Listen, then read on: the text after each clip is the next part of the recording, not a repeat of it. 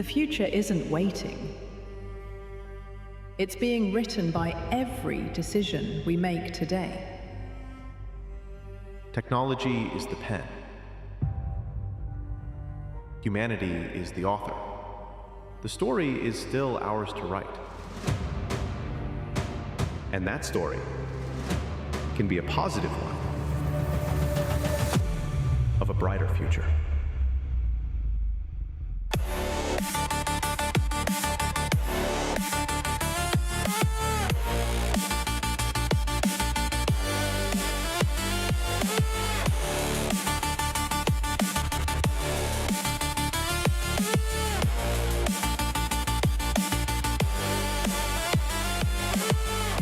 Small actions at scale don't just change industries, they change history. We don't inherit the future. We co-create it with courage, code, and compassion. Every startup, every breakthrough, every bold idea is a vote for the world we want to live in.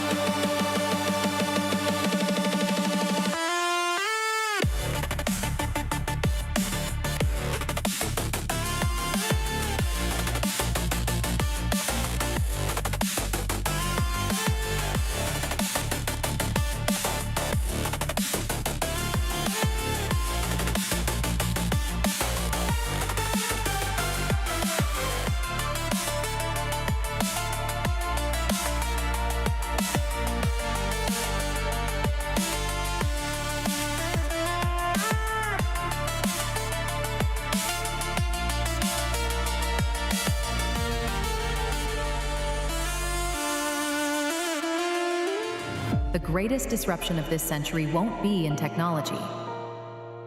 It will be in how we choose to treat each other.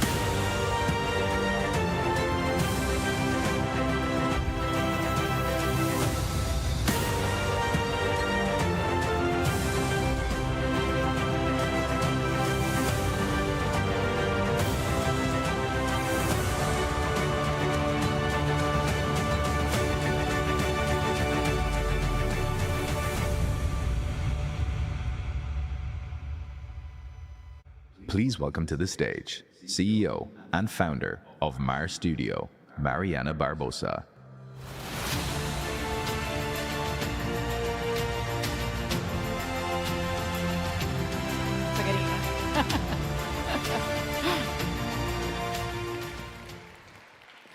Good morning. Bom dia. I can't believe it. We've already arrived at the third and final day of Web Summit 2025 here in the beautiful Lisbon.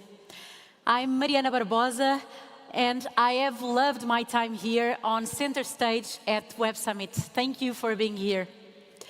I hope you have all had an amazing week here in Lisbon.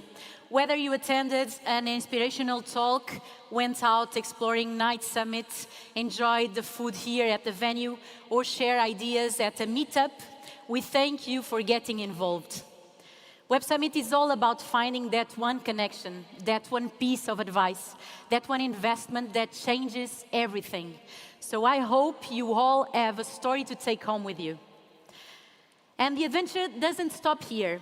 We'll see you next year in Qatar, Vancouver, and Rio, before we return back here to Lisbon next November.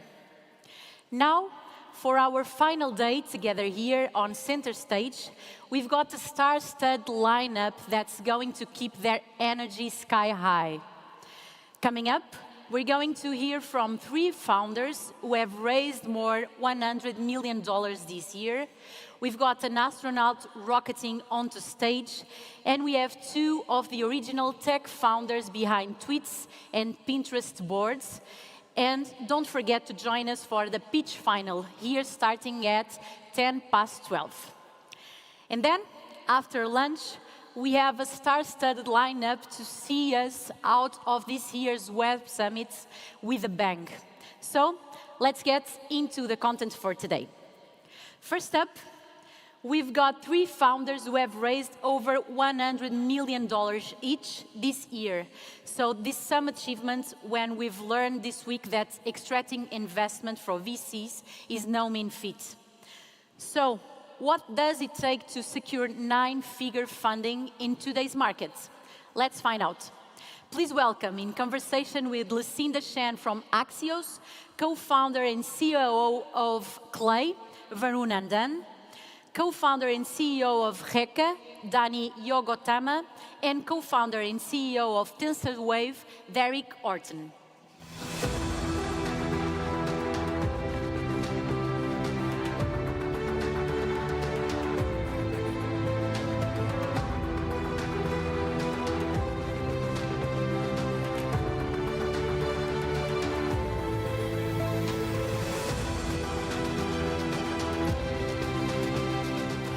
All right, thank you everyone for braving literal thunderstorm and lightning today to be here with us this morning. And thank you to Varun, Danny, and Derek to joining us. The rain is kind of fitting in a way because we have seen a deluge of funding into venture capital, larger than we've seen in years. But not everybody is getting the mega rounds.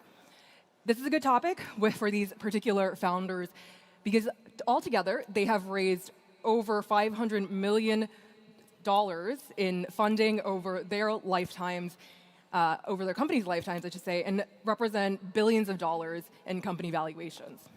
So I want to start with something, I think in the last couple of years, something I used to hear a lot was, if you raise funding in 2021, if you're a later stage company in that era, you need to show a path to profitability in order to raise again.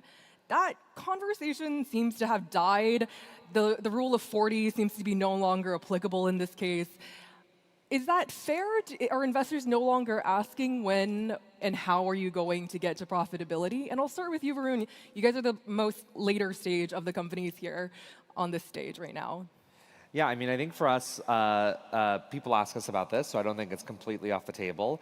But we're an extremely capital-efficient business. You know, we're not burning that much money at all. We could be profitable at any moment if we wanted to, but we're prioritizing growth. We're in an extremely competitive market. We're trying to win that market, and so we're going to be ambitious, and we're going to not prioritize profitability. But we have the flexibility, given how efficient our company is, to do that at any moment. So I think that just isn't as much of a concern for us, and I think we would score extremely well on like a rule of 40 metric actually at the moment. Is that self-discipline? Like you guys want to keep to the rule of 40? I don't really think about like the rule of 40. Incidentally, I think we would do really well on that metric. I'm more thinking about I believe in lean teams. Like I think we're very disciplined in how we hire and when we hire and when we invest in growth. And we've been posting videos on LinkedIn actually about how we like think about the ROI of like our billboards or whether or not I get to go to the Super Bowl with customers. And the spoiler is I don't. And I think that kind of rigor is what has enabled us to stay really disciplined and have a very efficient kind of capital efficient business. Yeah. How about you guys, Jenny?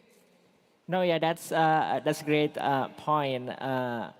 Of course, I think the eventual goal is to build a great business, right? So it's not like raising a loan doesn't mean anything, and the eventual goal is to build a great business. But there are different types of businesses, and each of them might require different kind of capital at different stages. Like some of them maybe need more at the beginning, some of them need more later on, right? So it's just taking everything into account. Obviously, with this new technology, right, there's a lot of like layers where you can play, and some of them just naturally require a bit more money or a lot more money, I guess, like to some extent, like at different stages. Yeah, I'd love to hear your opinion here, because TensorWave is a lot more hardware heavy. That's right, yeah. So our perspective is a little bit different because we are a cloud provider. We are infrastructure, right? That means it's incredibly CapEx intensive. Yeah. You guys are right? based out of Las Vegas. Yeah. Yeah, we have to build the data center. We have to buy all the GPUs up front, right? But it also means that we're generally profitable very early in the cycle. AI software companies that you've heard in the industry is much less the case. A lot of them are spending a lot of money on compute, and they haven't yet shown their profitability. But in the hardware space and in the infrastructure space, you kind of have to have your profitability baked up front. So basically, different models, right? So early on, higher spend, profitability later on, kind of more recurring revenue later on. Yeah. So what is the main question that you're hearing investors asking you about at this point? Like, what is their main concern? On our side, it's just about getting to scale as fast as we can, right? In the data center industry, especially the AI data center industry, it used to be 2 years ago, 3 years ago, that 10 megawatts was a big data center. Now you need 100 megawatts just as entry level, and you need to be talking about gigawatts in order to actually have a seat at the table, right? And that's many, many tens of billions of dollars in CapEx. And so it's just about how quickly can we achieve that scale, and how can we accelerate that? Yeah. It does seem to me that there's this like enormous competitive pressure. Elephant in the room being that all three of you are in AI, right? Like there's especially enormous competitive pressure within AI. There's so much funding going to the space. At the same time, they're all going to this like select number of companies. I think PitchBook had data in Q3 that showed it was like over 40% of the funding went to the top 10 deals of the last year to date time frame. And that used to be 15 to 20%. And I'd imagine that you feel that competitive pressure as well, even if it is more subtle. I mean, I think that's true, but also I think that people see there's way more opportunity because in the last 10 to 15 years, like so many more people have come online, technology has advanced in so many ways, and so the opportunity is also scaled. Now, you can make an argument that there's probably too much money in the ecosystem, and there probably is, but I think everyone's trying to like see which one wins, and capital is cheap at the moment, and so they have that, that prerogative. I think for us, like people care about growth, they care about market share, they care about and doing it with strong margins and doing it efficiently, and people want to back the winner in the market, and people seem to think Clay could be that in go-to-market AI, and I think we have a strong reason for why that could be the case. But that's kind of the pressures in this space right now. Yeah, for sure. What about you, Danny? I think context being, I think you guys are competing with like quite a few. You guys are a foundational model focused on enterprise, and that's an incredibly competitive space at the moment. That's true. I think, as I said, I think there are like application company, infrastructure company, model company. So they have different needs. I think with respect to capital going only to, there are different sources of investments as well. Yeah. You could get them from financial investors, yes, but there's also like some strategic investors that could come in and help you grow. And so and they all have different considerations. Like so far, like obviously, if you're a financial investor, maybe you're interested in returns, for example. So that's maybe top of your mind. Okay, I need to get a certain number of multiples over however many years.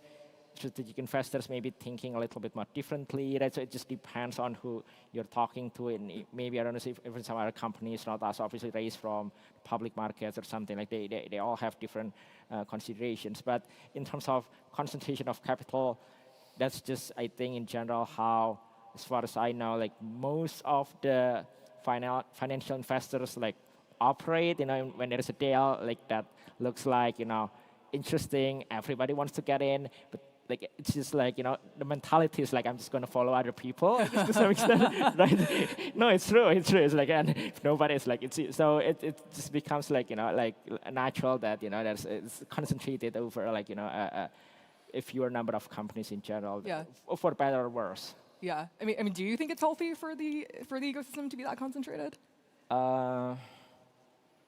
I guess it depends on how you want to look at it, right? So maybe like some like people have their own objectives, so it does make sense. Like if like you want to protect yourself from risks, right? You just want to make sure you don't do something that is really bad for your fund. Yeah, I think that approach makes sense. If you want to grow an ecosystem of like really amazing companies within a certain region, right? Whether that is in North America, Asia Pacific, Europe, I think there's a better way to allocate capital than like doing something like that. But I'm not an investor, so what do I know, right? It is, I will say though, that it's become like starting a company is like cool, and it's become like the default, as opposed to doing it maybe for like reasons of passion or like intense curiosity. And capital is so plentiful that it's very easy to do that. And I don't know if that's like the most healthy thing for the ecosystem in the long run. Yeah, like folks are starting because they think, oh, this is the cool thing to do, let's do it. Yeah. But there's not enough passion to carry it through to a successful to enjoy, company. yeah. We're definitely also seeing the concentration of capital in our space, in infrastructure. I think maybe even more so on the infrastructure side. And that's because, like I said before, deploying data centers for AI, incredibly capital intensive. So in order to have a chance at succeeding, you need to get a ton of capital very quickly. And investors, they aren't going to spread that around, right? They're not going to make small bets on 20, 30 different clouds. They're going to pick a small number and make very large bets. And so we see today in the space, there's probably less than 10 clouds that have achieved some level of scale and success that are continuing to do large-scale rounds. Yeah, it's like we are seeing, right, the rounds of 5 million or less are significantly lower, even not just AI, but across like all of venture capital at this point. Like AI is reshaping effectively how everyone invests. And to Danny's point earlier, like we're seeing a lot of different kinds of capital structures coming in as well, and they're becoming more creative structures. Do you think you've gotten to 100 million, not everyone can get that capital. What is it, do you think, that has really gotten investors to bite, right? To give you that 100 million? Is it the talent? Is it your resume on LinkedIn, right? Is it it's mostly that we're winning. It's mostly that you're winning, but how are they seeing, like, how are you telling them that you're winning? How are you I mean, I just think that like it doesn't, like most of these things don't, not to simplify it, but investing is a game of FOMO, basically. And I'm not trying to, like that is just a fact of how like venture investing operates right now. And so, and when there's a pull away winner, and maybe it's all three companies here, right? Like whenever there's a winner, like capital like swarms to it because they know what the power law will dictate if they can get a piece of that and how big that can be, right? And so I think what people see is the revenue growth is extraordinary, the margins support that, and I think a lot of other things don't matter. Now, I'm proud of our team. I think our team is amazing, and I think that we're growing responsibly and all these things. But I think to be direct about it, I think a lot of investors don't care. There's so many investors that just invest behind like numbers and nothing else. And I'm not saying those are good investments, but that's the minimum it takes to get a lot of capital. I think also, for us, having some differentiation, we early on decided we wanted to bring something slightly different to the market, something that wasn't NVIDIA in our case, right? So instead of being NVIDIA cloud number 27, we're AMD cloud number 1, right? And we're still the only ones in the world that have that focus. Having that differentiation was very helpful in getting investors excited because they've seen how the story's played out previously, and now they have an opportunity to be backing the primary provider. Right. because also it's like you look at the market differently, to Derek's point, right? I think that especially in a lot of spaces, like go-to-market tech, for example, unbelievably crowded if you look at it in a certain way. But in reality, we don't really have competition in a lot of ways also, and that's because we have a different philosophy. We're looking at the market in a different way, and a lot of go-to-market tech is about productizing certain tactics, and we're about how can we actually take a lot of the manual work and empower GTM engineers to do way more with it, and like build systems that can scale the most creative ideas, and it's just a different way of looking at the problem. And maybe that's to Derek's point on how they're looking at the problem differently too. And if you have a core insight that is actually unique, that can really separate you. No, yeah, I think, yeah, so you mentioned like this is about winning. You mentioned it's about differentiation. I think ultimately everybody wants to, invest in a company that, can carve their own space, and then continue to grow in that space, right? So by whatever definition, in various stages, as I said, right? Yeah, showing that basically you are different from the other competition that you have out there. And then you can own that space, you can win that space, right? Yeah. So this brings me to the other question I have, which is when I talk to investors nowadays, and you ask, is AI in a bubble? And this is a question that they are getting from their LPs too. What I've heard generally across the board is, it's probably overfunded, but our companies are going to be okay. Like, we love our companies; they're fabulous. When you're thinking, right, and there is a lot of AI ties, a lot of ties between AI companies, ties between tech companies in this space. If funding goes down in one company, there's a potential that there's a broader ripple effect. How do you think about, right, diversification of your customer base and also diversification of like basically communicating to your investors that you can survive any AI apocalypse? Yeah, so on our side, again, we're infrastructure, and so the economics are a little bit different.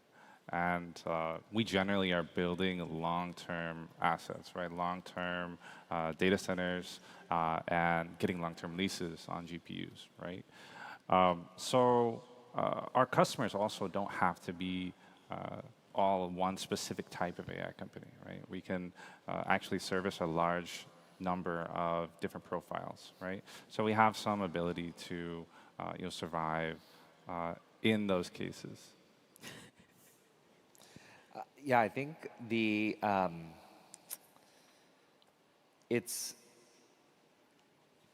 I find it that it's very difficult to actually. Sorry, I just completely lost my train of thought there. I'll take it first. Well, got it. Yeah. I'll think about it. Yeah. Anyway, so for us, obviously, we're a horizontal company. We make foundation models for the physical world. So we operate in multiple domains. I think it's just a matter of making sure that you actually, at the end of the day, generate a lot of values for your end users, for your customers. And as long as you can protect that, as long as they really benefit from what you bring to them, I think everything is going to be fine. So that's what we focus on. Yeah. I got the train of thought back. Fabulous. Which is basically just that I agree on the concerns on the AI bubble, which we're also worried about. But this is actually why we raised $100 million. Okay, cool. and this is why we have a very capital efficient business. So if you raise $200 million, I'll be like, oh God, the end is coming. Well, I think this is totally right though, actually, because it's like you raise money, you have a very capital efficient business, so that you can weather the storm.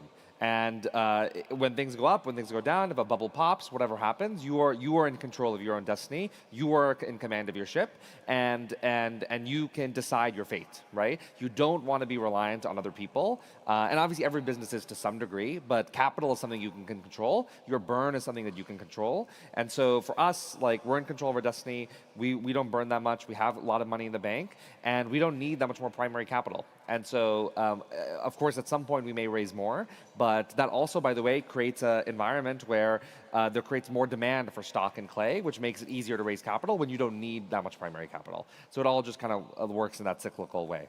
Yeah. Adding to that, right, being able to achieve a certain amount of scale and a certain amount of profitability also protects, right? And so in the infrastructure space, we think what will happen is over time, the players that have achieved some minimum level of scale, a gigawatt of capacity or more over the next couple of years, they are going to be much more protected. They're going to have better margins, more profitability, and be able to weather those storms a lot better. And if you haven't achieved that scale and something happens, Right.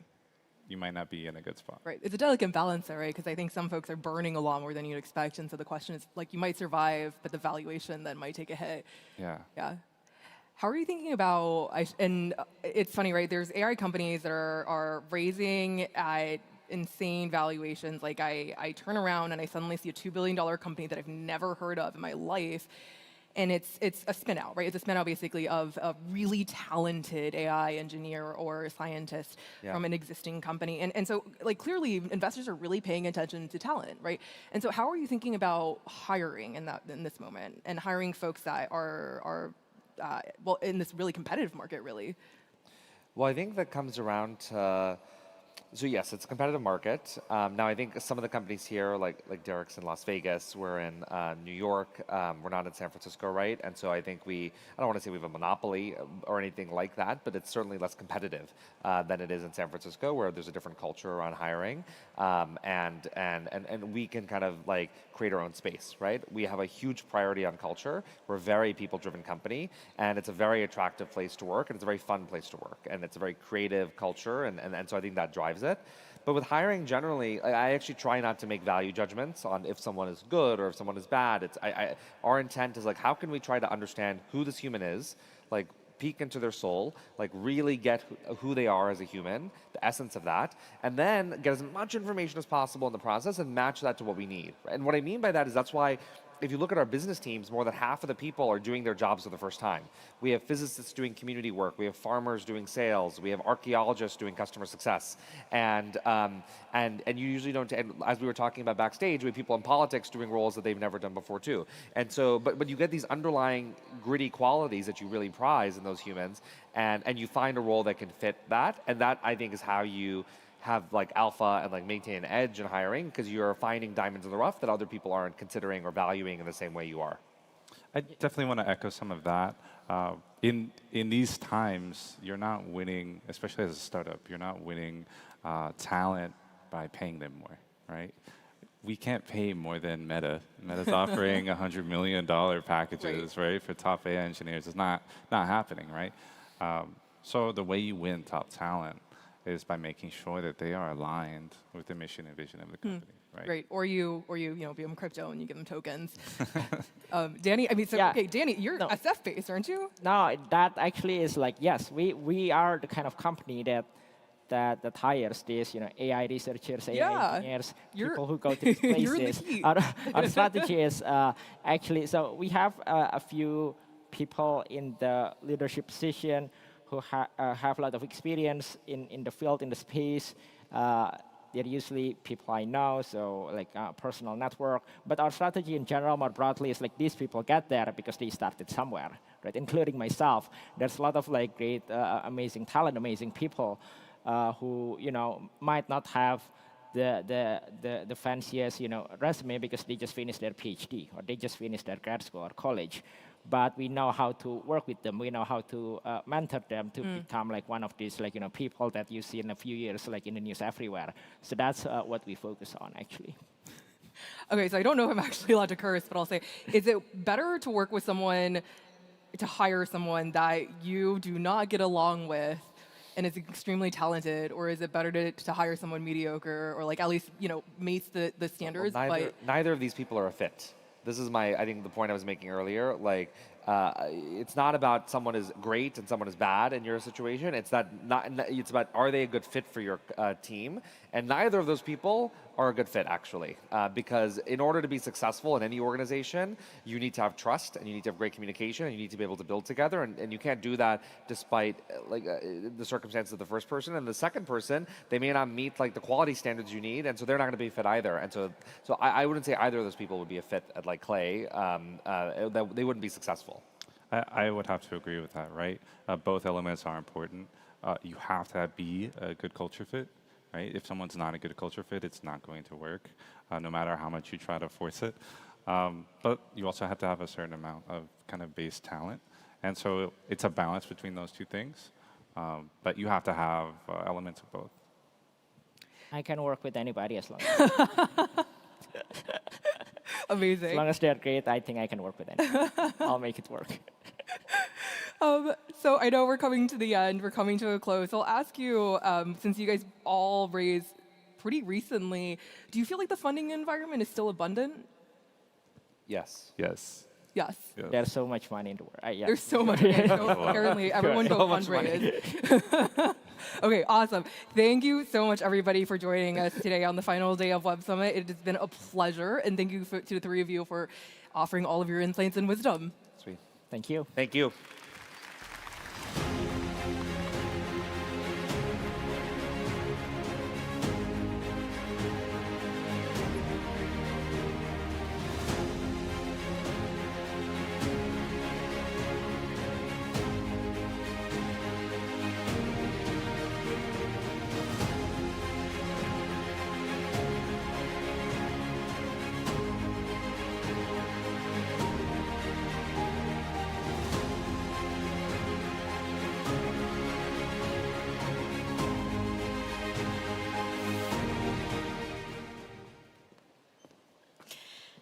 The International Space Station first launched more than a quarter of a century ago, a symbol of woman ingenuity orbiting 400 kilometers above Earth.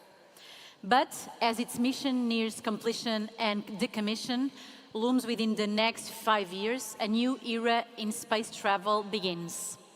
This next company plans to launch the first commercial space station in 2026, an innovation lab for both private astronauts and government missions. Joining us on stage is someone who spent time among the stars, a former NASA astronaut now serving as lead astronaut for this bold new venture, helping chart humanity's next giant leap. Please welcome, in conversation with Sarah Hussein from AFP, lead astronaut at Vast Space, Drew Fauster.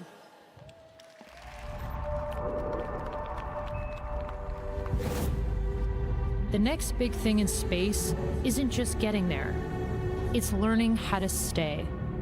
With the International Space Station due to be retired in 2030, we believe it is up to us to solve for this future.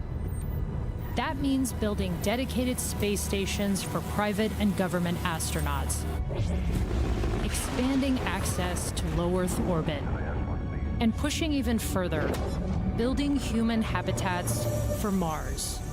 No one has ever built a commercial space station. That changes with Haven 1. America's next space station and the world's first commercial space station. In 2026, a crew of 4 will visit Haven 1 for 2 weeks, launching and docking aboard the proven SpaceX Dragon spacecraft. It's important for humanity to get out into the stars. I think this is good not only economically, but just good for the human spirit. Humans need a frontier and something to explore. We will be pioneering in-space manufacturing, unlocking new industries only possible in microgravity.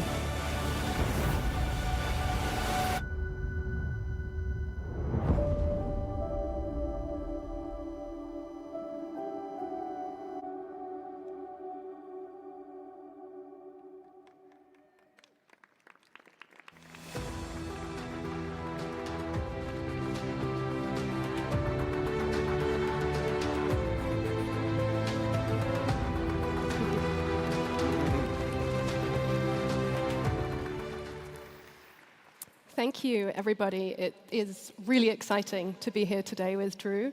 As you've just heard, he is lead astronaut at VAST, an astronaut with over 20 years of experience at NASA, more than 200 days in space, and I have a long list of questions, so let's just dive in. Ready. First of all, tell us about what we just saw there on the screen about VAST's mission. What is the timeline here? Who are the customers that you see for this? Yeah, thank you, Sarah, and thanks to everybody for coming today. It's great to be in Lisbon. This is my first visit here, and unfortunately it's raining a little bit, so we missed some of the great sights, but we're enjoying our time here. Yeah, VAST is, we're planning to be the first company to put a commercial spacecraft, a low Earth orbit spacecraft in orbit next year. And as the video alluded to, we're doing that quite rapidly and ultimately plan to bid to replace the International Space Station, which is coming home in 2030 is the current plan. So we're excited about that. You can see we're making great progress. And we're not planning to slow down anytime soon. It will be the first commercial spacecraft in orbit. And you've had a pretty important milestone in that timeline recently with the launch of your Haven demo unit. Can you tell us a bit about what the purpose of that is, what you'll be looking for now that is in orbit? Absolutely. So on just last week, on November 2nd, we launched our first operational spacecraft into orbit. The company's only been around since 2021. I joined in late 2023, and over the course of about the last year, we assembled, designed, manufactured, assembled, and launched our very first satellite. It's about 1 meter on a side. It's called Haven Demo. That spacecraft launched into space last week. It's on orbit right now, operating with all of the critical components that we will use on our Haven 1 spacecraft. So our propulsion system, our avionics system, our power control systems, radio, telemetry, camera systems, all of the critical assets that will be part of our human-rated spacecraft, except for the life support system. So that's in space. It's a critical step to us. In conjunction with that progress, we have also very recently completed the assembly of our flight spacecraft. So we've built 2 space halls right now, the actual module itself. It's about 4 meters in diameter, about 10 meters in length. And the second unit, which is our flight unit, the assembly is complete on the shell, and now it's undergoing integration to put basically all of the internal components in the spacecraft with the plan to launch it no earlier than May of 2026. So we're moving fast, but we have a really great team that knows how to get this work done and put these human-rated spacecraft on orbit. And talk to me a bit about that. I mean, you're not the only ones in this space. It's not a huge sector yet, but what is it that you feel sets VAST apart from some of your sort of would-be rivals or competitors? What's unique about our company is our funding model and also the fact that we are vertically integrated, which means we've got about 165,000 square feet. I won't try to quickly convert that to meters here, but three large buildings in Long Beach, California, that represents our design, engineering, and manufacturing centers. So nearly every aspect of our spacecraft we build in-house under one roof, and that allows us to not only control our supply chain, but all of our manufacturing processes and be able to quickly and efficiently make any changes, to test, to evaluate. So we're a hardware-rich company, and that allows us to make quick progress, but also make quick changes as needed to have a vehicle in the way that we need it to be to meet certain requirements to launch into space. So our team is very strong as well. We have a large number of our engineering team that have come over from companies like SpaceX and other aerospace companies that are based in Southern California. And so that team has a lot of experience and skill in putting human-rated vehicles in space. So we're not really having to teach our engineering team or our workforce how to do the work they're doing. We're just giving them an opportunity to excel, giving them all the resources they need in terms of assets and manufacturing tools, and allowing them just to get the work done and reach the goals. Tell me about the ways in which your experience in space has sort of shaped some of the design aspects, both of Haven 1, but also of the training program that you're eventually hoping to offer customers. Yeah, so you can imagine that a company that's building a human-rated spacecraft can benefit from having an individual like myself who's actually been to space. And so I tried to touch all aspects of the company, and I'll just reflect back that when I joined the organization in December of 23, we had 200 employees. We now have over 1,000 employees. But being there early on allowed me to really get to know, the central core of the organization and then meet all the people as they showed up. So that's allowed me to be able to touch every aspect of the company and get to know the individuals that are working at and share my knowledge. And I don't always know what it is that I know. I don't, but when I talk to these individuals and learn about what they're doing, what some of the challenges are, I realize that there are nuggets that I have, in my head that I can impart on them and help them understand what, 2 decades of experience in human spaceflight has taught me about building spacecraft and operating and working in space. So one of the most tangible things that will be obvious to anybody that actually goes to live on our space station is the sleep system that I helped design, which is an inflatable bladder that is designed to create sort of a distributed load of force on your body as you sleep. Because historically, when astronauts sleep in space, they essentially climb into a sleeping bag and get hung against the wall and then use bungee cords to create pressure on our body. And that's really a way to try to simulate gravity or the feel that we all get when we climb into bed at night and lay down. Your muscles, it doesn't really matter what position your arms or legs are in, but they basically relax because gravity pushes your limbs into the bed surface. But in space, what happens is if you just close your eyes and decide to go to sleep while you're floating, your arms and legs sort of reach some sort of neutral position where they're not really stretched out, they're not really folded in, but they're kind of an in-between mode. So your muscles aren't really relaxing. They're just pulling in tension in both directions that's like a natural position without gravity. So all that to say that when you try to go to sleep, you're not really resting.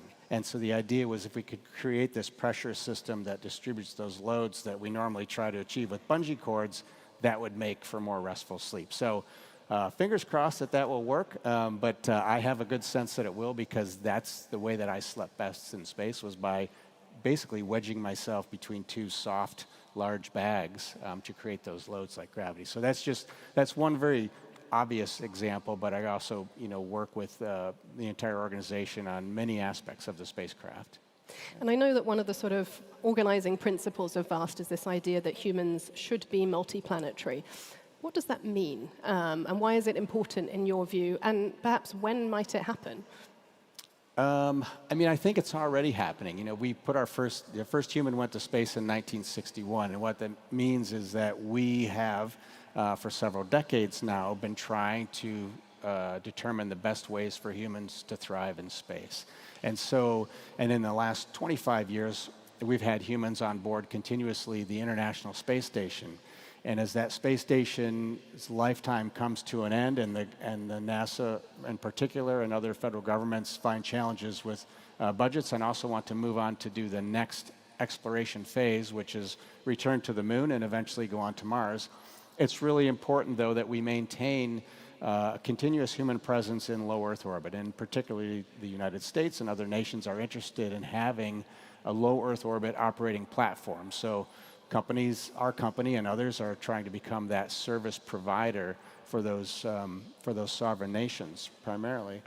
But what that also means is we're continuing that heritage of having humans living and working in space, allowing NASA and other nations to consider what it takes to permanently have presence on the surface of the moon and then eventually Mars. And that's where we start that interplanetary, multiplanetary species, where we don't just have to remain here on Earth, but actually can start to expand out into the solar system. Now, that's not trivial, and anybody who knows anything about space realizes this isn't just going to happen at the snap of a finger, and we know that the great distances in our universe, unless we're traveling at the speed of light, even if we're traveling at the speed of light, it can take many, many, many years to get to anywhere. So we're starting with baby steps, and we've only been at this since 1961. So, but I think it is important that humans have the ability to live off this planet, and there's also resources for us away from our planet that we can utilize and leverage that can be beneficial to us back here on Earth as well. And I want to pick up on that last point, because I'm sure you know that there are some people who feel a degree of skepticism, maybe even fear about space exploration, because for them it signifies almost an abandonment of the planet that we currently call home. Why do you think that's wrong? What is it that space exploration can offer us in terms of enriching our current life here on Earth and maybe even protecting it? Yeah, I wouldn't say it's wrong. Clearly we have many challenges on planet Earth that we need to manage. I guess my counterpoint is, what's the alternative? We can think of this in a few ways. Operating in space and working in space is becoming really important to our daily lives. And not only having humans in space, but also space assets. So we all want to use our phone. We all want to fly on airplanes. We want to, manage. We want to live in a world. We're living in a world with, cloud computing and digital age, and all of those require space assets. So at some point, we have to continue to operate in that space, and all nations want to be a part of that. So it's not that we shouldn't be doing it, it's that we are organically doing that. We are just operating in space, and we're really not going to stop that. But it's also important to point out that there's two types of science primarily that we do in space. One part of the science is science we do to make life better for us here on Earth. Part of the science is designed to understand what it takes to have humans in space and thrive in space. So by operating in space, we are taking advantage of activities like stem cell research or making artificial retinas, critical science, creating pharmaceuticals, looking at crystal growth in space. There are many processes that benefit from a microgravity environment that we can use to apply back to enhancing life on Earth. So I think we need to do both.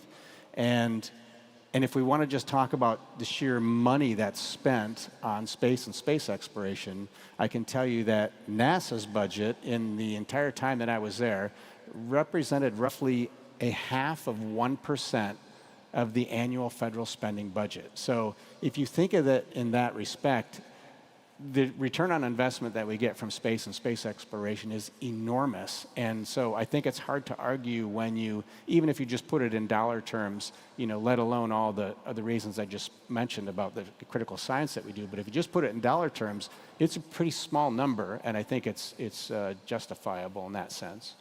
One of the things that's always sort of impressed me about the ISS is it as a place for sort of international cooperation, kind of regardless of what's going on Earth. And I want to know a little bit about what your experience of that was like, but also what you think happens to that kind of international free zone of camaraderie once the ISS is decommissioned. Yeah, so the ISS has certainly been a model of international cooperation for its entire existence, and it's really the benchmark that I think a lot of people use as a place where we can get along and work for the greater good. And again, all of that work that we're doing is important for humans off the Earth and on the Earth as well. Our company, VAST, is a U.S.-based company, but we fully intend to be a service provider to all nations, and that is our target clientele. It's not just private individuals. It really has nothing to do with tourism. It's about providing a platform for humans to work and live in space, and that includes sovereign nations around the world. The space station program was really limited to, I think, 16 or 17 partners, and that actually excluded many, many nations around the world that couldn't sort of afford or really didn't have the capacity to participate in that workspace.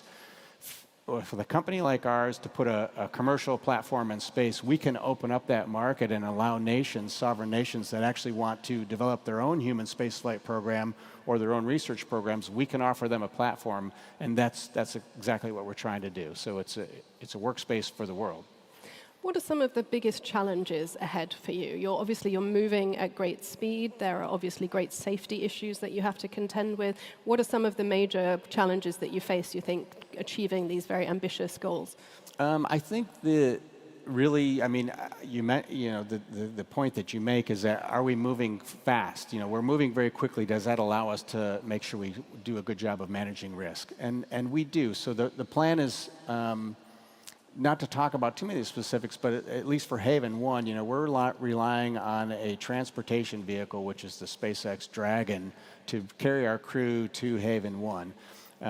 We won't launch that spacecraft with anybody on board. It will launch without humans on it, and we'll have a chance to evaluate it for a period of at least, as long as we want, really, before we feel that it's safe to approach. And in fact, a company like SpaceX wouldn't allow us to approach our spacecraft if we didn't think it was safe and a viable place to be. So In addition to that, we are working closely with NASA to make sure that we're meeting all of the certification processes that we need to certify our spacecraft and make sure that it is safe. It's not to say that flying in space is a zero-risk opportunity, but it's about managing risk, and we've learned so much about that in the last 25 years. We're learning lessons. So are we going faster than we did to build the space station? Absolutely. But we should be, because we've learned all those lessons in 25 years, and we can apply those, and we can do it faster and effectively and safely, and so that's what we're doing. So we're rapidly running out of time, but I don't want to let you go without asking the question that I'm sure everybody asks you, which is essentially, what's it like being in space? But let me phrase it with a bit of a twist. Is there something about the experience of being in space that you think people don't understand that you would like them to understand?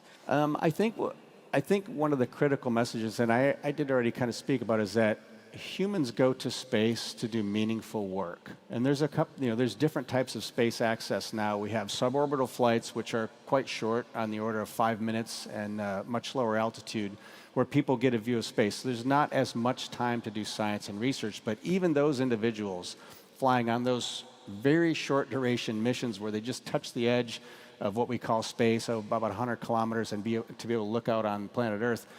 For them, there is some research component, sometimes very short, but when you listen to them talk about seeing Earth, they come back with a new perspective to realize sort of the vulnerability of the planet and where we live. And so for astronauts who spend more time in space, I have not ever met an astronaut, even any of the private astronauts that have gone to ISS for short periods of time, who hasn't said they want to do meaningful, critical work when they're there.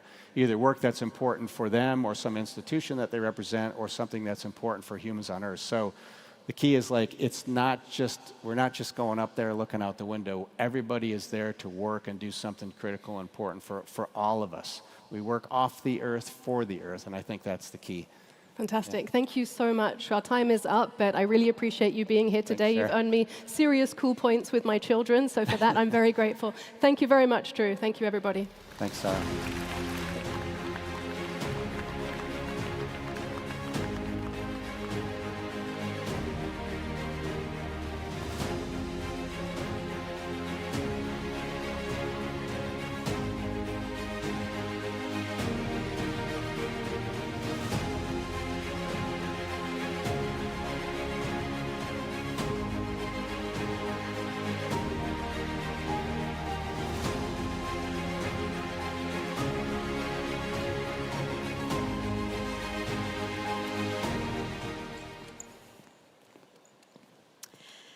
A recent Nielsen survey found that 40% of adult waking time in the US and UK is spent looking at a screen.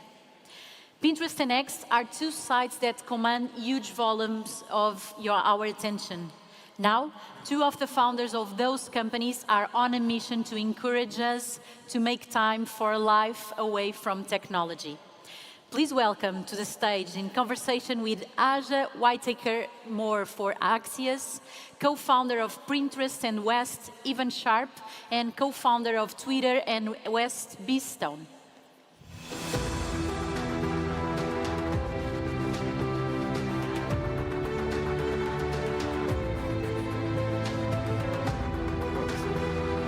Traffic barrier there.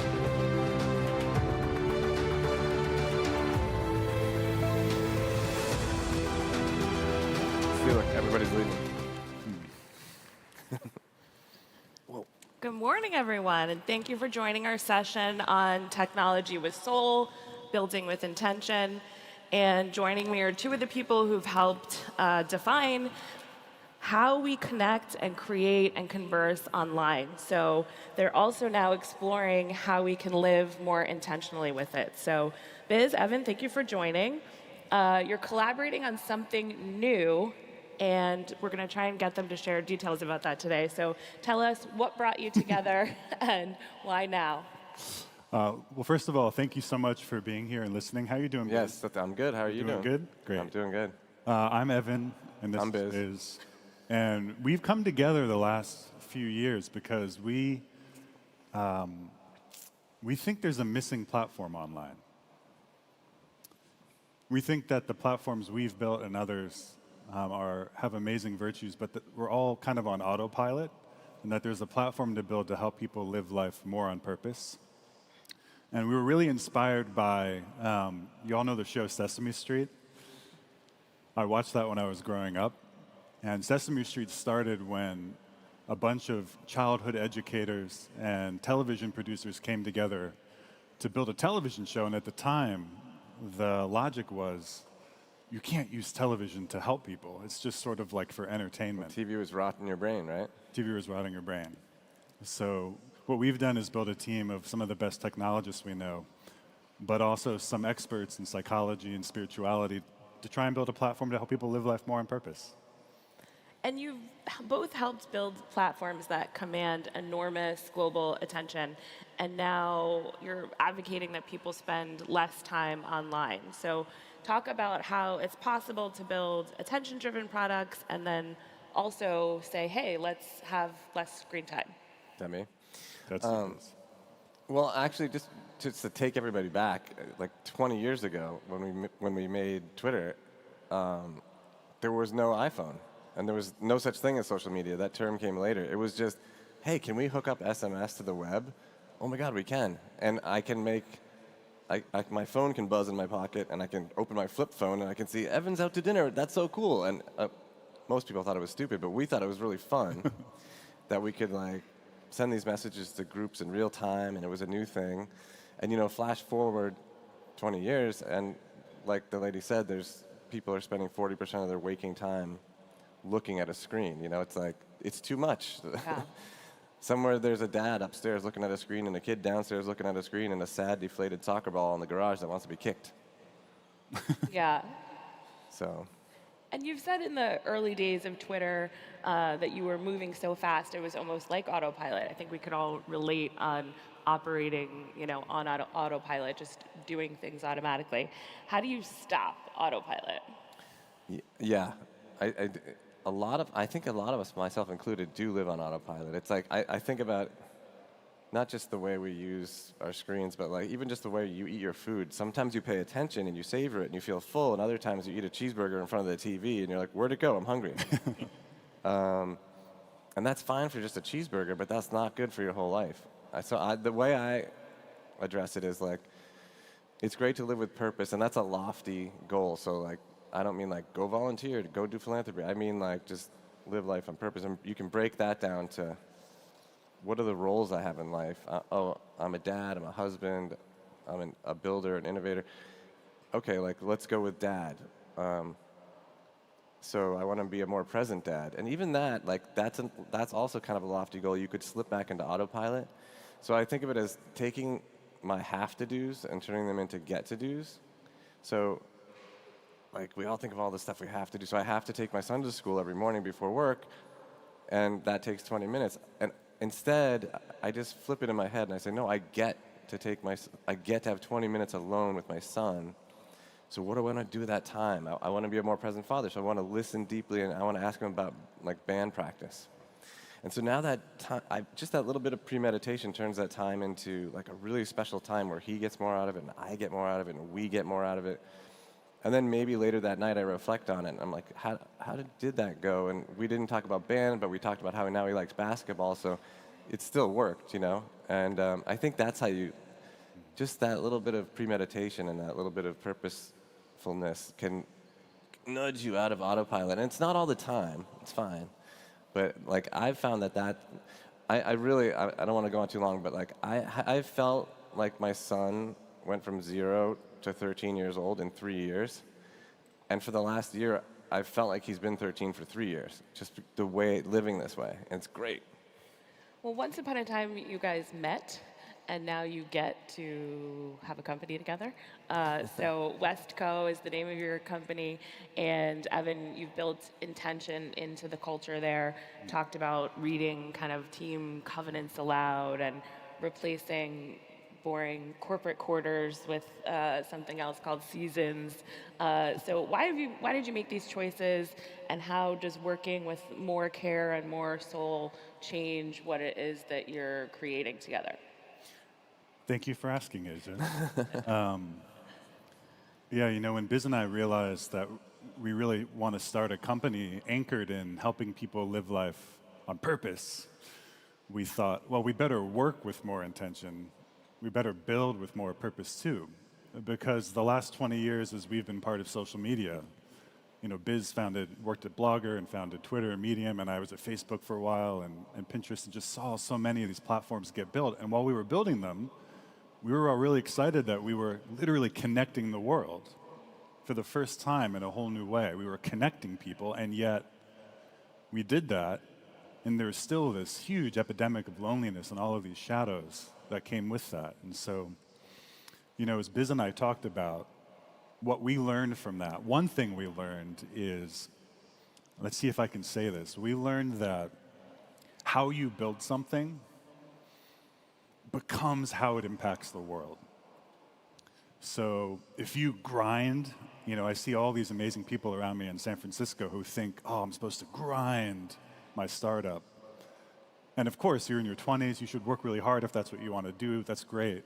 But when you grind yourself down, when you grind your team down, you're going to ship something that grinds the world down.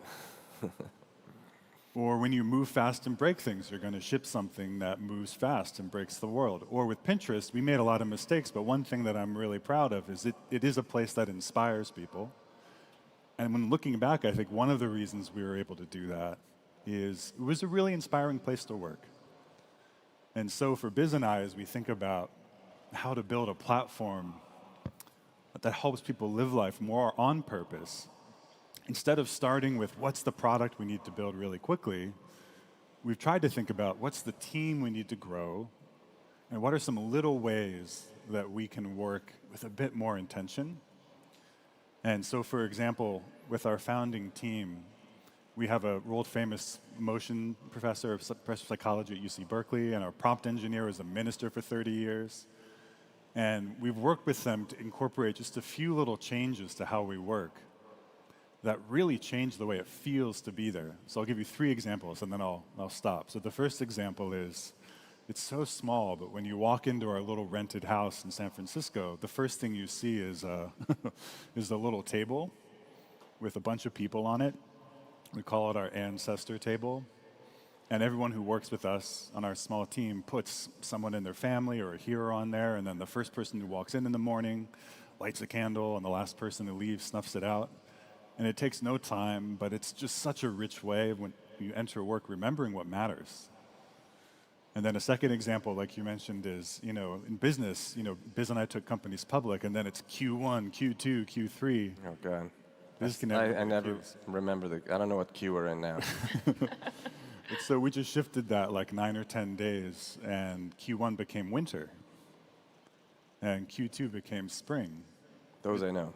It doesn't really sound like it makes any difference, but then when you're planning the next quarter, all of a sudden you're thinking about winter and everything happening outside of work, and it's much more integrated. And then the last example is the founding team. We came together in the beginning and wrote something called a covenant, which is like a fancy word for an agreement. And once every 2 weeks, we spend an hour together going through that covenant and reading it out loud and talking about how we're doing. So it starts with being quiet for 3 minutes, which is really hard for Biz. Sometimes we make it 4. So those are some examples of just little things that really take almost no time, but really change the way it feels to work. And so you're experimenting with how your company works and operates, but you're also experimenting with a new product. So maybe you can tell us a little bit about I don't know what that was. Maybe you can tell us a little bit about what your new product is. What is it? What are you building? Want to start with maybe time and lifetime? What do you mean? Which? Just go ahead. Just like looking at your whole lifetime. Your lifetime, yeah. Well, that's what we originally came together about. It's just like why are there tools for like tracking your steps and your sleep and your money and all of these things, but the thing that's the most valuable of all, the thing you would give everything else up for, we have nothing to help you with. That was the original. Yeah. We got together and we said, why is there not that? And we didn't know what to build, so it took us a while of iteration before we realized that it's about trying to introduce purpose and how to do that. Yeah, it's sort of like if we went up to somebody on the street. Oh, that, and, had a microphone. We were like a game show host. And we were like, you just won the grand prize, $1 million. Everyone would be, oh my, I'm so happy. Yeah. It's amazing. Thank you so much. You changed my life. I'm overjoyed. I feel so happy. I'm like, oh, you know what? Make it $10 million. I'm going to give it to you. There's only one catch. You can't wake up tomorrow. You still want it? No. Well, then why aren't you waking up every morning like as happy as you just said you would be if you had this? So like, that's really what we keyed off of. Crazy that when you think about all the interfaces we have on our phone or online, like you were saying, we have all these interfaces for our money, for the work stuff we're doing, for our steps and our heart rate. Yeah. But this thing that's the most precious possession we have, our life, our time, completely unproduct. The only product we have is this like enterprise meeting calendar. It's really 30 great boxes. At filling your time with stuff you have to do, and then all the rich stuff you get to do doesn't even end up on the calendar. So that's what we've been building. Oh yeah, and that's the idea. This is what I wanted to say before. Is it's like I'm not a longevity expert. Like I can't add more time to my life, but I feel like there are ways of adding more life to your time. Yeah. Amazing. Yeah. So all these people here are going to want to know, how do they check this out? What is your new product called? What can you tell us about that? Oh, well, it's called Tangle, Life on Purpose. It's brand new. It's like kind of alpha, and it's invite only still, but we want our friends at Web Summit to try it out and tell us what they think. So we're inviting you with this code, WS25. Unfortunately, you're invited right into my life. That's the only way we could make it work this way. But it's all these things we've been talking about. It's like a simplification of these things. So it's about, it can look at your calendar if you want, or you can just tell it. But it looks at your calendar and it says, oh, it looks like you're a father, a husband, an innovator, a leader, a traveler. Yeah, I am all those things. Okay, what kind of father do you want to be? Oh, I didn't even know I could be a kind of father. Like, yep, you can. You want to be a more present father? Yes, I do. That's what I want to do. Okay, how do I do that? It's like, well, here's a bunch of suggestions. You could do this with your son. You could do that. And so you set like a kind of one of your threads for the week, like a focus thread. Like, okay, I want to be a present father this week. And it's like, great. Let's just try to do 3 things this week that are a more present father. And maybe next week I want to be a more romantic husband, and I do 3 romantic things. So it's just, and at the end of the week, it writes you this nice story of what your week was like. And it's really beautiful to read because we use some AI sprinkled throughout there to do this stuff, and the AI remembers everything. You don't remember, but you're like, oh my God, I did a good job this week. It's how you can tell you're making progress. And it's really beautiful because you can also read your friends' weeks and get a sort of an intimate look into how they're doing. So talk to us about, I guess, as a philosophy, this makes sense, but also as a business, you have to figure out a way to encourage people to use technology less, but also create a business around using the technology. So how do you square those 2 things, and how will you know if either is successful? Okay. I think it's the way that you decide to measure engagement. Some companies would say engagement is like 8 hours a day, and other companies are like, no, it's like 3 to 5 minutes, as long as you're getting a lot out of it. And that's where we're falling in that category. So wake up. What's your intention for what's one have to do you can turn into a get to do through this intention setting app? Okay. You do it. Maybe in the middle of the day you open it up so you can like cheer your friends on and the things that they're trying to do, and they can feel supported. And then maybe in the evening you look at it one more time to be like, oh yeah, how'd that thing go that I said I was going to do? I didn't do it, or I did it, but it was different. Because it's that when you reflect on a thing that you intended to do, it's the difference between those 2 things that is like the meaning making in your life. And that's really over time how you can see how you're progressing in that role, that you're trying to be a better whatever. And we have ways of measuring that on our side, where we can start to show you graphically or even with some kind of number. We haven't figured that out yet, but the idea is to show you your progress. And we've I think everyone at this conference and in their lives has been talking a lot, I think, about AI and automation.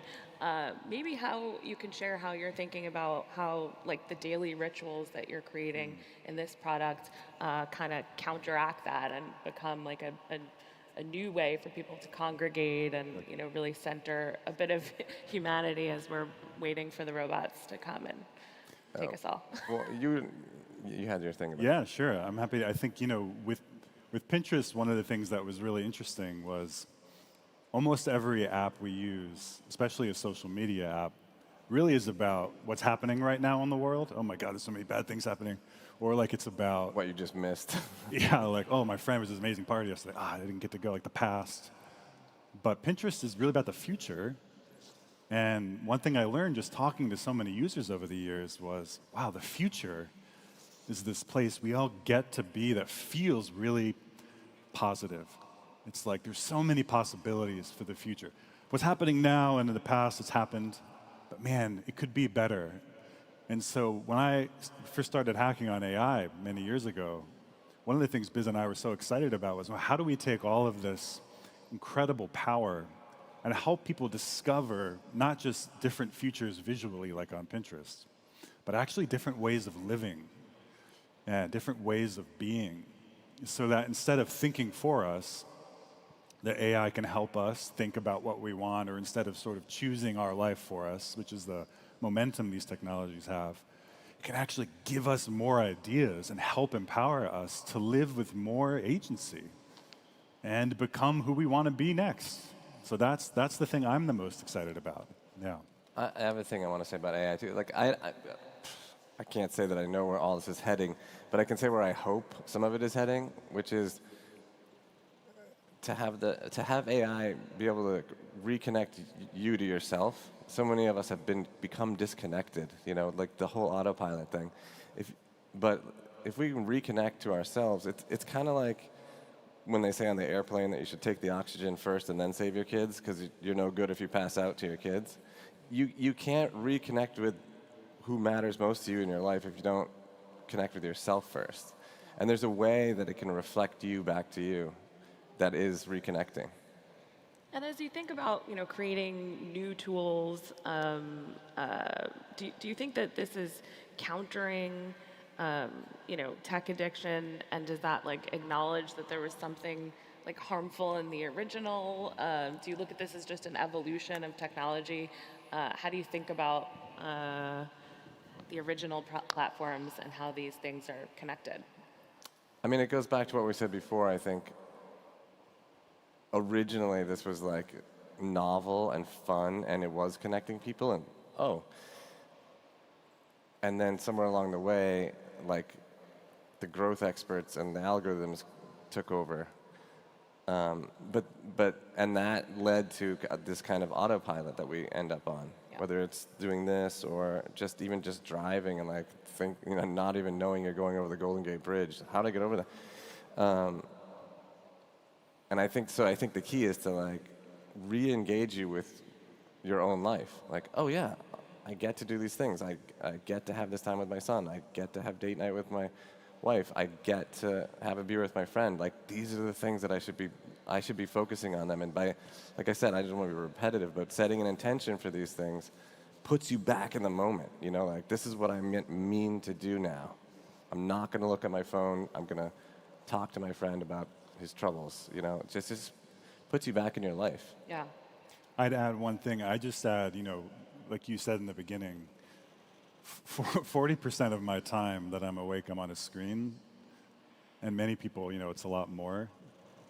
It's just too much time. Yeah, it's too much. Yeah. Most of the best stuff in life happens off the screen. And so I'm just fascinated. How could we use the screen just a little bit to help get you offline? We're on a screen right now. We're on a screen now? Oh, no. We're contributing to the Yeah, problem we're making it here. worse. Well, in our last minute here, maybe if everyone here were to create one small intentional change in how, you know, they work, they create, they live, what would you want that to be? Maybe each of you could give us a little advice. Sure. I love to zoom out in my life. Like I'm on Google Earth and I zoom out from my where I live and see the whole country, the whole earth, and think about when I'm 70 or 80 and just write myself a page, one page. Man, what do I wish I will have had done now? And use that to steer how I make my decisions. I wish I'd watched more TV. Yeah, I mean, the thing that I do, I just go back to the same thing, which is kind of zooming out. What are my roles in life, and how do I want to be them? Like I said, a lot of people are like, yeah, I'm a husband. What kind of husband do you want to be? Oh, I can be a kind of husband. Yeah, you can be a more attentive husband. You can be a more romantic husband. And then you kind of wake up like, oh, there's so many things I could be doing, little things that could be making my life more special and more special for my wife. And it's just, so the roles we play, how do you want to play them? How do you want to show up in those moments? And maybe last piece of advice to your former selves at your former companies. Go ahead. I would say, you know what you're doing, and listen to yourself more than you listen to people you think are experts. I did that already. All right. Sounds like a good way to end. Thank you very much. Thank you. Thank you, guys. Thank you.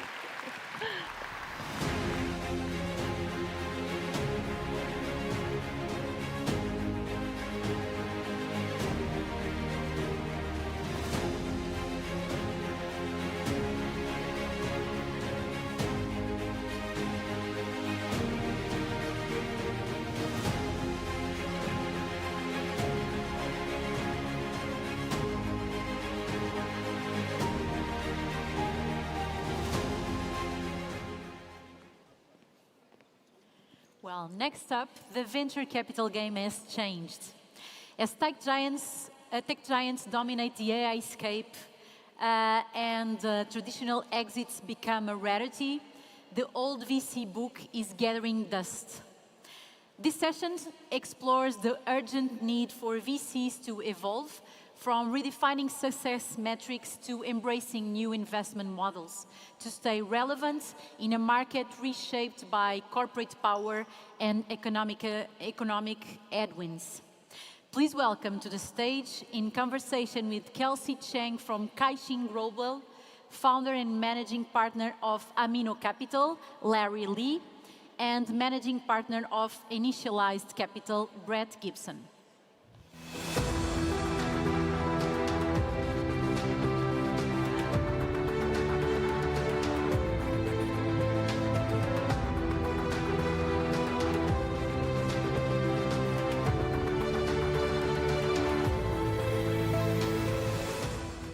Hello.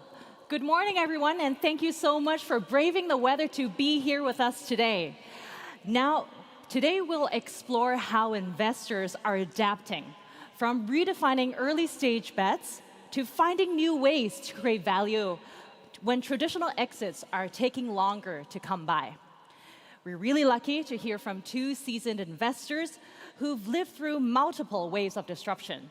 Larry Lee, founder and managing partner at Amino Capital, and Brett Gibson, managing partner at Initialized Capital. Thank you for joining us. And could you tell us a little bit about your work and yourselves? Yes, my name is Larry Lee, founding partner of Amino Capital based in Palo Alto, California. We have a 20 unicorn, and we have been on the Forbes Midas list 3 years in a row. And Brett? Yeah, hey, I'm Brett Gibson. I'm managing partner of Initialized Capital. We're a seed stage venture capital firm based in San Francisco and New York, and quite generalist. My background is as an entrepreneur, started multiple companies. And we will ask you about that later. Now, let's start with the bigger picture. This question is for both of you. AI development today can require hundreds and millions of compute before it can find product market fit. So how has that changed early stage funding for you, Larry?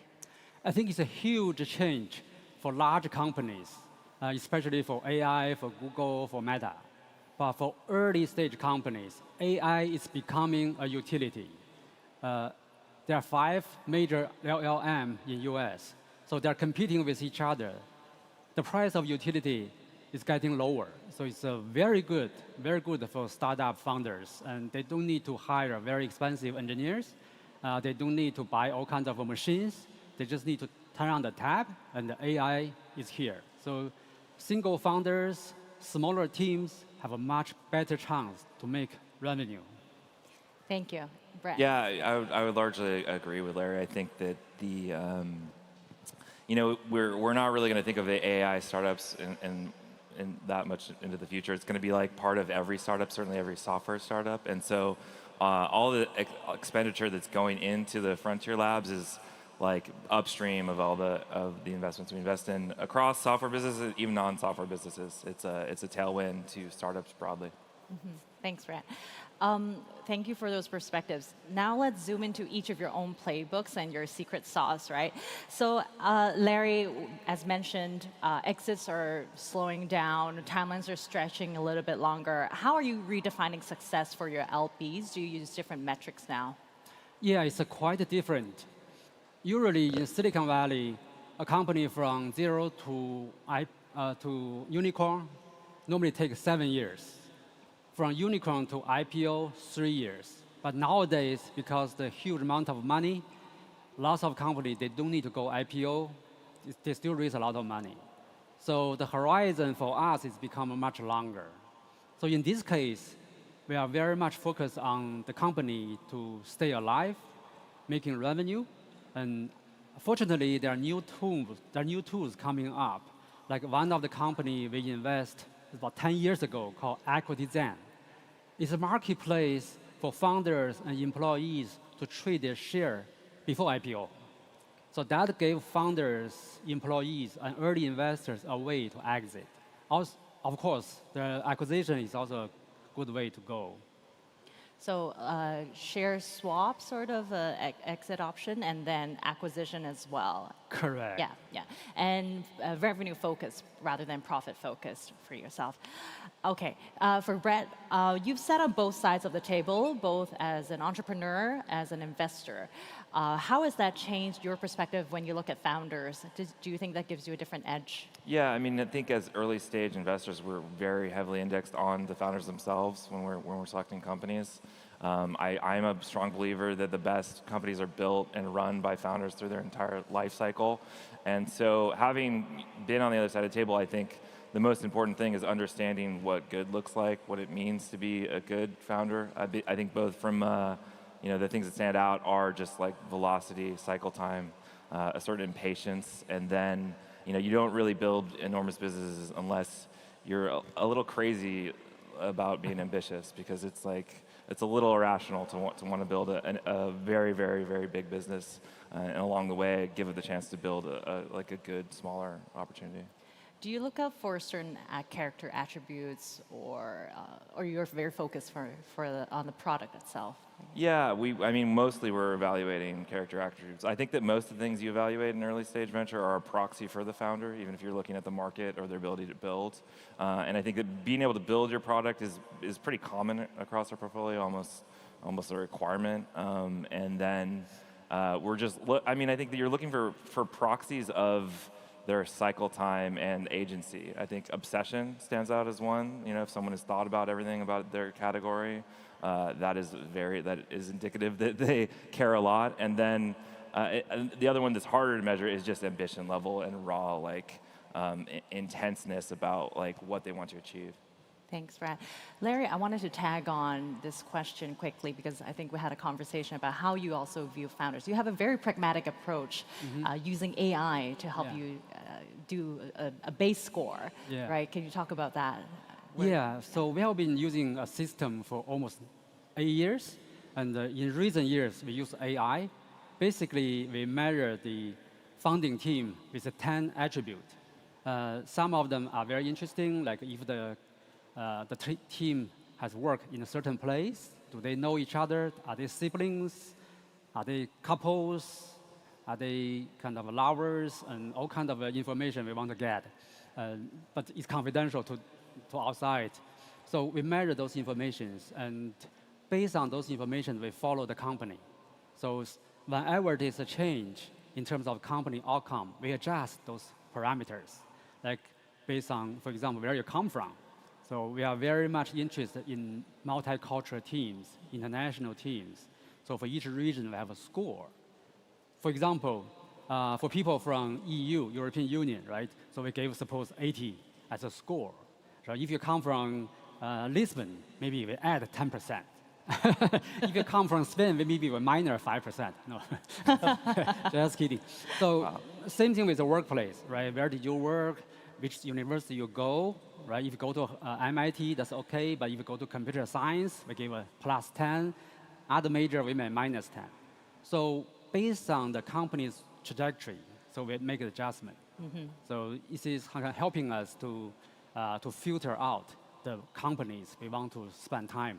Fantastic. Very helpful. AI-powered due diligence, right?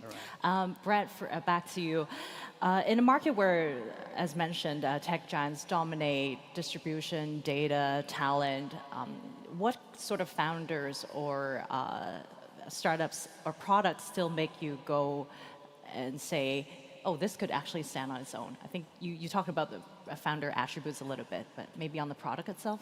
Yeah, I mean, I think that there's, I guess I would have guessed a few years ago, thinking about the trends in AI, that the innovator's dilemma might not hold true this time because it's very obvious that everyone needs to adopt AI.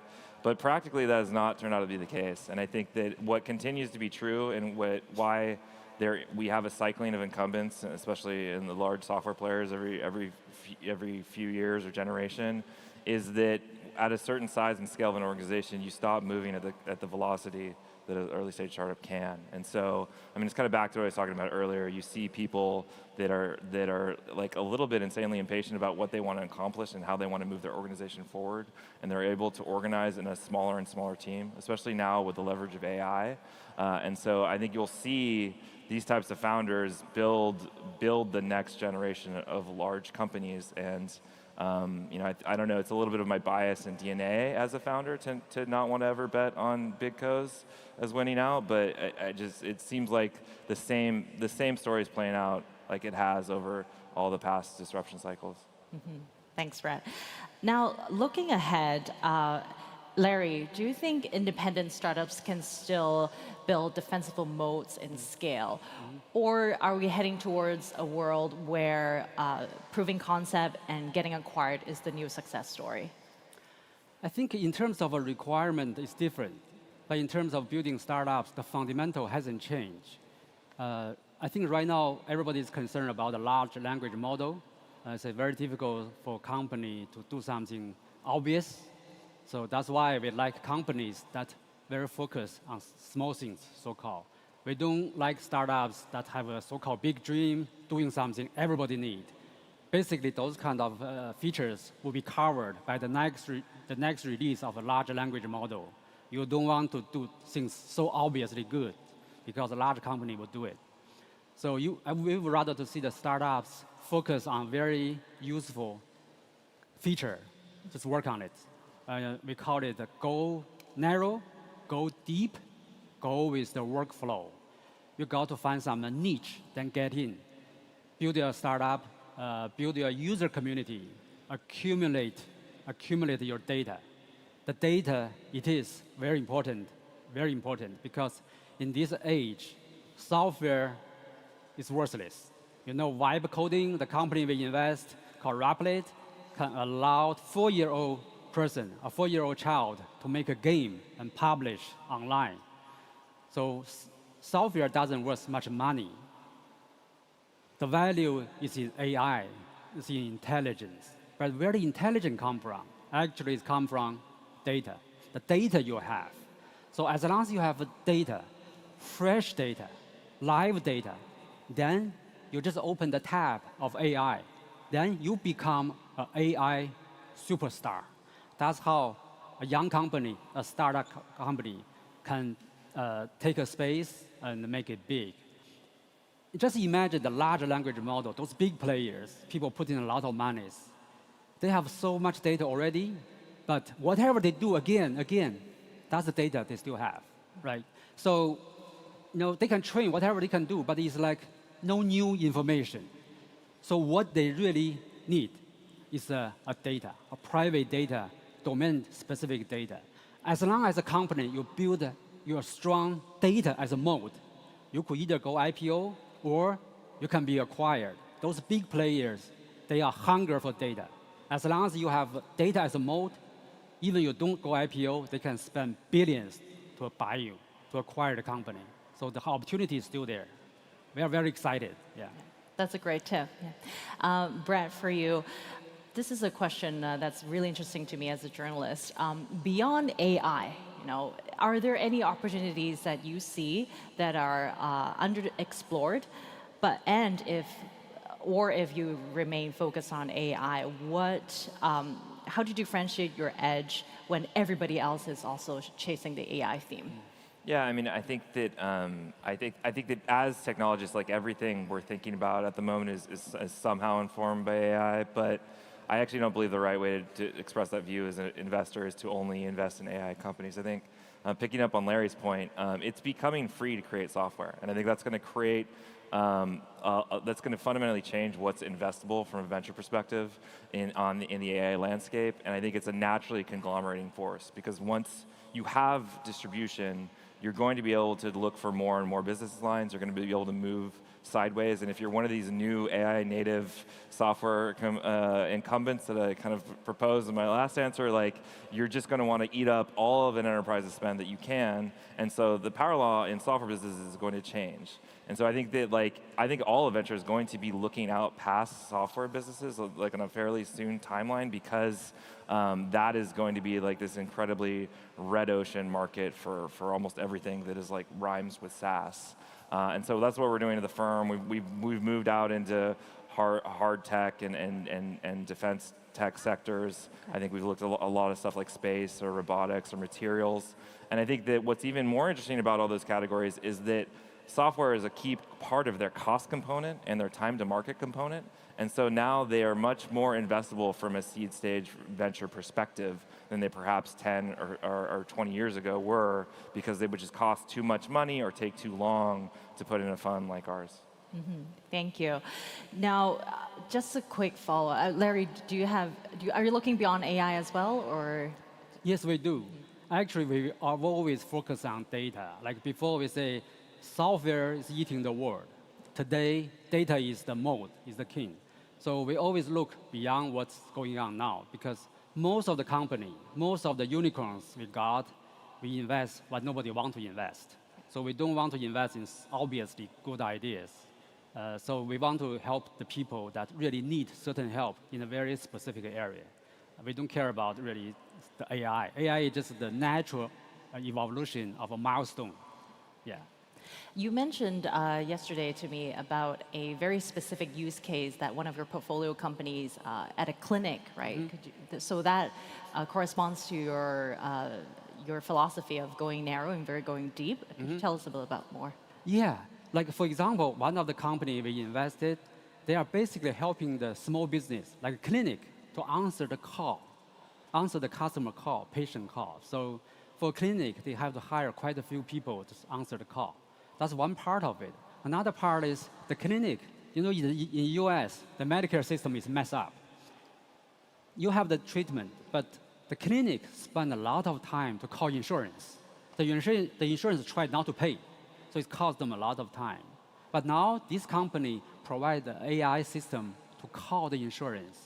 So the insurance let me to wait, that's okay. We have an AI system calling the insurance. It doesn't matter how long we wait, because we can call 5 or 6 insurance at the same time. So that really saves people's time and enable the people, enable the normal people to fight with a big company, enable the people who really need help to get help with very low cost. Mm-hmm. Brett, off the top of your head, any portfolio companies that you want to highlight and that demonstrates your investing philosophy?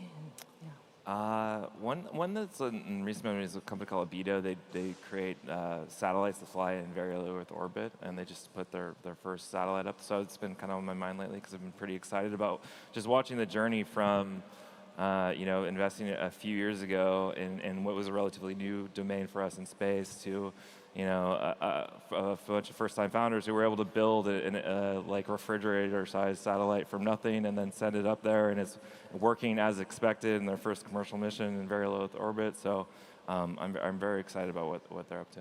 That's fantastic. Thank you. Thank you to both Larry and Brett. What we've learned today is that venture isn't disappearing, it's just simply evolving, right? So Larry reminds us that we need to stay focused, stay narrow, accumulate all the data that you need. That could create your own defensible moat and create very specific products for specific use cases, right? Brett highlighted founder attributes, certain founder attributes that VC investors are looking for, and perhaps going beyond AI and going into hard tech, right? As you mentioned, hard tech and defense, and not just SaaS. So if you're about to launch your own venture, or if you are wondering how to stand out among VC investors, or if you're an investor inventing your own playbook, I hope this session has been helpful to you. Thank you so much again for joining us, and enjoy the rest of Web Summit Lisbon. Thank you. Thank you.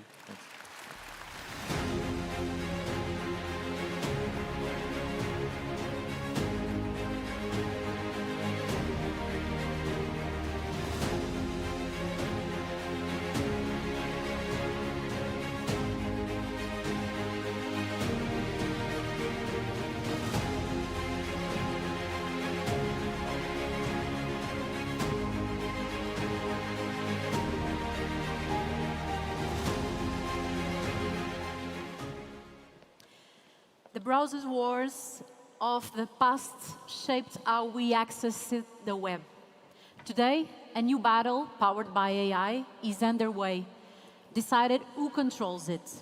As tech giants lock users into their ecosystems, privacy, choice, and independence are at risk. In this next conversation, we'll explore what's at stake in these AI browser wars, why independence still matters, and how keeping the web open starts with protecting users' agency, right at the browser level. Please welcome to the stage, in conversation with Mike Butcher from Path Founders, Mozilla CEO Laura Chambers, and Cloudflare CEO Matthew Price.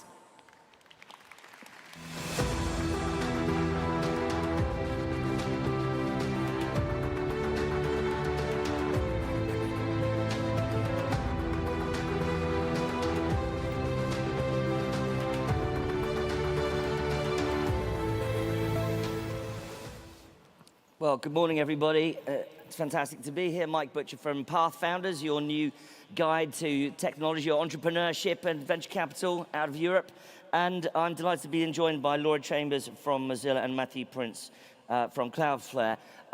The conversation is very much about the cutting edge, I think, of the internet. We're going to be talking about this for probably a few years to come. We have been using the internet through browsers, largely, since the 90s. And now the agentic web and agent-driven and AI-driven browsers are appearing. We've had the most recent launches of OpenAI's Atlas browser, the Comet browser from Perplexity AI, and of course, Google is tinkering away with its Gemini on Chrome. So the question is are we going to be using the web in the same way in the future or not? And it looks like the level of traction is towards browsing the internet through AI. What does that mean? Is it going to be better for us or worse? Perhaps if I can speak to you, Laura, first. Obviously, Mozilla known for Firefox.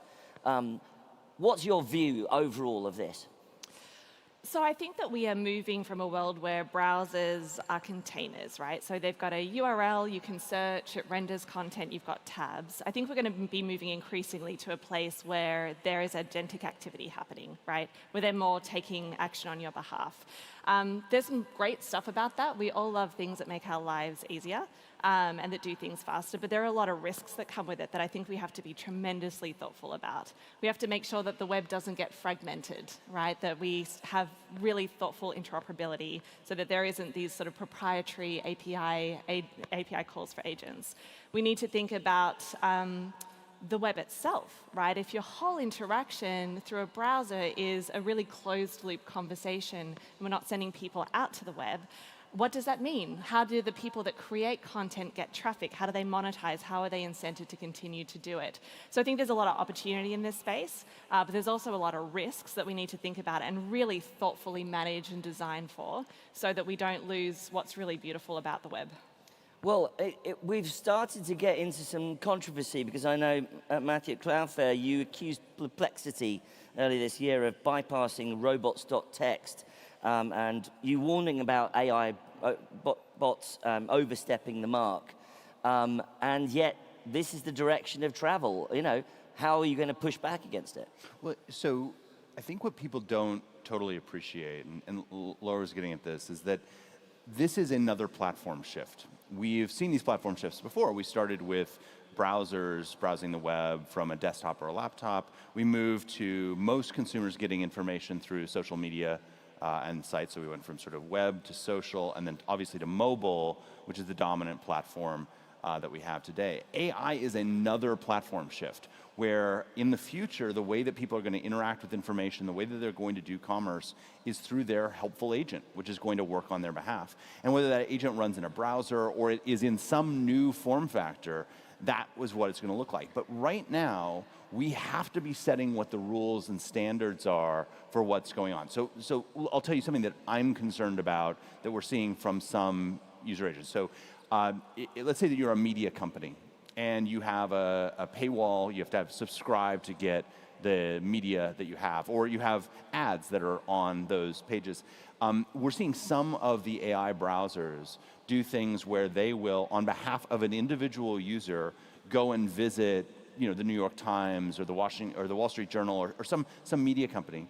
They'll read, you know, the article that they went, but they'll actually then go read everything that was published on that particular day, pull that back, share it back with the system, and then use that data not just for the one user, but for all of their users. And that undermines fundamentally the business model of someone who's a journalist like yourself, where, again, I think you deserve to be able to eat. And so there has to be some way that you get paid for it. And so as we do this, we've got to just make sure that there's essentially a code of conduct, that there are a set of rules that you play by. And from Cloudflare's perspective, the people who play by the rules, we're going to make it as easy as possible for them to interact and do that. And the people who don't, we're going to make it very difficult for them to actually be able to perform. And unfortunately, in Perplexity's case, you know, they have time and time again done things that again are pushing the edges of what's there. And I think that if we aren't really conscious of that, then it really puts at risk all of the things that have made the web great and are really going to be challenged. Well, absolutely. And we've been through that change for many years, and media companies have responded in kind. So there does seem to be a sort of quite a fundamental shift. But also at the browser level, for instance, with Mozilla's foundation with Firefox, you know, are users going to care enough about controlling their experience, controlling privacy, keeping chatbots and AI away from their data? Or, frankly, are they just going to jump in and because the water's warm and it's going to be much easier for them? I think we're going to see a variety of responses, and we're really focused on building for those different, sort of meeting people where they are. So 12% of people in the US and Germany and France don't want to use AI at all. So as we build out AI experiences on Firefox, we're also being very careful to make sure that that's always optional and that you can always have a classic experience. I think that what this gets to, though, is this sort of balance between user experience and convenience and privacy. And what we typically see, unfortunately, is that people choose user experience and simplicity over privacy. That's just how people are wired, even though they shouldn't.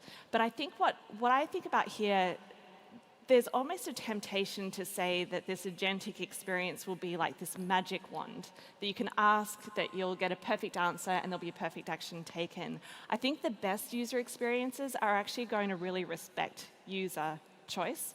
And we'll give them the choice of what they want to do. They'll let them interact. They'll let them verify. I think if we get to a world where there's just this sort of blanket answer and you can't engage with that answer and you can't engage in the web, that will be problematic. So you can imagine if you're on your browser, you look for some information about a medical condition and you get an answer back. Now, if you can't click through, if you can't verify it, a couple of things happen. First of all, the site that provided that information isn't getting traffic, and they're not incented to keep that information fresh and good. And then as a user, you might be missing some really important context. So I think that the UX that's going to be best is UX that is definitely simple, but gives people that choice. And then privacy has to be built into it. So in all the things that we're doing with Firefox, we're just prioritizing privacy. Now, AI uses data.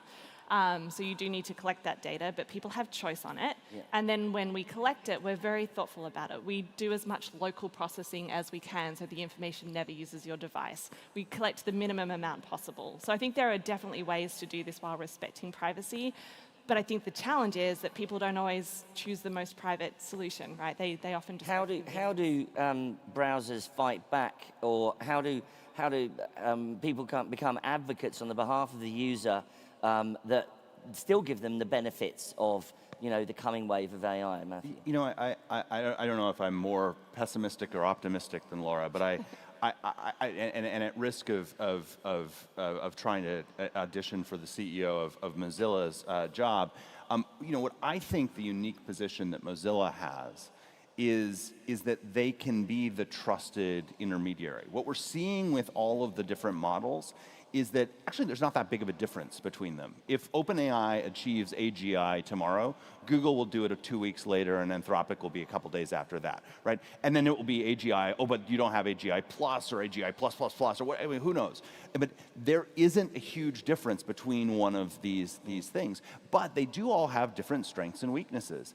And as a user, I don't want to have to think about that. I want to actually just be able to type something into my trusted kind of intermediary, and then it farms that out, has negotiated the best pricing for a per token basis, knows exactly what's going to be there. But even more importantly, is the keeper of memory, right? Is the keeper of all of the context that I've had. Because if I'm going to use, Anthropic for certain things, and OpenAI for other things, and Google Gemini for other things, I still want it to be able to say, I'm going to pass the context in that you need. And what's really clever is that I think that there are ways that you'll be able to do that in a privacy-preserving way, where essentially you're just passing in a bunch of vectors, as opposed to, Matthew is thinking about going on vacation in Italy. You don't even need to give it that. You can actually just give it essentially math. That there's no way to reverse back out what it is, but that gives enough context for the models to be able to do things. I think that someone like Mozilla, I think someone like Apple is in a really unique position to be that trusted intermediary that is routing requests to whichever model makes the most sense, is holding that trusted store of memory and data, passing it in selectively, and that is what is there. I don't believe, on the other hand, that users care about original sources anymore. And we were watching the data go forward. I wish they did, but they're not.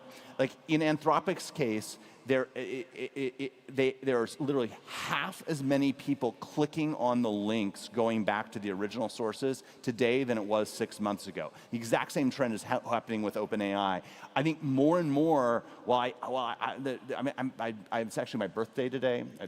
I'm 51. Happy birthday. Happy birthday. And so what I did, I decided to come spend it with all of you. And so, but I'm an old guy. Like I'm not, like I still go and use Google search. That's not the future. Like you watch other people at Cloudflare that are young and hipper than I am, actually going and doing these things. They are using these tools. They don't want 10 blue links. They want the answer to their question. And I think that more and more, that's where the future is, and we've got to meet users where they're going to be. Well, I apologize for mentioning this on your birthday, That's okay. Matthew, but I'm going to push back to both of you because, for instance, if Sam Altman was sitting in this chair, he would say, yes, users do want to browse the web with agents, and they do want all of that good stuff that we can give them. And plus, you both have access to Grind. Mozilla gets a lot of its income through search traffic with partnerships with such as Google.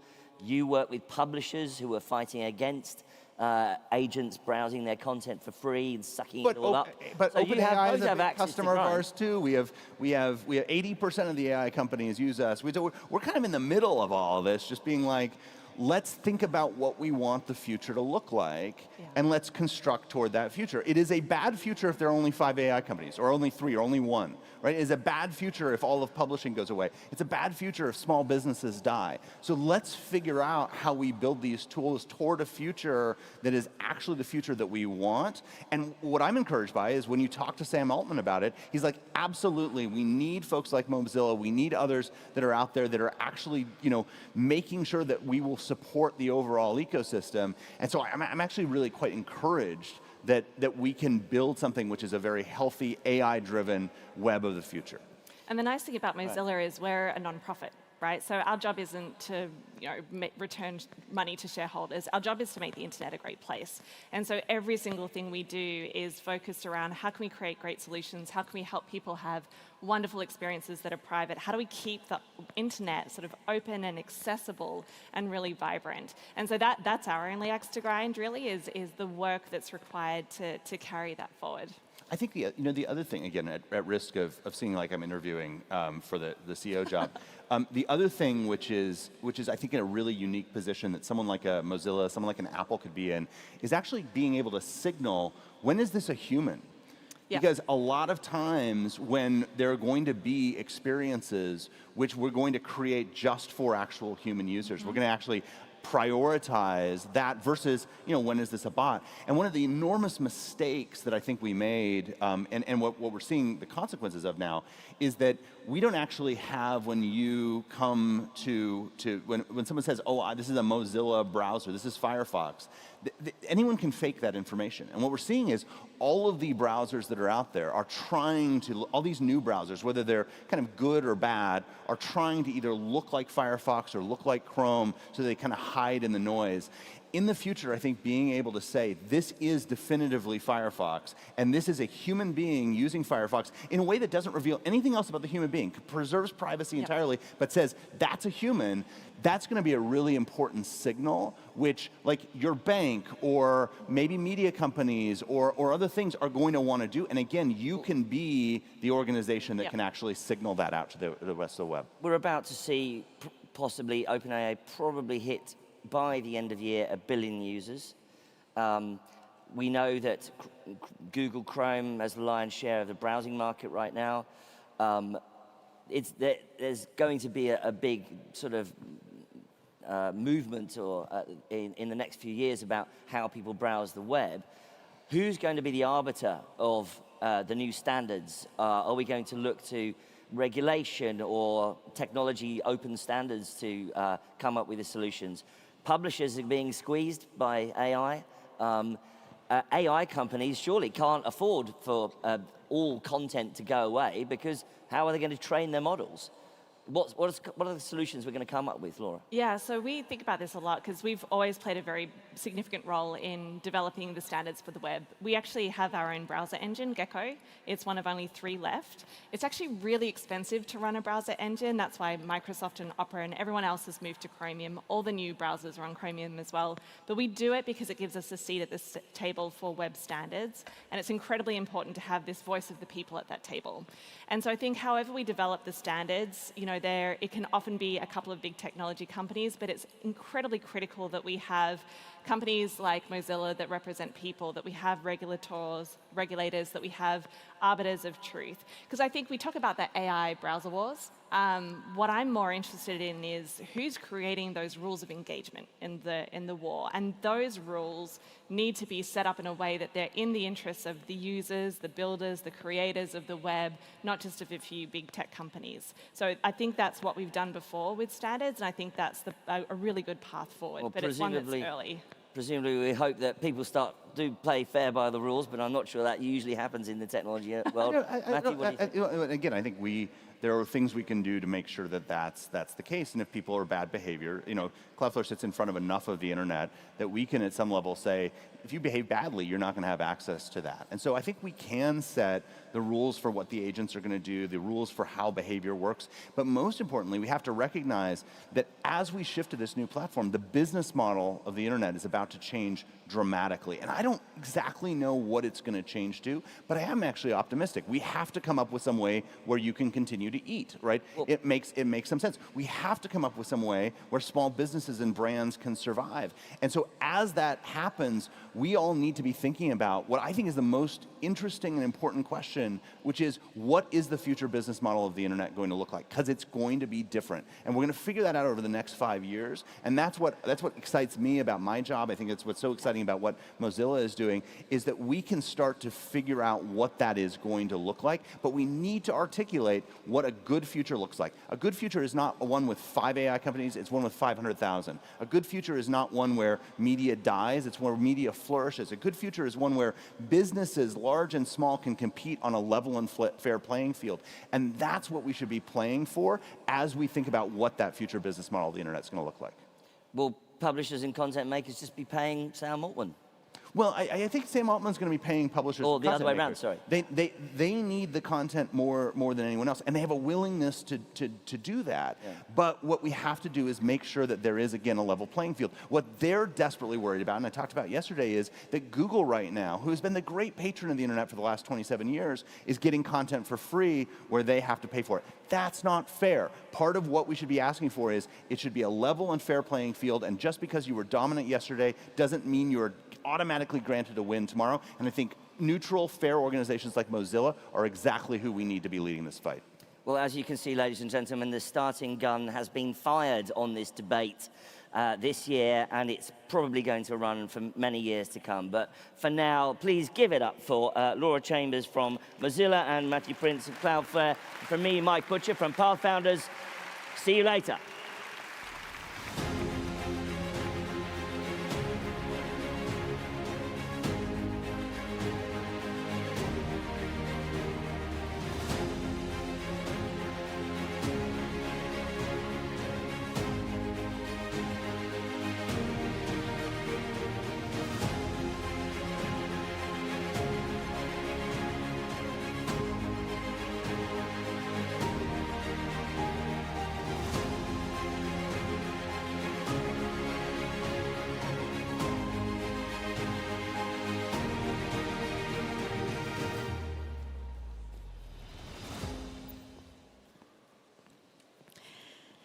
Imagine a robot that can see, feel, and manipulate objects with human-like precision.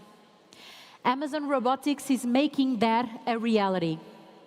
Our next speaker is about to reveal how breakthroughs like Vulcan, the world's first robotic arm with a true sense of touch, are redefining what's possible when intelligence meets manipulation.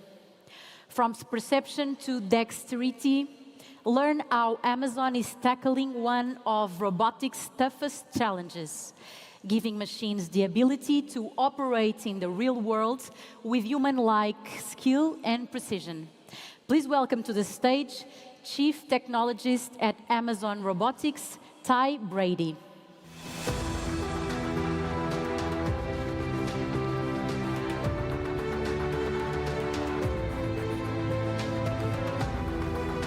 Wow. All right. Hello, Lisbon. How are we doing out there? Great to be here.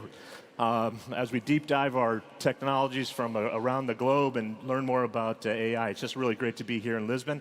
It's great to be in front of you. Whether you're building a startup, leading a logistics network, or designing a great product, the next decade will reshape how the physical world moves and how we will move through this physical world. I'm so happy to be here among investors, inventors, leaders. I've met many leaders out here, and we all have a very unique perspective of kind of the future for robotics. My name is Ty Brady. I'm the Chief Technologist for Amazon Robotics, and I'm an engineer at heart. I've spent more than 3 decades building machines that move systems, that work with people, they provide benefits, in technologies in many, many facets. But let me start with a quick story. A few years ago, I was in one of our research labs watching a new prototype being tested. The robot picked up a small package, sensed it was slipping, paused, and adjusted its script, and then continued. And it was really quite remarkable. It lasted only just a few seconds. And for the first time, it wasn't a machine just executing code. It was feeling. It was sensing its way through the world. And that was the moment that I really saw that intelligence has taken an important step, leaving the cloud and entering the world of physical AI. So in the past 18 months, the world's been talking about large language models, AI that writes, paints, and debates. But I actually want to bring you to what I call large motion models. The next leap, what's not going to happen on a screen, it's going to actually happen in motion. We're entering what I like to call the age of movement, a time when intelligence moves beyond prediction and into action. It senses, it lifts, and it builds. It delivers product. And at Amazon, we continue to be a launchpad for advanced technologies. We will see and transform the future not only of e-commerce, not only of adjacent sectors, but actually think for the benefit of society at large. To assist with the billions of packages we deliver each and every year, we've become the world's largest designer, manufacturer, and deployer of industrial mobile robots, with more than 1 million robots operating across our network. We built all of those in the United States. We built them actually in my hometown of Boston, and it's really a remarkable feat. These robots work hand in hand with our employees to help us deliver for customers safely, quickly, and efficiently. And I'm sharing that scale not because it's a headline, but because what it means for us about learning about automation, learning about robotics, and learning about AI in the real world, the practical, applied real world. And every robot, every motion teaches us how technology can make work safer, faster, and more fulfilling for employees. Our goal is simple: build technology that supports our employees and serves our customers better. That's the mindset behind every system we build. We start with the problem. What problem are we trying to solve? And from there, we invent. Today, I want to share with you 5 trends that I believe are shaping the evolution of physical AI, trends that will define the future of work and the world's supply chain for years to come. And when I say physical AI, I mean intelligence that doesn't just live in software. It perceives, decides, and acts in the physical world. So let's get started, as I feel like a professor in front of all you today. Trend number 1. If large language models learn from grammar or words, physical AI models are learning from grammar of motion, balance, friction, and flow. That's the idea behind physical AI foundation models, systems that learn from millions and millions of movements so they can generalize and operate in the real world. Rapid progress in these models is the first big trend changing robotics today. And at Amazon, one such model that we recently introduced is a system we call Deep Fleet. And Deep Fleet you can think of as an air traffic controller for more than 1 million robots that move goods inside our facilities. And here's how it works. Deep Fleet uses a foundation model trained on years and years of robot motion data that we've taken. Every route, every turn, every stop, we monitor. And we fed that data into a new foundation model where it can predict where bottlenecks will form inside of our buildings and reroute the traffic in real time using actual live data and historical data at the same time to reduce the travel distances by about 10%. Now, you may say, 10%, big whip, big deal, who cares? But 10% across a network the size of Amazon is a really big deal. It means fewer steps for our employees, less slowdowns in the flow of goods, and a smoother experience for the people working alongside them. It opens up our space and operations, helps us deliver faster to our customers, and improves the workplace for our employees. We always think about 3 things. How can we have the world's largest selection of goods at a low cost, delivered right to the customer's door? That's our purpose. We have a strategy and operations to support that. When we did Deep Fleet, it's like watching a city bleed. Are we rolling the video Deep Fleet behind me? I hope so. Okay. If you've seen the video, hopefully we do see the video up here somewhere. Okay, there it is. Oh, great. It's like watching a city breathe. Every robot citizen is a living, learning system. The first trend that marks really a marked shift in AI is that AI is observing the operation, a foundation model that gives motion the same intelligence that language models bring to words. Trend number 2, from solo notes to chords. The second trend shaping physical AI is mobile manipulation. Robots that can move through space and handle objects at the same time. If early roboticists were pianists playing they're playing one note at a time. This generation, we play chords, walking, balancing, and grasping in harmony. And across the industry, we've seen some amazing humanoids and some amazing quadrupeds for sure. Those are four-legged robots. And pushing boundaries. I mean, it's quite remarkable. But scaling them to the size that Amazon needs, or scaling them to a world-class level, remains very difficult. It requires advances in generalized AI, and especially requires touch and dexterity. And one of the key unlocks that will come from the advances that we're making inside of Amazon through practical, applied, everyday robotics is better robotic arms and better end effectors. And this is an area that we've been heavily investing inside of Amazon. This year, we're learning faster than ever with a new system, two new systems, Vulcan and BlueJay. So let's start with Vulcan. Maybe we can see the video over here. Vulcan is our first robot with a sense of touch. It uses pressure sensors along with grippers to feel how much force it's applying, also with force and torque sensing.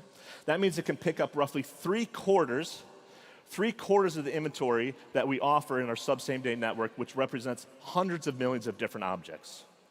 The items we handle these every day, safely and reliably, while allowing our employees to stay in the ergonomic zone, the Goldilocks zone, or the power zone, without having to lift, without having to bend down on their knees, reach up high, and it really has changed the game when it comes to not only efficiencies, but also for safety. It's one of the biggest evolutions I think that we've made inside of our robotics field. Robots that can feel, robots that have tactile sensing, and can feel their way through contact. Imagine yourself reaching into a bin, and you can kind of feel where the object is, and you have the perception and the intuition through this sense of touch of actually how to do the grasp affordance that we call inside of robotics. And to do that over hundreds of millions of objects, I'm really proud of the pioneers, the many women and men that work really have done an incredible job really changing the game. Now let's turn to BlueJay. BlueJay is kind of a recent announcement. It actually is different. Imagine one robot that does it all. We have voice, okay. Picking, sorting, and consolidating in one fluid motion. Meet BlueJay, Amazon's latest automation breakthrough. A network of robotic arms operating in perfect synchronization, consolidating the work of 3 robotics assembly lines into one streamlined process, assisting more employees and managing more tasks than ever before. Driven by cutting-edge AI, BlueJay advanced from concept to full production twice as fast as any system Amazon's built before.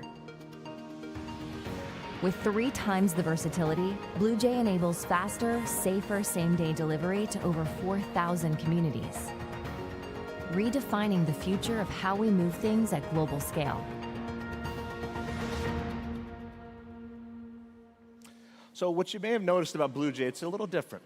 So instead of having one arm to perform a single task, what we have multiple arms within a single system. That allows us to shrink the footprint of the actual station. Picture 3 assembly lines collapsed into one, each arm performing a unique task, yet in perfect sync with each other. It can pick, it can sort, it can consolidate items, thousands of items in the space that we once needed many machines. Now we have BlueJay saving space, energy, and motion.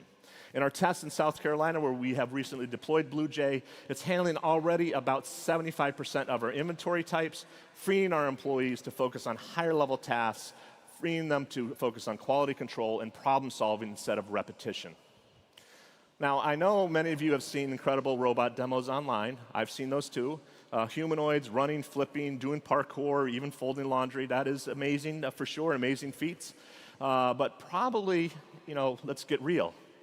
Most are staged in a controlled environment, fixed lighting, limited objects, and predictable tasks. At Amazon, we do not have that luxury.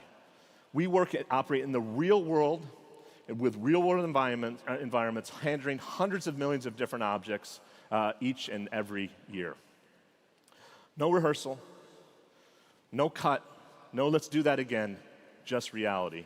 And this, what I call project context.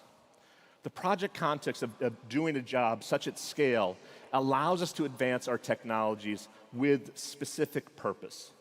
And you need three things if you're out there. If you're out there, you really have to have three things. You need purpose, you need strategy, and you need operations. If you have no purpose, then you really need to evaluate what you're doing. Your strategy should support your purpose, and of course, operations. And in Amazon, our operations are people and machines working together. So, what we saw with Vulkan and BlueJay, to succeed in the conditions, these real-world conditions, and at that variety, it's not a demo. It's real, operational, real-world context. And this second trend has advanced physical AI from dexterity in the lab to reliability in the real world. It's a leap that makes intelligence truly usable and also at incredible scale. So once you build these robots that thrive in real world, just call it chaos, the next challenge is building them faster, smarter, and more affordably. So it gets me to trend number 3. Affordable robotics for all.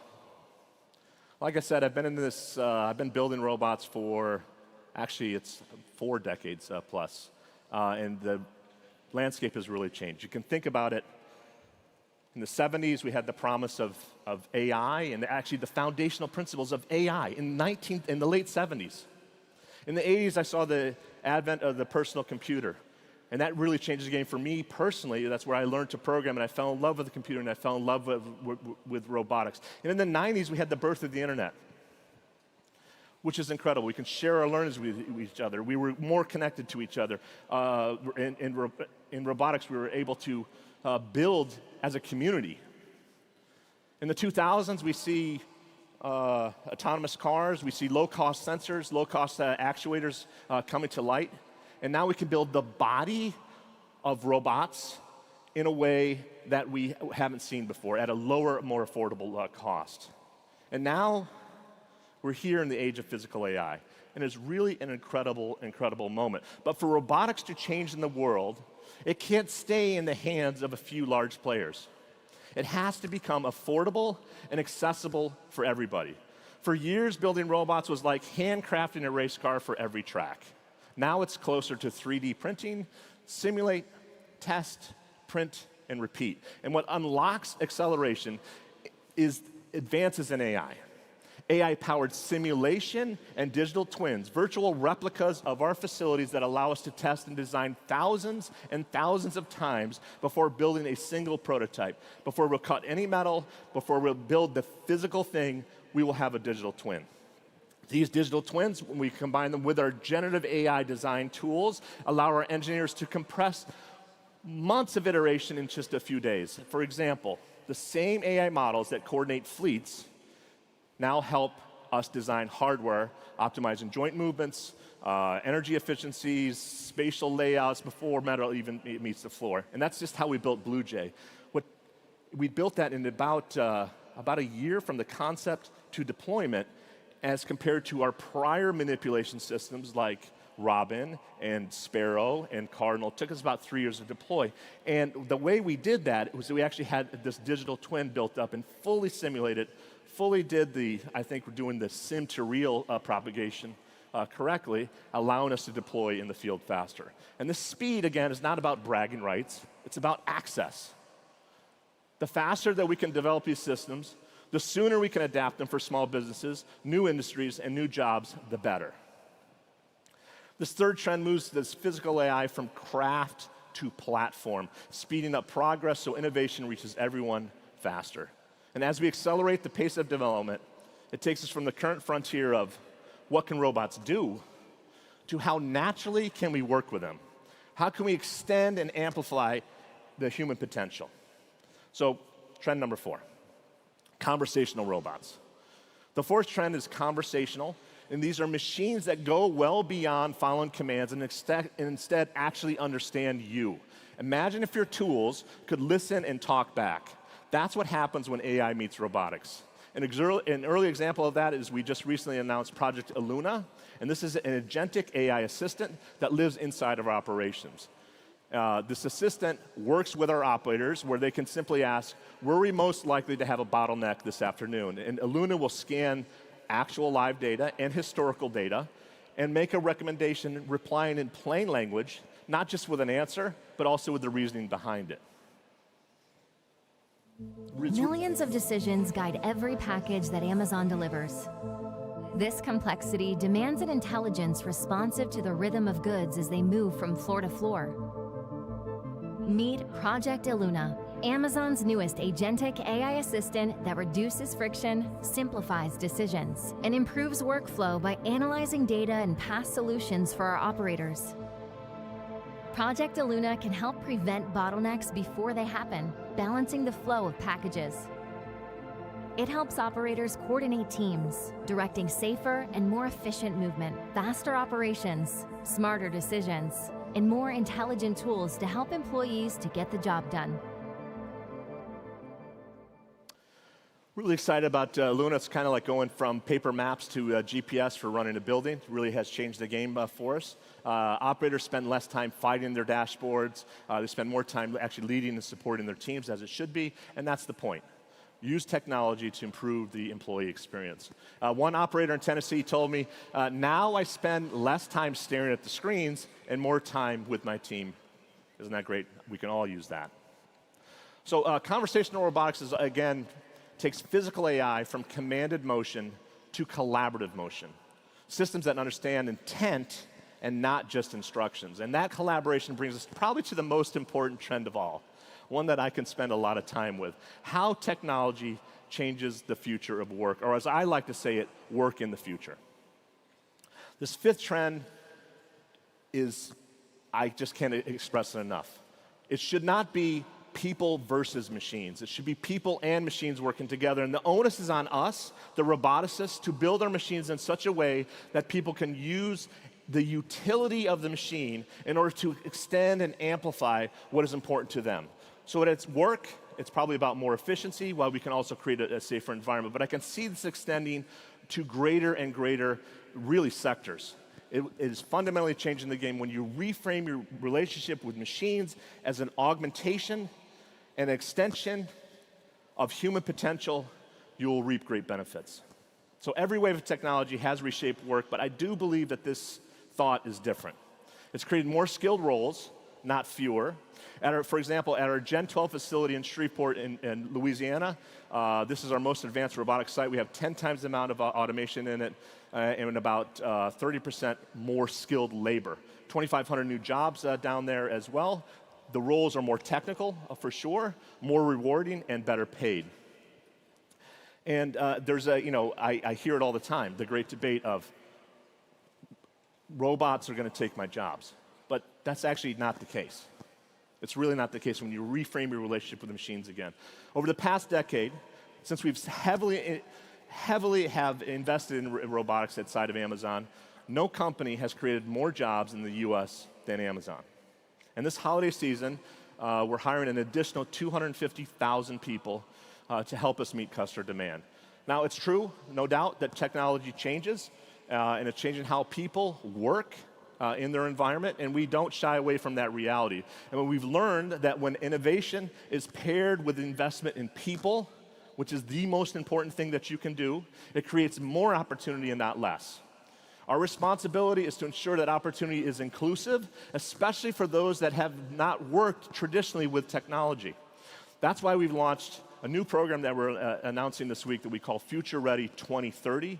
This is a $2.5 billion, that's billion with a B, commitment to prepare 50 million people for the future of work. And we've already started. We've helped more than 700,000 of our employees upskill with new skills through our free upskilling program like Career Choice or our Mechatronics apprenticeship program. These provide college education and on-the-job apprenticeships for our employees. And we're extending these type of opportunities far beyond our own walls to students and to communities around the world. And we're really, really excited about this. The future should not just be about AI. It should be building with AI. And when you visit our sites, and you're welcome to come see our sites, you would see what that looks like. One frontline employee actually told me, I used to spend my day lifting boxes all day. Now I spend it working on quality control. We want to eliminate the menial, the mundane, and the repetitive. And this fifth trend grounds physical AI in its true purpose, to expand human capability and widen access for all. So let's just do a quick recap here. When you look across these 5 trends, I think a clear picture emerges, and it's somewhat inseparable, reshaping how product is built and everyday job is done. Real quickly, we're looking at foundation models from, I call it from tokens to torque, mobile manipulation from solo notes to chords, affordability, creating robotics for all, conversational AI when your tools talk back, and finally, the future of work, human system, or systems that extend human capabilities. And these are not just technical milestones, they're signs of a global transition. I think that you're all a part of this, from automation that works on repeat to automation that amplifies the human potential. Together, we are building a world where intelligence goes beyond code and lives in motion. Physical AI is not only a movement, it's intelligent. It's intelligence that moves, and it's not artificial, it's embodied, and rather than replacing people, it learns with them. And at Amazon, we've learned that real innovation happens where code meets concrete, where algorithms collide with gravity, with tape, and with time, the real world, and that's where AI becomes real. And when I walk through our operations, I see people and machines learning side by side, code learning from muscle memory, and humans learning from data. That's what the future looks like to me. Not artificial intelligence, but assisted intelligence, a partnership between people and machines. That is the future. So let's build this future together with intelligence that moves, with empathy, and with purpose. And with that, I thank you.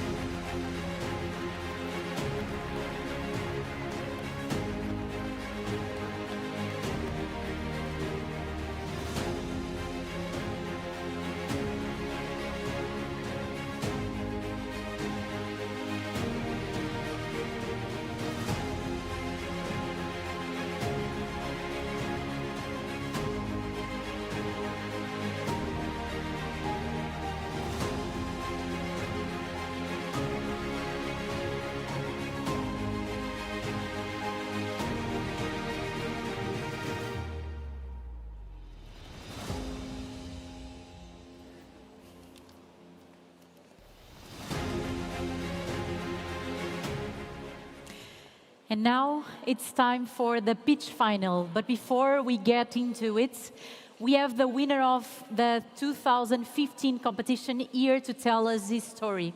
Please welcome to the stage co-founder and CEO of No Social, Yazir Kokar, talking with my co-host, Casey Lau.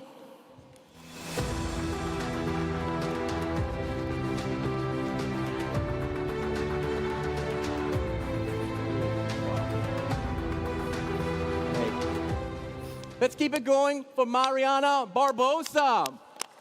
Thank you so much. This is our 10th year in Portugal, and we never had a Portuguese co-host. So I'm very excited to have Mariana share the stage here on center. She's done a great job. So now I want to talk to this gentleman here. This is I don't know why we've never done this either. This is a very important part of the whole thing. And then since we've just been here for 10 years in Portugal, before Portugal, we were in the hometown, Dublin, Ireland. And this young man here next to me won the pitch competition back in 2015, so the last year in Dublin.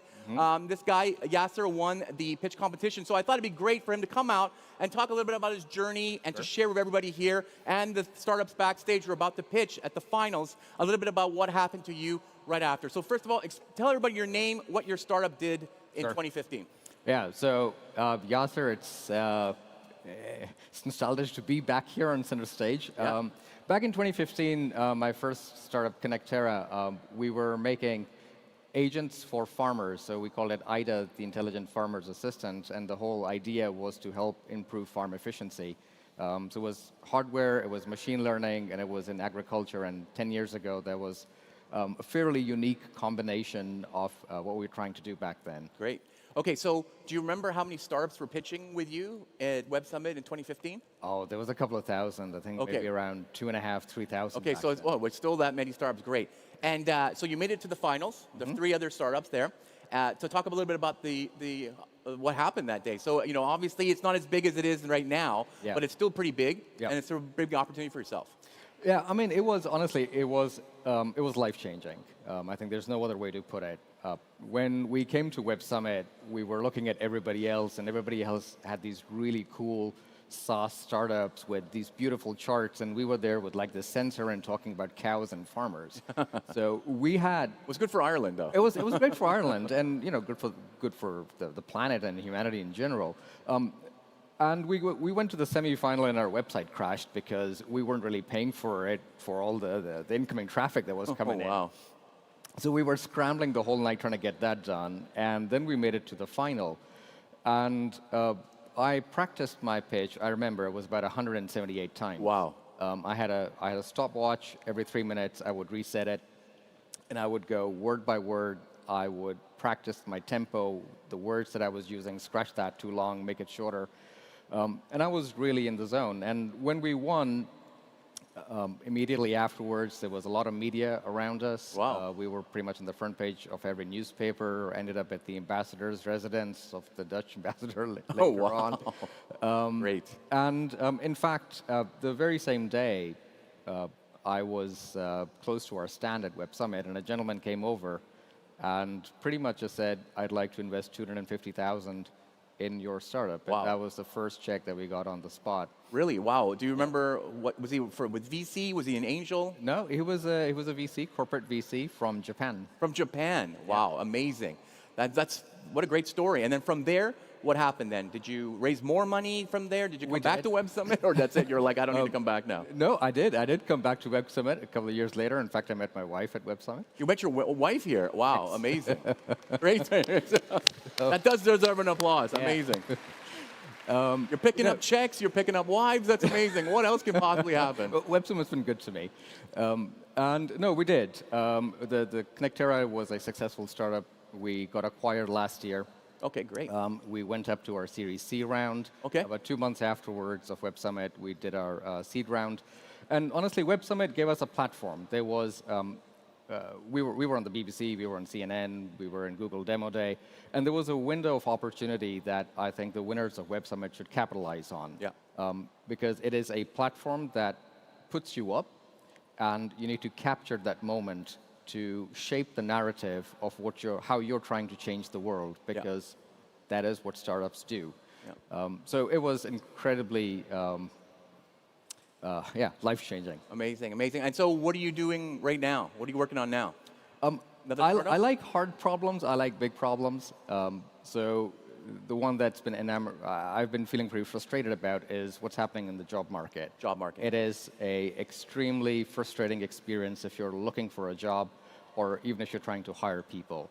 So with No Social, what we're trying to do is completely rethink the way that people will find employment in the future, using the power of technologies that are available to us today. And the way that we're approaching it was simply not possible prior to the advent of Gen AI or LLMs and other technologies. Amazing. Always be pitching. I love it. I love it. Yasser, Thank you. Thanks for being here. Thanks Everybody, so much. Yasser, a round of applause. Thank you. All right. Stories like Yasser's really show us the massive impact that Web Summit can have on our attendees and startups. So this is important because Pitch is all about catapulting early-stage startups into the spotlight and driving their growth. Which leads us to the big question: who is going to be crowned the 2025 champion of Pitch, brought to you by KPMG Private Enterprise? Our finalists will pitch on this stage one last time for a chance to take home our Pitch trophy. Over the past 2 days, 105 of the most exciting startups at Web Summit have pitched their hearts out. First on our 3 pitch stages, and then here on center stage in our semifinals yesterday. Now, Only 3 remain. Each startup will pitch for 3 minutes, followed by a 3-minute Q&A with our judging panel, and the winner will be announced here at 3:05 p.m. Playing a huge role in deciding who the winner will be is our panel of top-level judges. So let's welcome them out.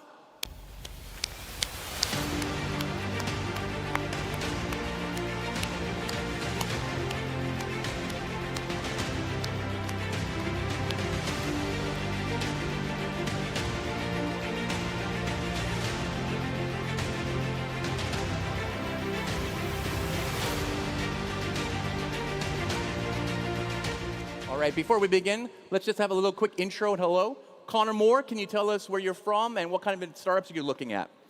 Great to be here, Casey. Actually, originally from Dublin in Ireland, but I've been in the States now 30-plus years, so based in San Francisco. I run our private company practice globally. Great. Hey, how's it going? Brett Gibson, managing partner at Initialized Capital, seed stage venture capital firm based in San Francisco. Background is writing software and as an entrepreneur. Nice. Cristina Fonseca, entrepreneur turned investor based in Lisbon, Portugal. Good morning, everyone. Partner at Indigo Capital. We are a leading VC based in Portugal, focused on C to Series A. Larry Lee from Amino Capital in Palo Alto, California. We're looking for companies that's unique and hardworking. Great. All right, thank you so much for being with us here for the big moment. So we have 5 judges today. 4 of them here are on stage. The other one will be you, the audience. You guys will be our 5th judge, which means you can vote for your favorite startup via the Web Summit mobile app using Slido. And your votes will actually count for 20% of the total voting. There's the picture there, so you can find out where it is inside the app. After the 3 pitches, you can vote by clicking on the menu in the top left corner of your screen. From there, you will see an option called Pitch Final, which is where you will submit your vote at the end of the session. All right, voting will be open after the last pitcher leaves the stage and will remain open for only 15 minutes. If you want to have your say on who the winner is, please get involved. All right, so now you know the rules, so we're almost ready to kick off the finals. I know we have 3 amazing startups waiting to go on stage, but before we hear from them, we have a surprise guest. Right here on center stage in 2024, Zhao was crowned pitch champion with his startup Intuvito, the digital assessment platform that improves the productivity of teachers. So now we're going to rewind the clock once again, this time to talk to last year's winner. Let's see what it's been up to and what advice he can give to the startups pitching today. Come on out, Zhao.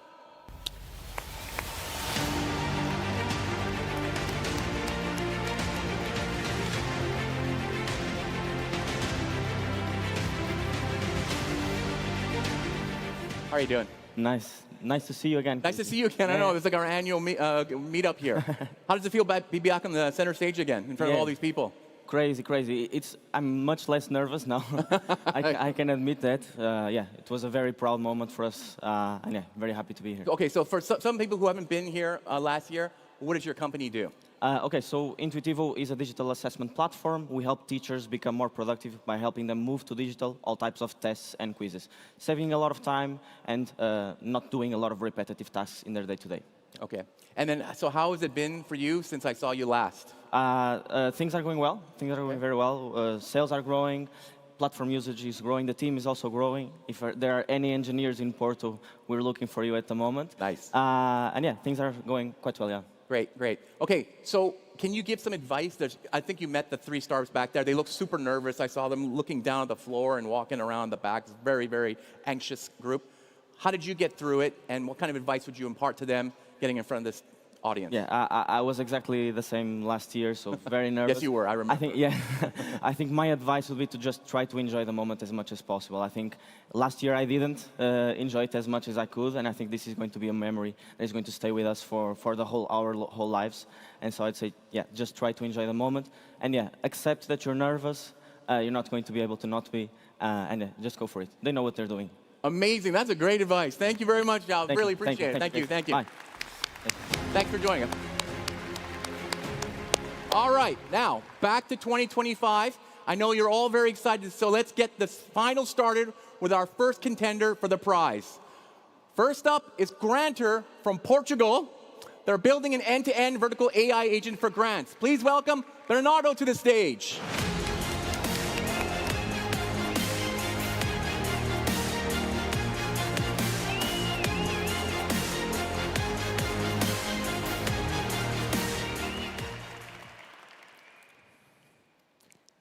The European Union awarded 285 billion euros in grants last year. And yet, most companies missed out. Not because they were rejected, but because they got buried in bureaucracy. Or worse, they never even heard about them. This means that companies that really want to access public funding need to be constantly searching in outdated government websites, read through dozens of rules and regulations, and then spend up to 50 hours writing an application. Now imagine doing all of this without any certainty of success several times a year. Applying for grants is a full-time job. And the only other option companies have is to hire expensive consultants. The bottom line is this. While grants are supposed to be the best source of funding for a company, for most, they end up becoming a complete waste of time and money. Well, not anymore.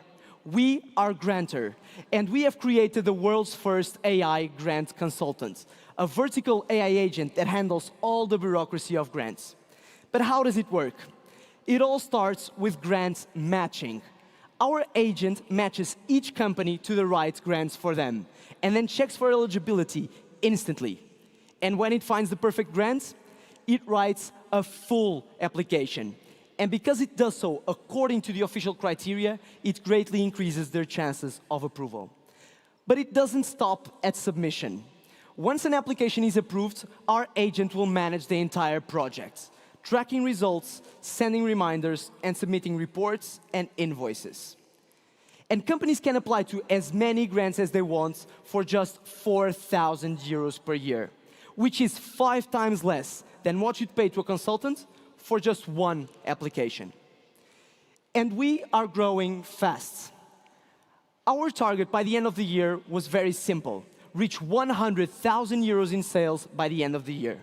But we didn't hit this target by the end of the year. We did it in just 3 months.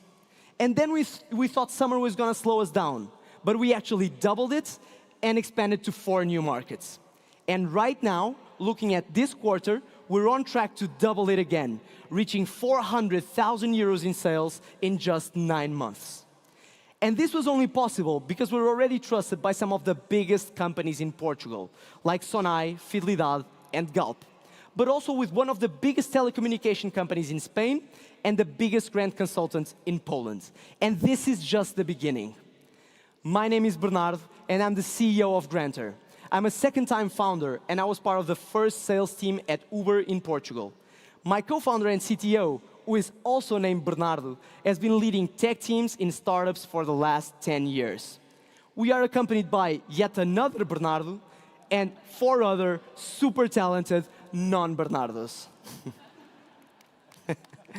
We are Granter, and we are here to empower every single European company to apply to those 285 billion euros. Thank you very much.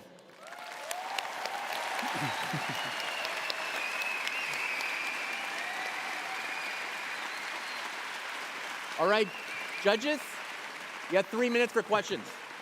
Anybody just jump in. Thanks, Bernardo. Great pitch. I'm curious how you trained your AI agents to be able to be to compete with the humans writing the grants, because of course this is a super deep, specific job, right? Yeah. So how did you make sure your agent was as good as the best humans doing it? So to be very simple, we use humans. So we use what are today the experts in this field, which is consultants, the ones that have been doing it for decades, and they review our applications, they review all of our interactions with the agent, so in AI evals, and we increase the efficiency of our models every time we do another application. Is your revenue recurring? And do you have a customer outside Portugal? Yes. So our model is an annual subscription fee, so recurring. 4,000 euros per year is for one single agent. If we talk enterprise customers, it's usually more. And right now, even though most of our customer base is Portuguese, we already have a couple of very big enterprise companies in Spain, Germany, Belgium, and Austria. And great job. Just to continue on that question, like if you map out 2 years from now, like how many countries do you think you would be in, and could you ultimately even take it outside of Europe? For sure. So 2 years, we'll be in every single country in Europe. So by the end of the year, we'll be in half of them. But in 2 years, full coverage in Europe, and we'll also be in the US. Right now, almost 20% of our leads that come for our website and join our waitlist are actually American. We don't do American grants yet, but we will very soon. What does it take to move into other markets in terms of adapting your product? We simply have to build the grant databases. So we need to find which public databases exist. We create the crawlers for them, and then it's automatic. Our product is already set up and completely agnostic, both in terms of languages and vertical of grants.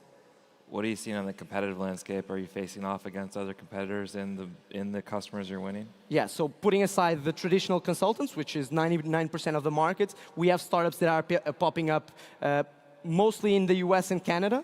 Those are our main competitors, but they're only focused on that side of the ocean, and mostly on non-profits, because there are a lot of non-profit grants in the US. It's different than European grants. In Europe, there is no competitor that has our end-to-end vision, from matching to writing to managing post-approval. How does 4K an agent scale up? Is that like, can one agent do one grant at a time, or like why would an enterprise pay more? No, for SMEs, are focused usually on one vertical of grants. They usually have one product or two, so they want grants for that. But if we talk enterprise customers, they usually have companies in different countries. They have different verticals, different needs of grants. So in that case, we sell specific agents focused very nichely on those tasks. You're not that far in on annual contracts to like have meaningful data on churn, but like, do you have a secondary metric on utilization? Yeah, right now we have around 89% monthly active usage, so that's how we track usage right now. And then application rates. Our goal is to end of the year have every single one of our clients apply to at least one grant. We launched this in May, so it's at least one grant. Yeah. Our goal is for every customer to apply to at least 4 to 5 grants per year. So what's the working culture look like in Portugal? The what, sorry? How many hours do you work per week? Me? Yeah. Right. It's a good question. That's not. I think our hours is not standard for Portugal, but right now I would say around 50, 60. Okay. Not bad. All right, thank you, Bernardo, and all the Bernardos in your company. You, round of applause. Thank you very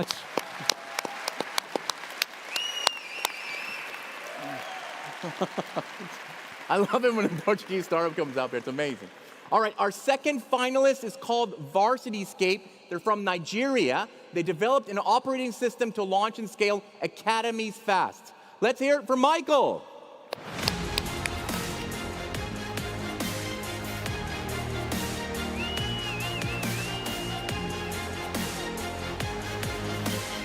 Hello.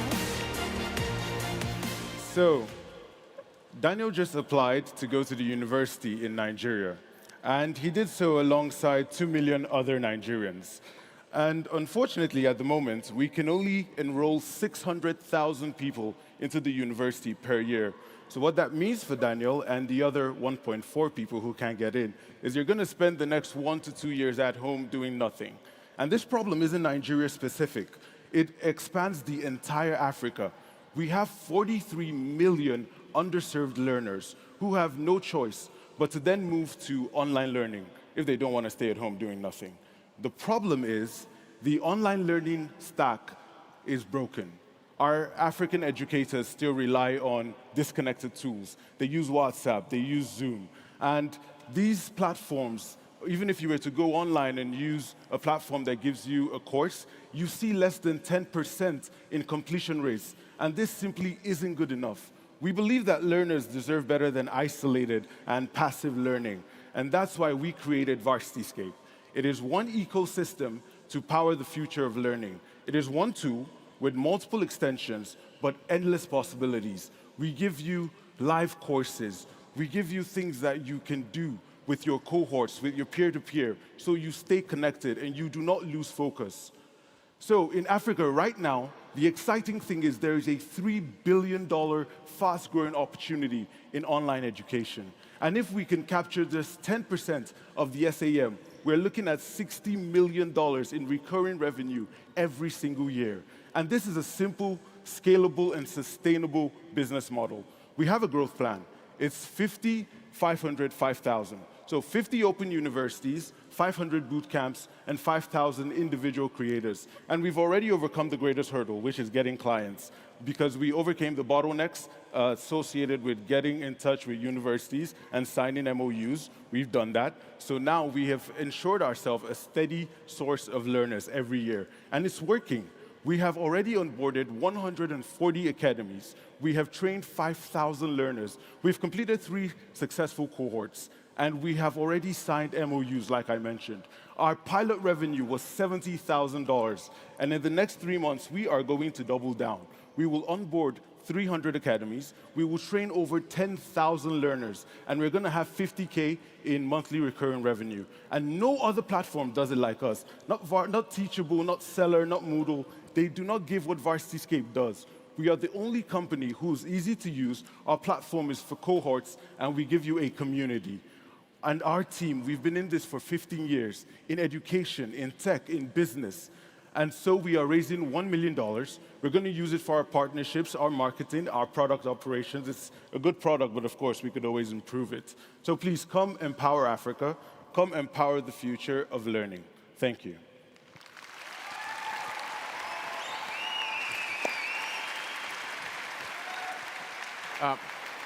Great job, fabulous mission.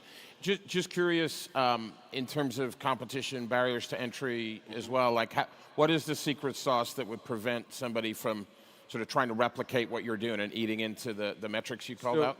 So what people try to do is they try to create platforms that give you education. So you have something to teach, you come up and you learn it on the platform. What we do is cohorts. So in-house, we have built everything needed for you to learn. We have the online platform where you can have your visual peer-to-peer classes. We have everything that will make you feel connected.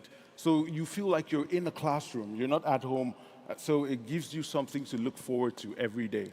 So people they try to replicate it, but they see it's easier to just post the classes online and then someone comes and watches it.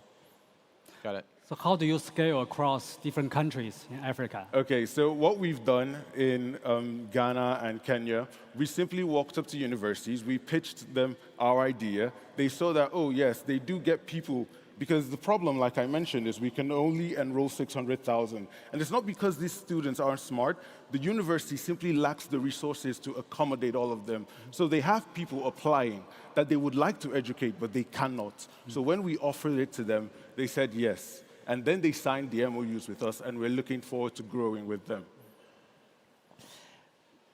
So from a technology perspective, the pitch was super clear, but I'm wondering, like, how do you guarantee the quality of the content? Who produces the content?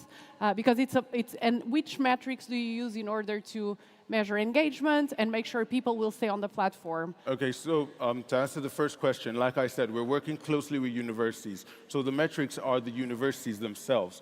We are offering university standard education. And the certificates we offer the students who come to VarsityScape it has the authority stamp of the university. So we keep getting audited by the university. They make sure that our platform is giving what is up to date and what is accurate. So there's that. And we measure user activity by seeing courses that are completed.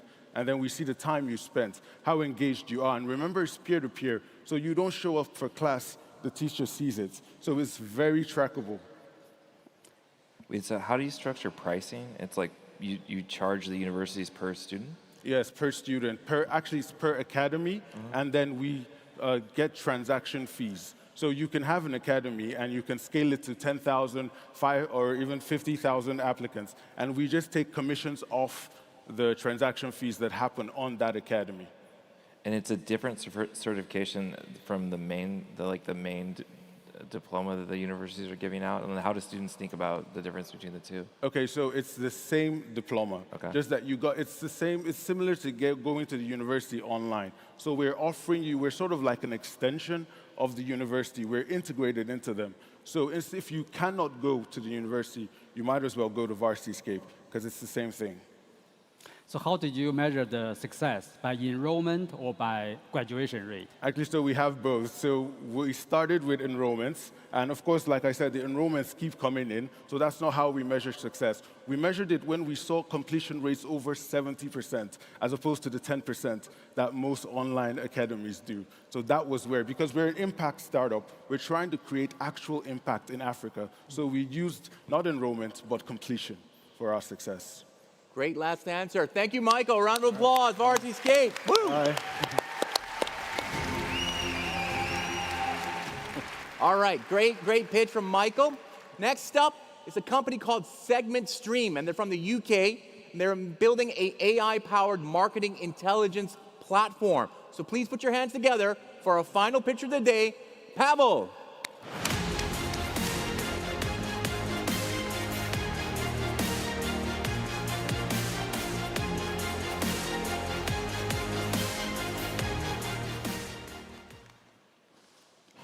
Hi, my name is Pavel, and I'm a founder of SegmentStream, an AI-powered marketing analytics platform. For decades, marketing analytics tools have always been about one thing. They told us how our ad campaigns performed in the past. But unfortunately, you cannot really change the past.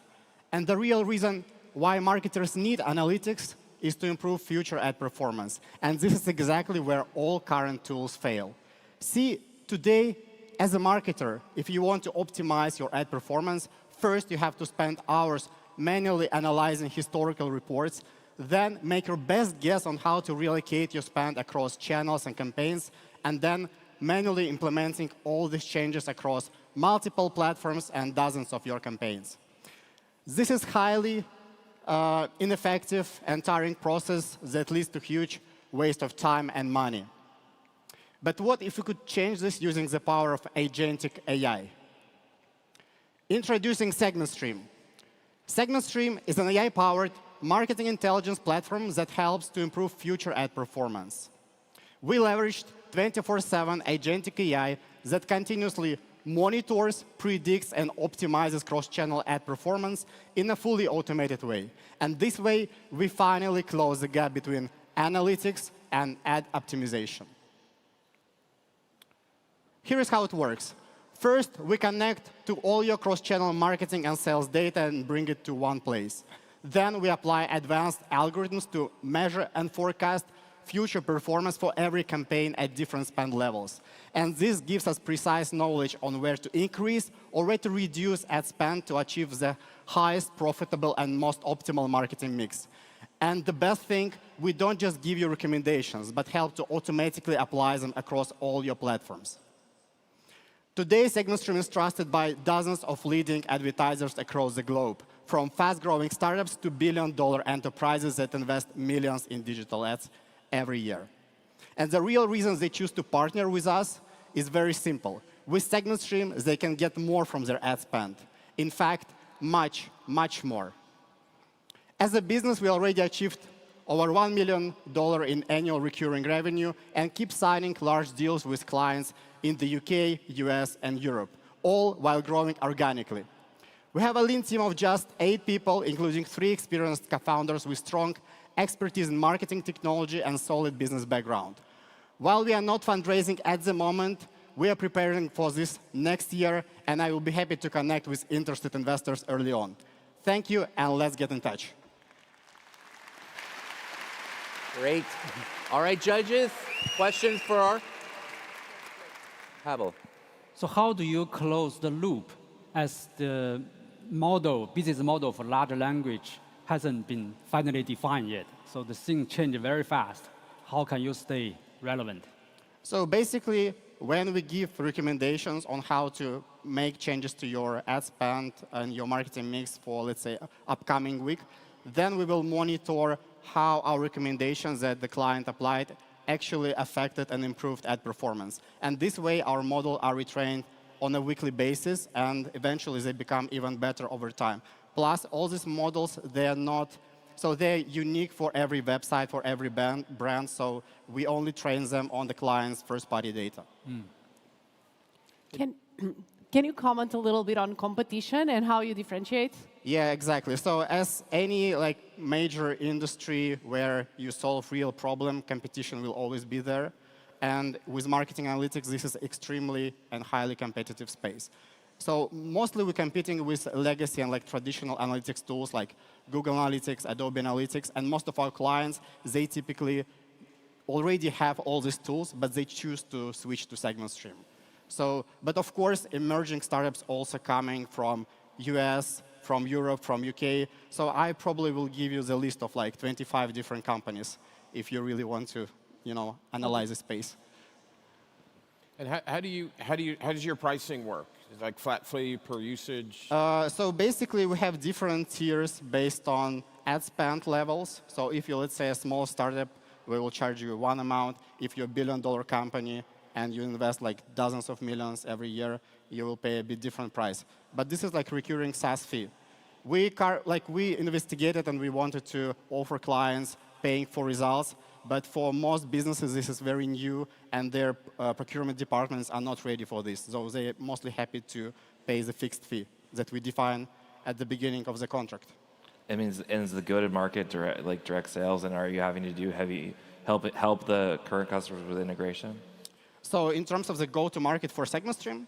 Yeah. Yeah, so I would say first is, of course, referrals and word of mouth. Second is we mostly acquire clients through educating them through content marketing, like LinkedIn, podcast, events, etc. But of course, we also do cold outreach, to build awareness for what we do proactively. And then are clients able to integrate the product into their own website easily, or do you have to help them along? So integration is quite straightforward because we have direct connections to all ad platforms, and they just need to authenticate accounts. We also have integrations with existing analytics tools. For example, if you already use Google Analytics or Adobe Analytics, we can leverage some of the existing data that you have, and this makes the process a bit easier to integrate. Plus, we have integrations with Salesforce, HubSpot, if you're lead generation businesses and you want to optimize not just for leads, but for the final sales and revenue. Do you think there might be a fundamental shift in where ad spend goes as consumers use LLMs instead of the web? This is a very good question. And to be honest, this is one of the things that we discuss internally, is that what will happen to the general advertising and marketing analytics industry in the next 10 years, if maybe this will be AI agents who will browse the internet, then who will be watching ads, who will be clicking on ads? Will be these real people, and we will have to analyze this, or this will be something else completely? So at the moment, still we see a huge amount of traditional people analyzing and browsing ads, but we're thinking internally what the future will bring. Great. Round of applause for Pavlos and his company. Yeah. Thank you. All right.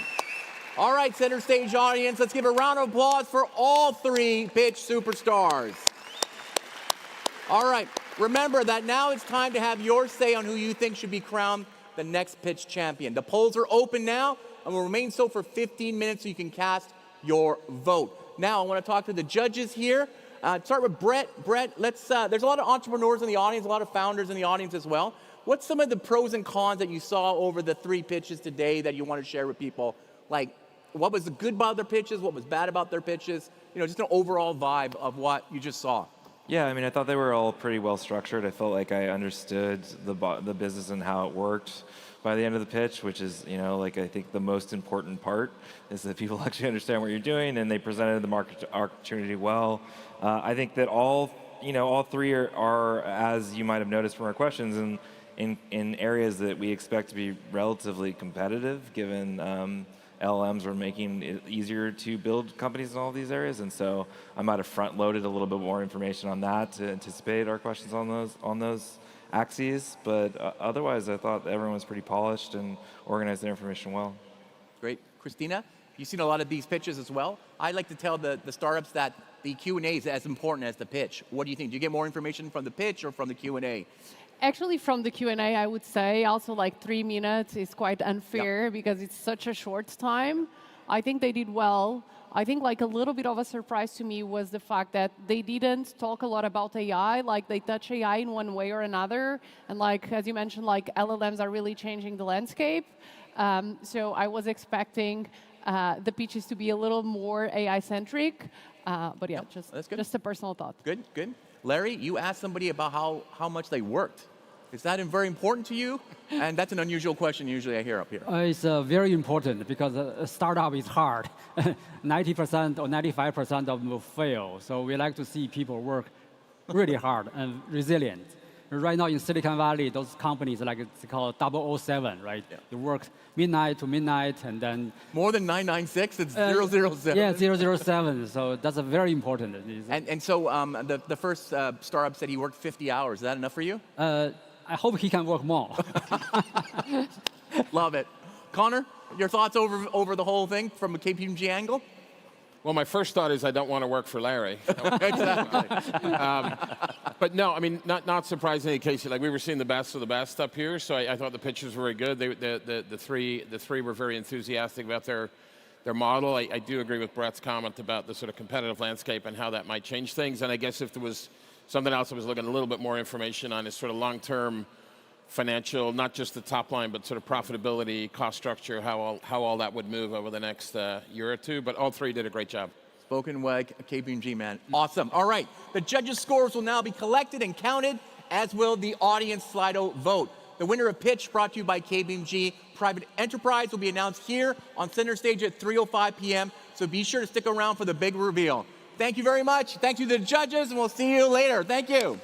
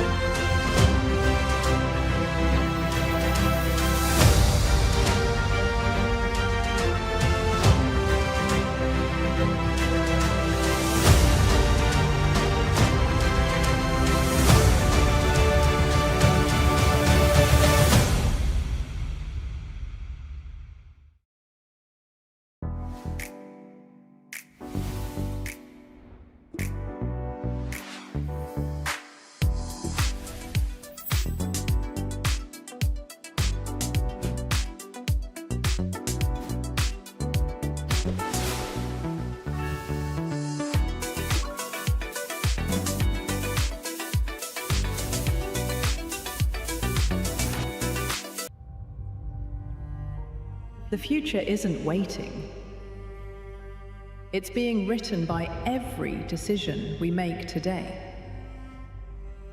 Technology is the pen. Humanity is the author. The story is still ours to write. And that story can be a positive one of a brighter future.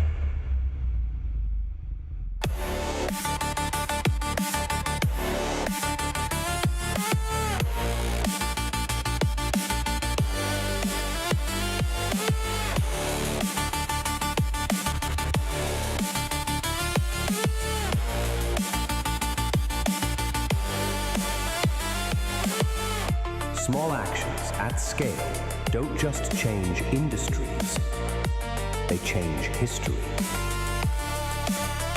We don't inherit the future. We co-create it with courage, code, and compassion. Every startup, every breakthrough, every bold idea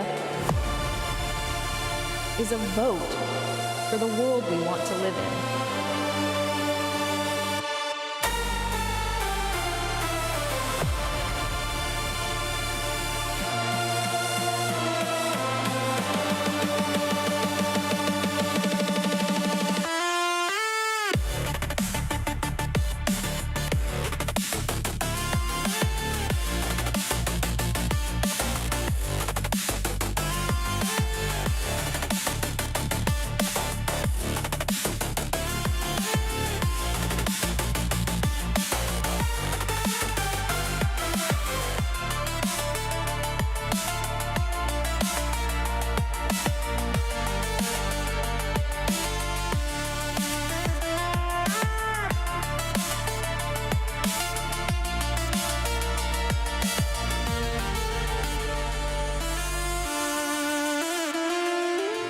The greatest disruption of this century won't be in technology.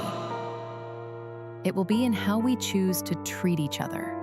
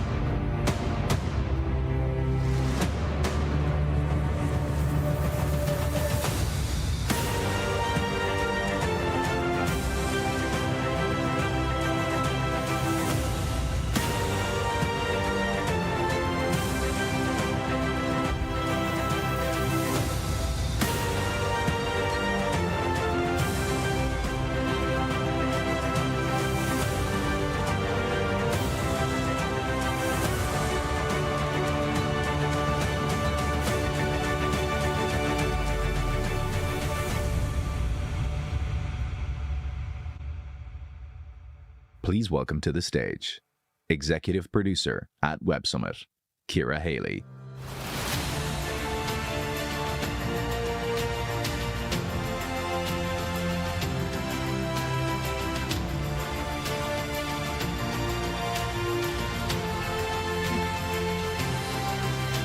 Hello. Welcome back, everyone. Welcome to the last afternoon of content here on Center Stage. I can't believe it's all coming to an end, but what a week it's been. I hope nobody is sitting there soaking wet, because obviously we've got some biblical weather outside, and that you weren't too frightened by the storm last night. But we're back, we're ready for action, and it's not over yet. You'll be glad to know. What a lineup we have in store for you this afternoon to see us out. We've got Hollywood stars in the house. We've got the founder of the World Wide Web, and we've got a first here on Lisbon's Center Stage, a live recording of one of the most popular podcasts around. And don't forget to stick around for the pitch winner, and that announcement will happen at 3 p.m. So, for the final time this year, let's get started.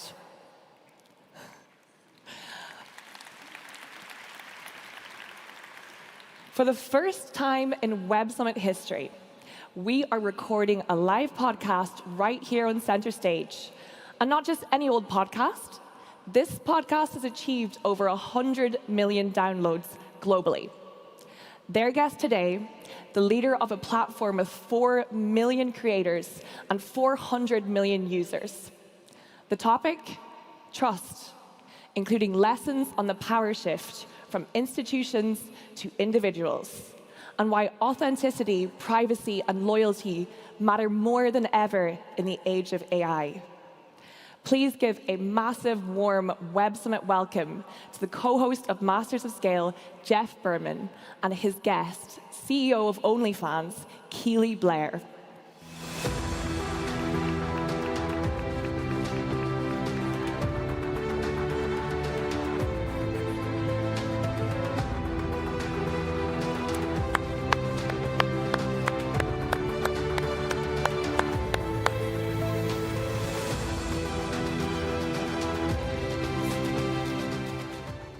Hello, Web Summit.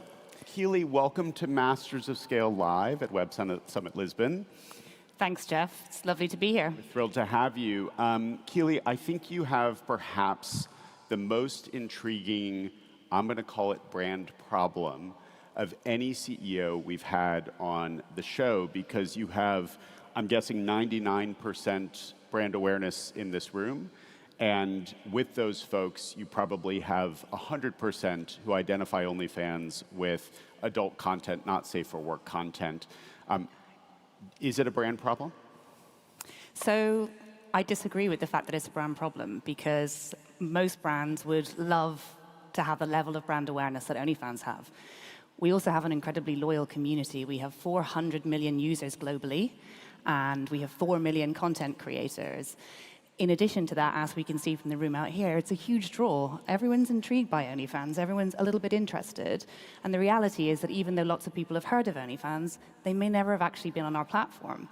So there is a bit of a disconnect between the reality of how we approach the world of content creation at OnlyFans versus, I would say, the general perception or mood music sometimes. But I love a challenge, so I like to change that. And yet there is a stigma, right? I mean, when you all hire, you ask people, are you prepared to sit at a holiday dinner with your family and talk about what you do, right?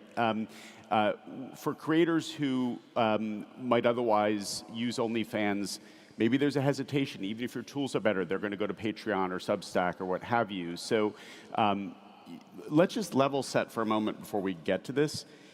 The scale of the business is quite extraordinary. $6+ billion in revenue last year? 7, actually, Jeff. 7. Yeah. And what will be this year? Oh, I can't tell you that before our accounts are audited. Okay. I'm a lawyer. I don't do disclosures before they've been signed off. Fair. But and payouts historically to creators are now 25 billion. 25 billion. So massive numbers.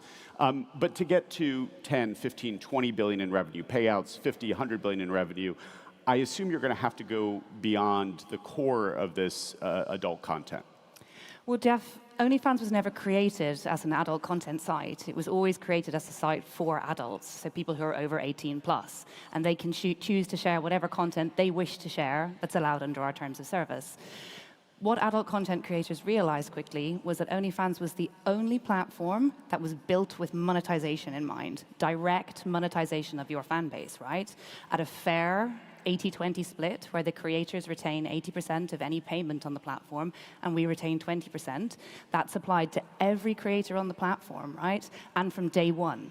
So you don't need to achieve a certain minimum number of followers or have something else in your back pocket or already be a celebrity. You can start earning and monetizing your content with your fan base immediately as soon as you sign up and go through our creator onboarding process. Adult content creators are exceptionally savvy, exceptionally smart, and have been marginalized from other areas of the internet.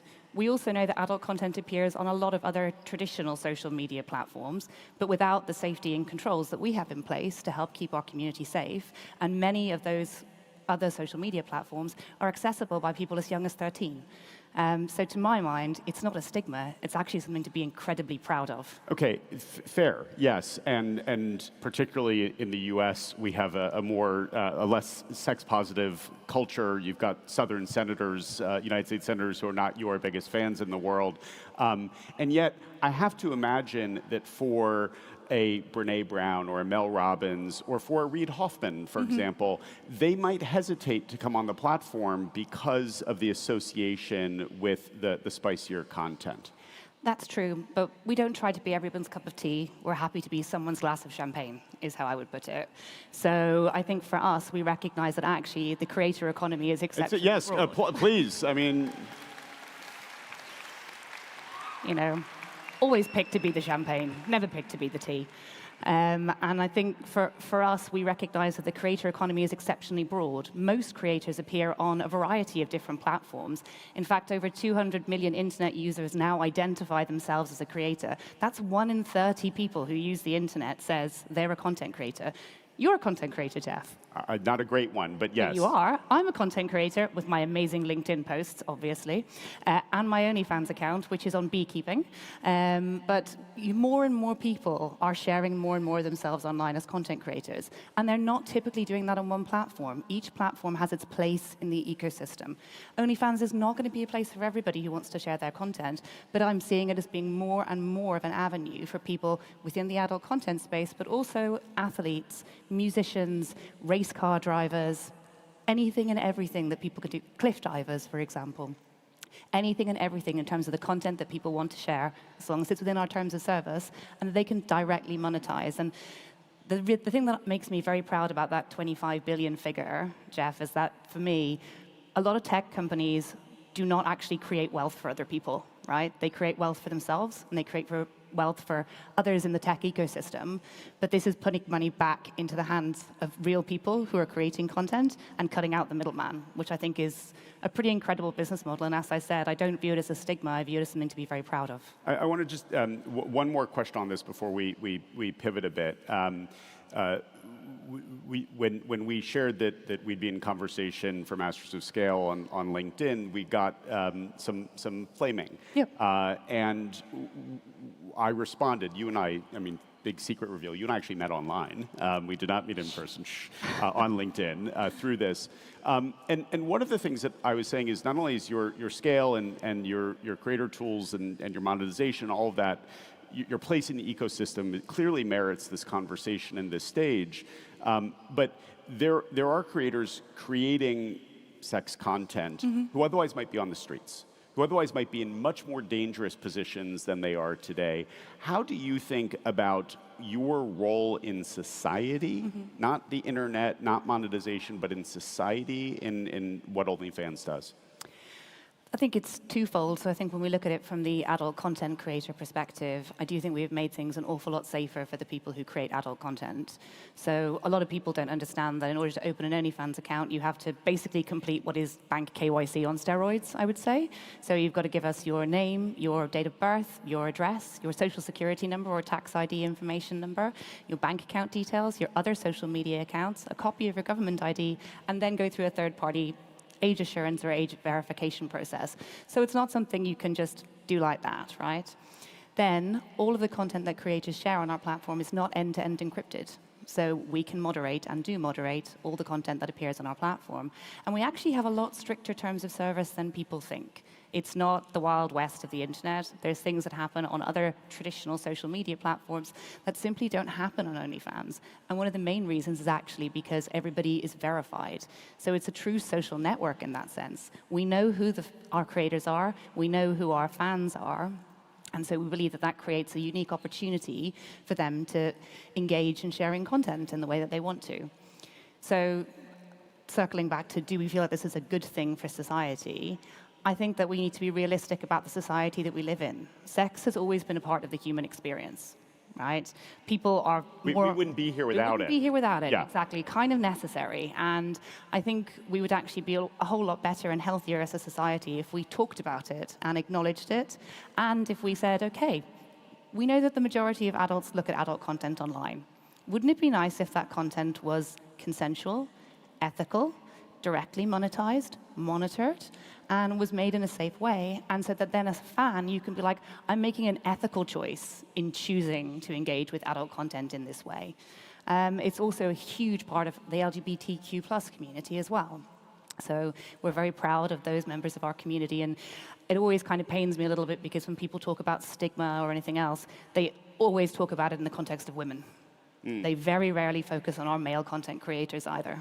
Oh, interesting. And we attribute this to misogyny. I mean, that's the obvious explanation. Your words, not mine, Jeff, but I mean, I can tell you what the empirical reality is that I'm seeing, and the questions that I always get asked are always about why are women doing OnlyFans? It's never why are men doing OnlyFans, or shouldn't these women be doing something else with their body, or shouldn't they be earning money in a different way?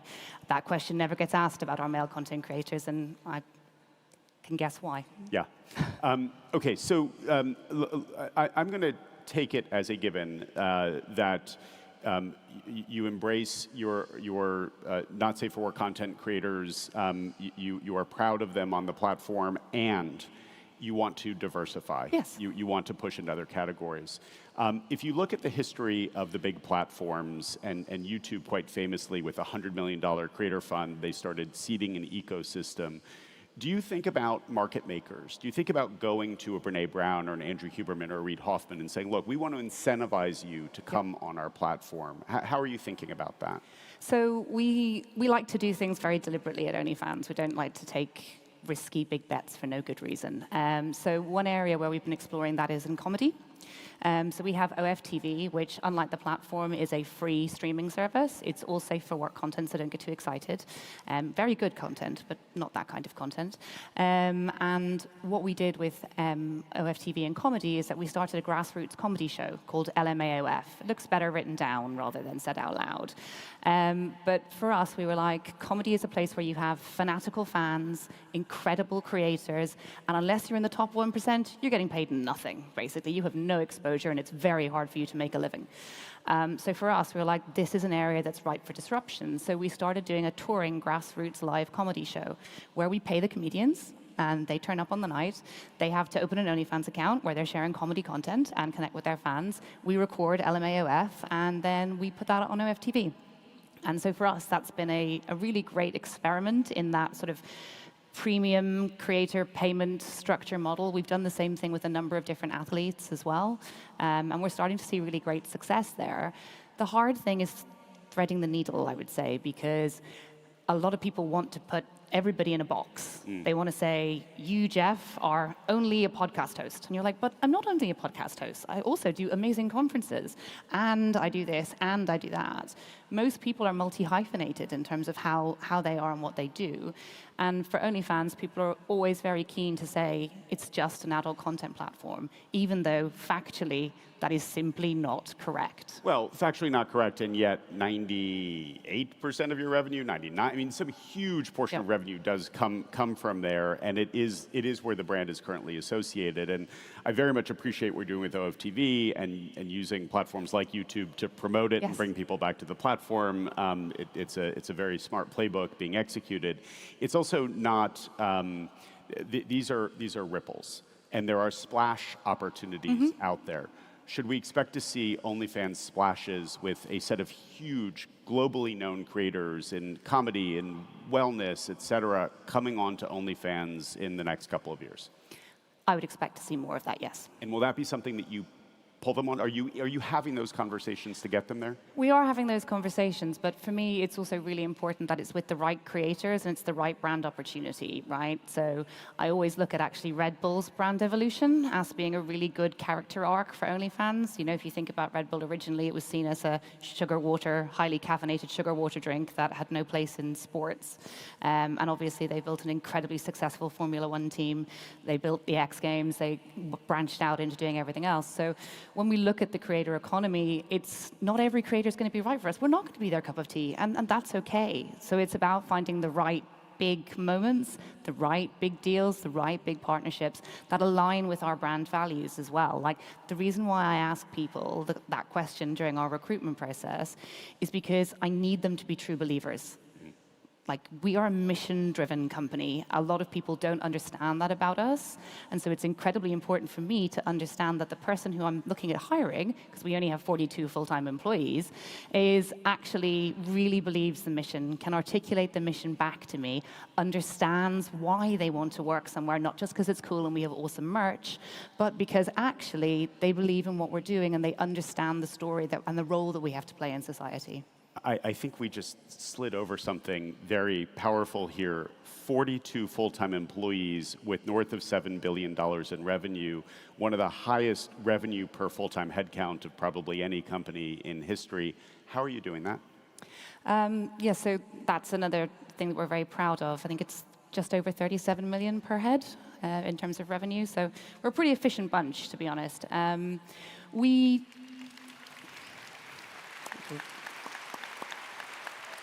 It's why every hire is very important. You've got to make sure you keep the revenue back up to make sure it matches that. But for us, it's actually a structural decision about how we run the business. So we hire incredibly senior talent, and then we hire incredibly hungry junior talent, and we look for attitude and aptitude in hiring rather than experience. And we do not have that sort of squidgy layer of middle management in the middle, because nobody's ever had a really good middle manager, in my experience. And so for us, we were like, actually, let's get rid of that model. Let's keep things very lean. Let's scale up teams when we need to for projects. So we have 42 full-time employees, but we've got a big dev project to do. We might hire some additional dev engineers in on a contract. Also, what that means is that I also get to try before I buy in terms of hiring, so I know whether they're going to be a really great culture fit and really have that roll-up-your-sleeves attitude that we need to continue to maintain that lean team. I also think as well, though, that actually a lot of big companies reward empire building. And so they think, and as a leader in that company, you think, well, I'm going to be judged on the number of people who are reporting to me. I'm going to be judged on the size of my team. Or as we've said to our teams, you can be a team of one and deliver exceptional results, and that will be so valued. And you will not be metriced on, your KPIs will not be how many people report to you. In fact, if you come and you tell me you need a hire, I'm going to make you say, what is the project you can't do right now without this person? Yeah, and I think one of the important things here also is in so many companies, you can be an extraordinary individual contributor, and then you hit a ceiling, and you have to become a manager to move up in compensation and title, et cetera. And it sounds like you have built a team and a culture where actually that's not the case. No, we actually say there is no manager track. We have said that to people, and in the past, where people have started to sort of get that in their head, that's what they should be looking for. They should be looking for a bigger title, or I would say a bigger office, but we remote work, so that's not a case here either. But we actively sit down with them and say, that's not how your value is measured here. That's not what we're looking to see from you. Everyone is an individual contributor. I'm still an individual contributor. Our CFO is still an individual. Our CTO is an individual contributor. And that means that we're close to the business, and we know what's going on operationally, and we can make decisions fast. So it's a very different business model, and it's very deliberately structured that way. As we sit here in November of 2025, I think we're actually legally required to talk about AI. It's a mandate. I know that OnlyFans has been deploying AI/machine learning for years, from very early on. I'd like to focus in on the creator side of AI.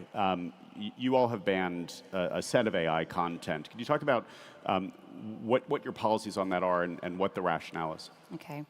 So if we all got given $1 for every time AI was mentioned at Web Summit, we'd all be tech billionaires. It'd be great. But instead, that's only for a few. But for us and AI, the key thing for us is actually every business decision needs to benefit the creators, right? So for that reason, we've made the decision not to allow wholly AI accounts, because ultimately that would cannibalize our creators' ability to directly monetize their real content. In addition, all of the research points to humans not wanting AI to produce media and entertainment content. So Ipsos have been tracking this for the last 3 years, and the number of and now it's 3 in 4 Americans say they want humans to produce their media and entertainment content, not AI. And that figure has been increasing over the last 2 years, not decreasing, right? So don't buy the hype. I do not think that we all want to be scrolling through millions and millions of AI-generated content.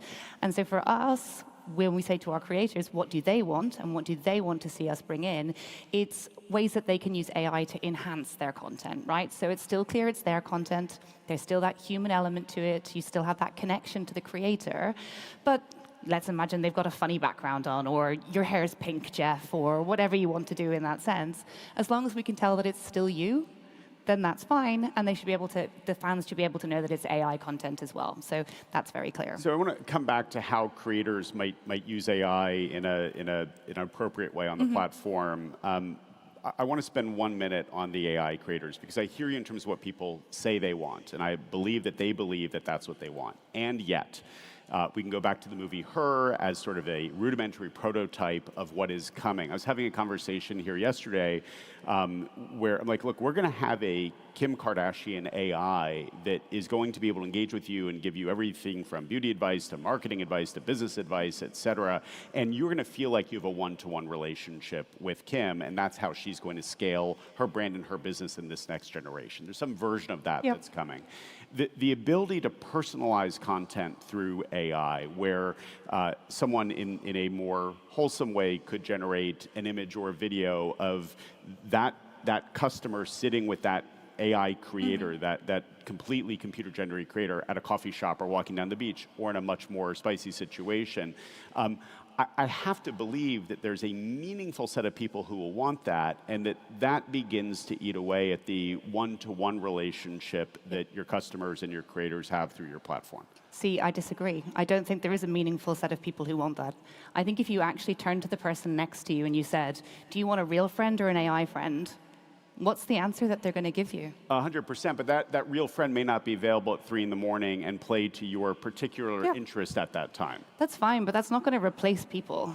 Like, it's going to be an augmented set of reality, that's absolutely sure. Like, I love to video game, but I don't video game 24/7, and I now all of a sudden don't do anything else. Like, it's again this idea that we have to be all or nothing, that it's either going to be wholly AI or wholly human. I think it'll be a combination of the two, but I think we're going to crave more authenticity. We're going to crave more human. As we get fed more AI slop, we're going to go, actually, I think I like the human bit over there more. In terms of your human creators using AI, there's been a good bit reported about OnlyFans creators using chat farms effectively to engage directly with the audience and try to community, their subscribers, pull them into these one-on-one relationships, pay for custom content or what have you. That feels like a quite natural use case for AI. Yeah. What's your view on that piece of it? Should they be doing that? Are they doing that? Yeah, I mean, and that's the difference, right? When you look at AI, I would say that's operational AI. Like, are there AI tools that can help creators to optimize their business? Absolutely. That's very different from content creation AI in that sense. Our terms of service have always been very clear. Creators can and do use third parties to help them manage their accounts. If you're a creator with millions of fans, like, it's natural that you're going to use some tools and some individuals to help you to prioritize. But the content that you're making is your content. That person is subscribing to your content or purchasing that content on a pay-per-view basis. I mean, I should say that, you know, people always associate OnlyFans with subscriptions, but actually for the last 3 years, one-off purchases is actually dwarfing subscription revenue. So it was 67% last year was one-off purchases, which I think is also showing a real trend in terms of how people want to engage with specific pieces of content and have a much more a la carte approach to how they consume media on the internet. You and I are both lawyers by training. We both practiced. I think we both actually liked being lawyers. It's true, I do. We didn't hate the job. And it clearly gives you some special expertise in this role. One of the things, I was at MySpace, which half of you probably don't even know what it is. We took a proactive role in shaping early social media legislation. You have taken a proactive role in shaping online safety legislation. Bringing it back to AI, how should regulators be thinking about AI regulation right now, and how should industry be leading or following on that front? I think we can look at what went wrong with the early days of social media and privacy as a really good cautionary tale about the importance of getting regulation right and getting it right early.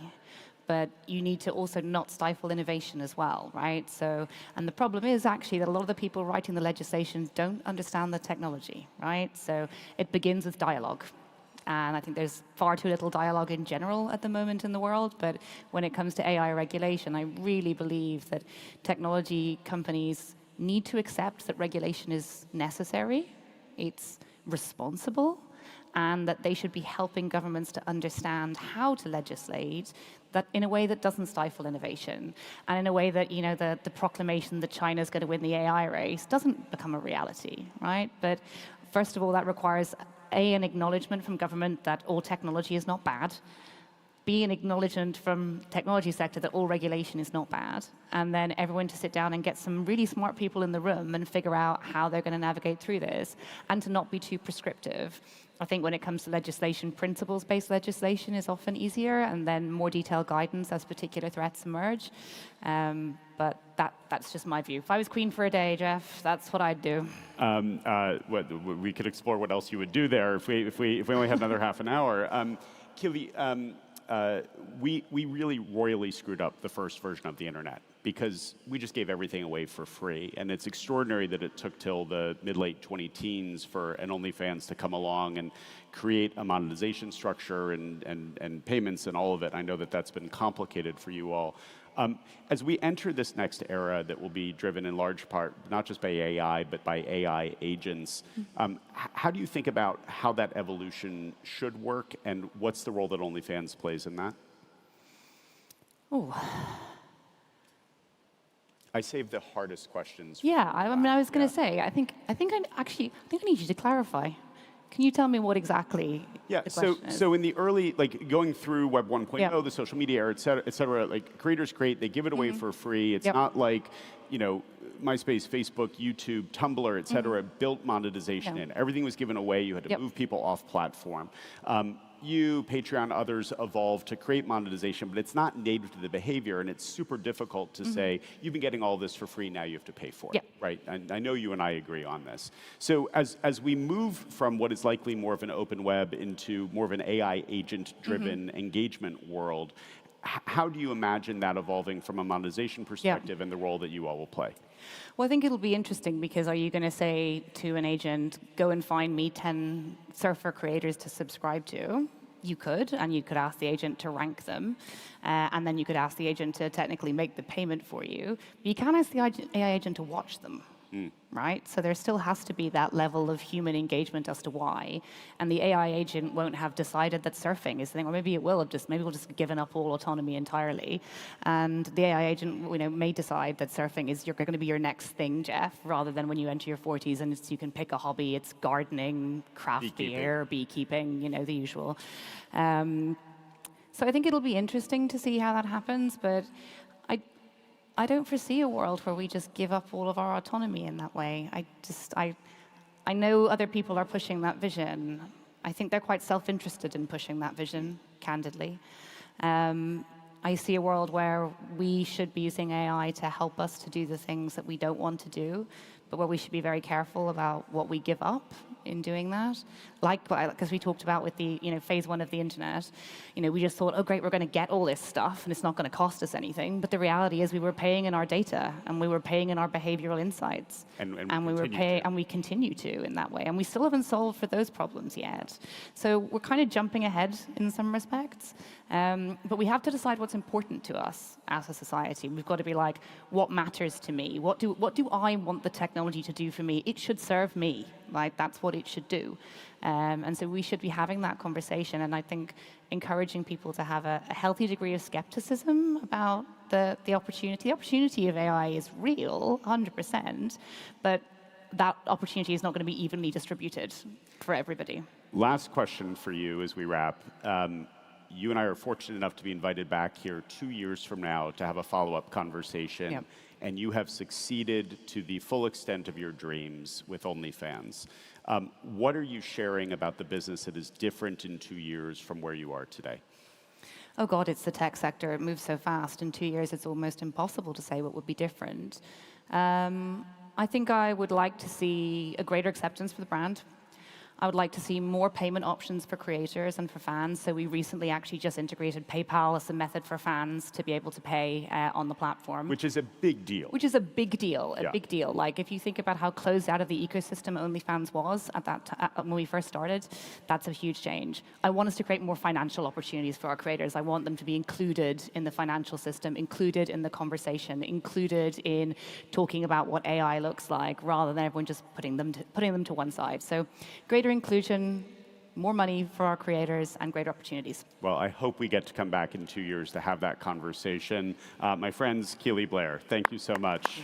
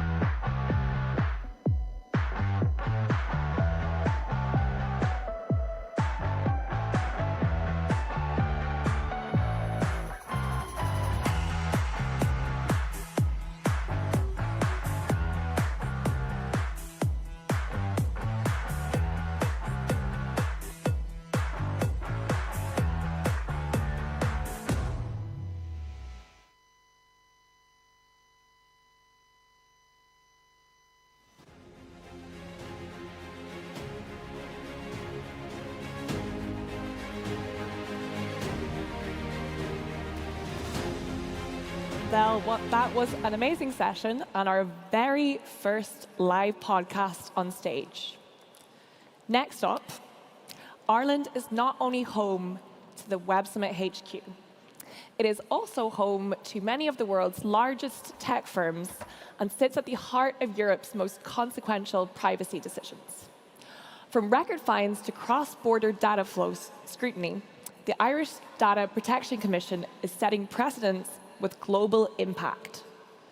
This next session explores how regulation can provide clarity and predictability while enabling innovation to thrive.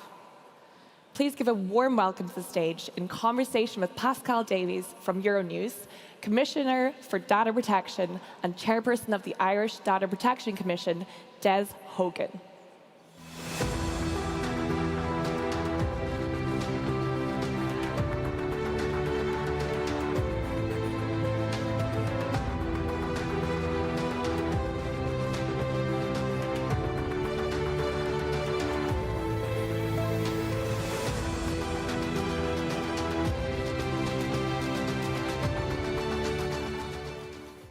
Hello and good afternoon, Web Summit. Welcome, Des. Thanks, Pascal. So Ireland is Europe's home to some of the big tech giants. We're talking Google, Meta, Apple, everyone, so on, the list could go on.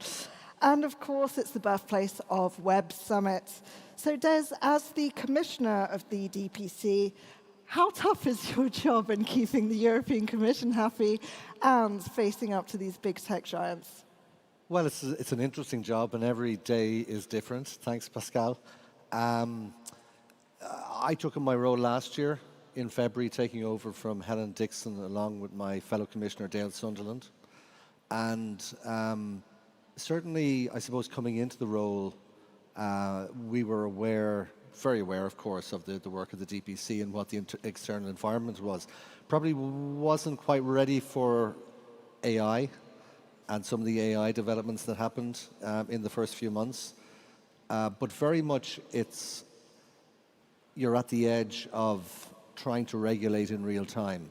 You're trying to look at the greatest risks and harms facing individuals, and that's under the GDPR, which of course talks about our right to personal data. And I heard the last session the words autonomy and control. And really, it's very much about taking control, individuals' control over their personal data and their identity. I started off my career in, I'm a lawyer by training, in human rights, and I worked in human rights maybe for the first 20 years of my career, changed then to being a government lawyer, and this is a new role, so I'm kind of happy enough working for the government to be back in working again in the rights field, but it's a fascinating area, and I think it's an area that requires an awful lot of sensitivity, but it is, I think, as we've heard before, it's values-based, it's principles-based, and it's technologically neutral, but values-based. So a lot to get your head around, and we'll talk about the AI Act soon. But first, I do want to address this big elephant in the room, which is the appointment of Neem Sweeney to the DPC, who is a former Meta lobbyist. It's caught a bit of backlash. A few headlines have come out there. Do you think that appointment is a conflict of interest? I don't, no. Yes, Neem Sweeney worked for Meta. She worked for Stripe as well. She also, in her career, was a journalist working for the Irish national broadcaster, RTE, and for the Irish Times, and she worked for government. She was an advisor to the Deputy Prime Minister. So, it's an independent applications process for these positions. She was the best candidate. But on our first day, because alive to any possible potential conflict of interest, Niamh, Dale and I, the three commissioners, we met together as a college, and we took the decision that Niamh would not be involved, would absent herself from decisions concerning Meta or Stripe for the 2 periods of time in which she worked there. And that's fairly normal. When I came in last year, I absented myself from the public service card, which is an inquiry file we have into government ID, because I had had some involvement in the past. I didn't have a conflict, but there could have been perceived as a potential conflict, and that's the same with Niamh. So that's the steps we took. But we're coming together as a college of 3 now, and the DPC has been moving from a 1-person commission to a 2-person commission, and we were dealing with that for the last year and a half, and now we have 3 commissioners, so we have to work out how we're going to navigate all that. But it's exciting, and the 4 or 5 weeks up to now, it's going well, pleased to say. Okay, good to hear. And we're delighted to have Niamh on board, just to be very clear. Understood. So I want to ask you, you mentioned AI kind of being one at the forefront, but what are the other priorities for the DPC right now? Because we've got a lot going on. We've got child protection, there's so much GDPR, even quantum, is going to be coming up. So what are the key priorities right now for the DPC? Well, our priorities, they come from our regulatory strategy. So in the regulatory strategy, we talk about the greatest risks and harms. So this year, we took an inquiry decision in relation to TikTok and transfers to China. And we were not satisfied that there wasn't the ability to access remote data of European citizens in China by some TikTok officials. So that was the basis of that. TikTok is not, or I should say China is not an adequacy country, the same way as other countries like the UK or the US is. Other areas where we've been looking at is children over the last few years, older persons. One of the things which we're worried about, and again, this happens in the national context, we regulate the public sector as well as the private sector, is sometimes GDPR is cited as a reason not to share hospital or medical files. And it's very important, for example, older persons going from a hospital to nursing homes, et cetera, that all that happens fairly smoothly. So again, you need to just be quite clear that people use GDPR in the right way. And certainly in terms of being a clear, consistent regulator, that's something we'd aim to do. But looking at other areas, Pascal, precise location data is an issue that's come up for us very recently, and the work of some data brokers. And the idea there is that you have to be very careful that you cannot rely necessarily on, for example, someone's consent a long time ago to be able to use or access or to process their personal data for very specific location data, which involves, if we think about a surveillance So we're talking about commercial surveillance as well as state surveillance. And we go back to the whole principle of fundamental rights again. So this is an area where not just the DPC, but we were working closely with our peer colleagues across the European Union in relation to some of these emerging trends. And you talked about AI. I mean, we have agentic AI coming as well. And we need to just be very alive to the different risks and harms that might come from that. When it comes to AI, I know in Europe there's been this big kind of, well, Europe's had AI come in a lot later from, say, Meta, etc., because, of course, of different data regulations and transparency with these big companies and what they're doing with our data. So how have you kind of addressed that, and what have been the challenges in that? Well, it's been challenging, and it's been challenging for the companies as well. I mean, last year, we've been regulating AI for probably well over maybe 2.5 years now in terms of Gen AI. So 2 years ago, Google were bringing in Bard, and we weren't happy with some of the proposals then. We suggested a number of things that needed to be taken into account, and they did that. And then they went to market, and that was fine. And this is what we do quite a lot of. We have a supervision team that will meet with the companies, talk to them through, look at their data protection impact assessments, talk them through how they're processing things and how they're progressing. So we then last year ran into, I suppose it's in the public domain, conflict with Meta, who didn't agree with our assessment that they needed to pause their AI training. But in fairness to them, they did that. We also had to bring Twitter, which was X at the time, to court to stop them doing something similar. And then we went to the European Data Protection Board on an AI opinion to look for a harmonized approach across Europe. We got that this year, and what had happened last year was a lot of the companies who were based in Ireland had paused their plans to wait for that clarification. And this year, they've been going ahead with their plans. And Meta's been going ahead after engaging with us. We thought a lot more thought had gone into it to stop the suggestion that it should be prevented ex ante. Now, we will continue to look for reports. Last week, we did something similar with LinkedIn, where we said that certain improvements have been made, but we will continue to monitor this as it goes along. So, again, in terms of innovation, as long as people abide by the GDPR, there really isn't a difficulty.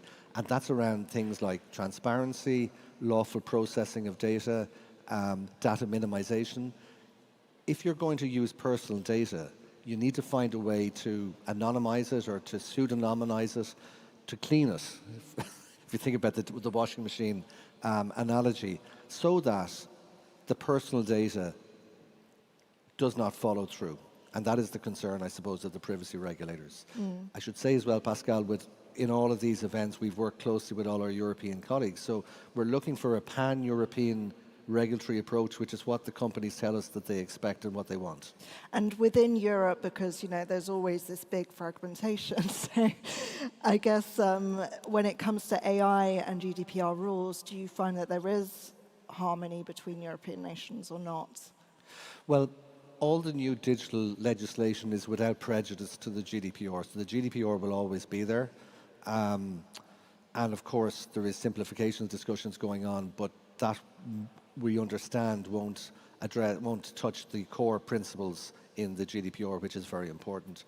But you're absolutely right. I mean, it's very, very important that we get the inter-regulatory piece right. So regulators are talking to regulators. We have the Digital Markets Act, we have the Digital Services Act, we have the AI Act coming.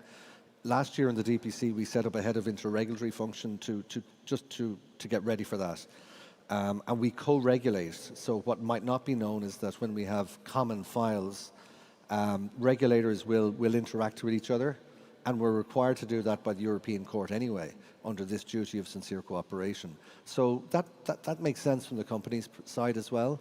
They're not getting one regulator telling them something and then they find something different is. But there's no doubt that there's areas of probably friction. And what we've been trying to do with our peer European colleagues, we had a Helsinki meeting this year. You might have heard of the Helsinki Declaration. Please read it. But in that, we want to bring out more guidance and more joint guidance on how these other regulatory regimes are going to work together. Okay. We heard in the last panel there, and we always hear with big tech companies or even startups, that over-regulation is going to stifle innovation. Do you agree with that, or is there a way to kind of strike a balance where you can regulate fairly without stifling innovation? I mean, we regulate a lot of organizations, again, as I said, public sector and private sector. There's a big pharmaceutical industry in Ireland, which is based in Ireland, and we have very little difficulties with that industry, and they're doing a lot of innovation. So it all depends on your business model and how you're processing personal data. So it's very difficult to say one sweeping statement that covers everything. But when it comes to personal data, that's our data, your data, and my data. And that is increasingly in the digital world becoming our identity. So knowing how my identity is being processed and my children's identity is very, very important. It's a societal issue because it's not something you can strictly legislate in different markets. So it falls down to regulation. But the companies themselves have a huge role to play. And if they abide by the rules and if they're transparent and if they're upfront in terms of privacy, that meets the trust proposition. It means that their product is something that people, or their service is something people want to buy and they want to be a part of. So from a values perspective, and I go back to human rights again and fundamental rights, from a values perspective, getting it right and respecting privacy and allowing people to have the control and the autonomy over themselves and their future, if we get that right, everything else can flow from that. So I don't see them as a clash at all. GDPR is technology neutral. It's innovation friendly as long as you do it in the right way. A lot of, the AI data sets, they need that personal data though. So the argument is, I'm going to play devil's advocate here, is that data is needed to improve the models, etc. So do you think that there is a fair way to kind of use user data with them knowing, with them being on board? Yeah. Absolutely. And if you remember, I mentioned the opinion we sought from the European Data Protection Board last December. The regulators in Europe got that opinion in 14 weeks, a record time. And in that opinion, it's very clear that if you can clean the data through different process, anonymization, pseudonymization with safeguards, and you can make sure that there's different, that they don't connect. It's a bit like age verification. As long as they're not speaking to each other, the data then can be used down the line. We've got synthetic data coming as well, but synthetic data has to be synthetic data, and it can't be identified as personal data because then so you should be very careful. And I go back to the data brokers argument again. Be very careful if you're buying synthetic data because it may not be as synthetic as you think. Okay, I want to talk just very briefly on child safety because you kind of brought it up there. Do you think that, as a regulator that's responsible for ensuring that we have that ethical and safe innovation, do we need more or less laws? So we have the GDPR and privacy, and children have to be protected online in terms of their personal data. We now have the Digital Services Act in Europe, which deals with the content side of things. So we deal with the data privacy side, and they deal with the content side, and that's where we need to work together. But in the DPC, some of our inquiries, for example, 2 years ago into Instagram and TikTok, were into children's data. And what was happening was that children's data was being made public by default, not private by default. After we finished the inquiries, the companies persisted in saying that everything was fine, but we had to work with them for about 2 years. And I'm happy to say that the changes were made and that now the processing can happen. Now, all those cases are being appealed, but the companies, the responsible companies, will always try to follow the corrective measures which we and other regulators impose. But there's no doubt, again, with children, going back to your question, Pascal, that we can't be doing enough, and we have to think about children, and particularly children and in vulnerable situations. This is now their playground, and this is now their workplace, and now this is now their nightclub. Everything is now on the phone, and the inclusion or exclusion of children, which is again moving a little bit more into the content side, but we just have to be very alive to this, and we have to leave the world in a better place than, I suppose, the world we found. Okay, so just lastly, how do you see this privacy landscape changing over the next few years? What are going to be the key issues for you? I think the key issues are still going to be around trust and we really need industry to play its role. It's very easy to say that regulation is stopping things or innovating things. If we're interested in values, we will accept the proposition that we need proper ethical guardrails on new products and services. So I think that the future is going to really look at autonomy and control in terms of the individual and how what I did in the past follows me through my life.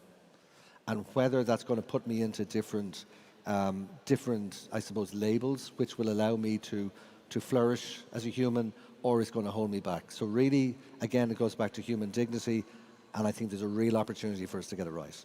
Okay, well, let's hope for that future, and I look forward to it. So thank you so much, Des. Thank you, Web Summit, and see you next year. Thank you, Pascal.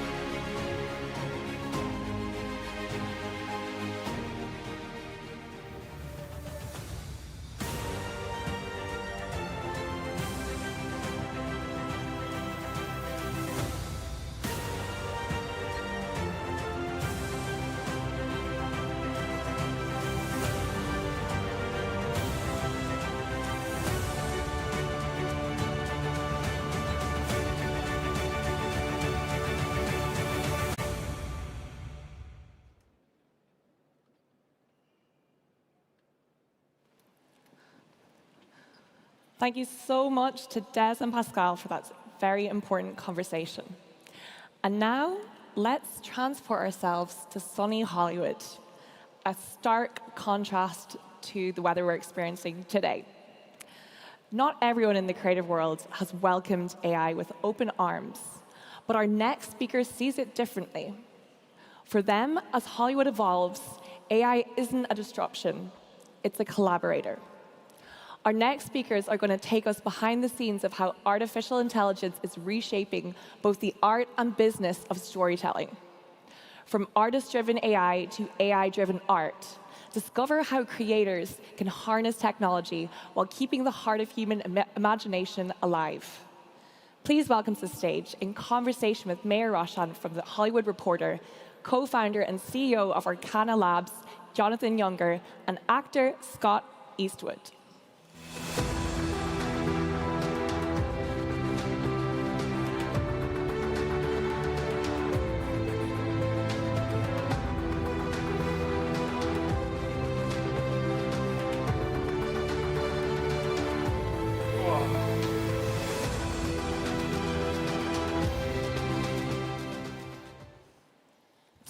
Hello, everybody. It's good to be with you today. We don't have too much time, so let's get right to it. All right. So, as you know, sunny Hollywood is not so sunny these days. Years of strikes, pandemics, technological shifts, Hollywood is struggling like it's never struggled before. And now the arrival of AI presents a whole new set of challenges. Jonathan, you run a company that lives at the intersection of AI and Hollywood. Why do you think it's going to be AI's Hollywood savior and not the last nail in its coffin? Well, it's a good question. First of all, like you mentioned, Mayor, Hollywood has been bleeding, especially the independent world, for the last 7 years, from strikes to COVID to not being able to get a set of eyeballs to budgets being too high when they need to come down. A tool like AI, as much as people in Hollywood today, well, some are getting their heads out of the sand. As much as people in Hollywood today try to blame artificial intelligence for a lot of the issues in Hollywood, I think it's the opposite. I think that it's these tools that are going to help propel artist-driven AI and make the barrier of entry easier and allow creative risk to happen because the cost won't be as high.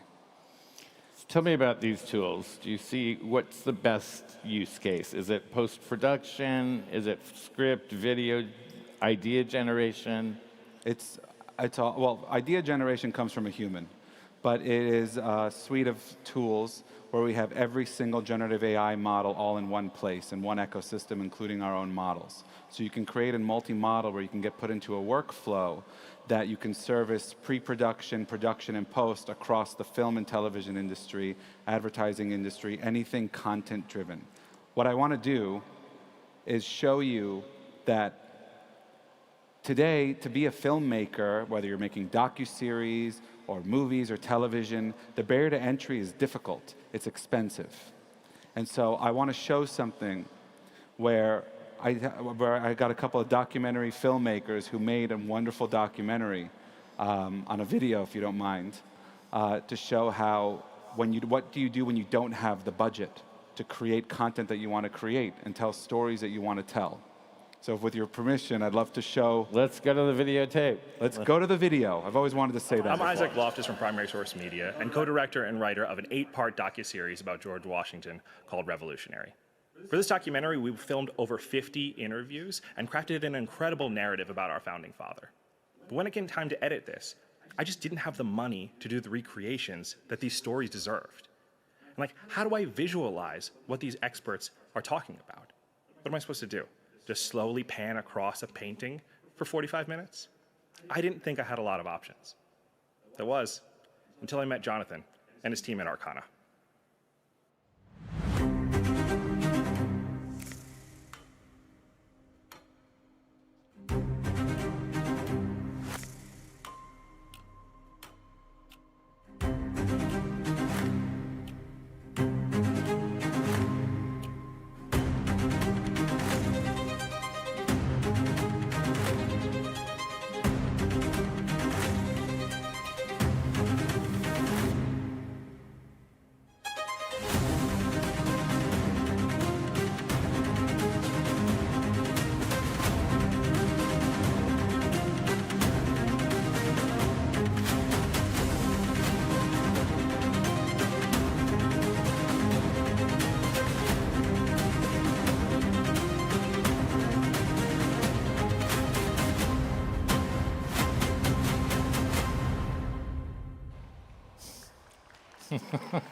So what do when you have a story to tell and you have that thing inside you? This is a docuseries that's being made for in honor of the 250th anniversary of the United States.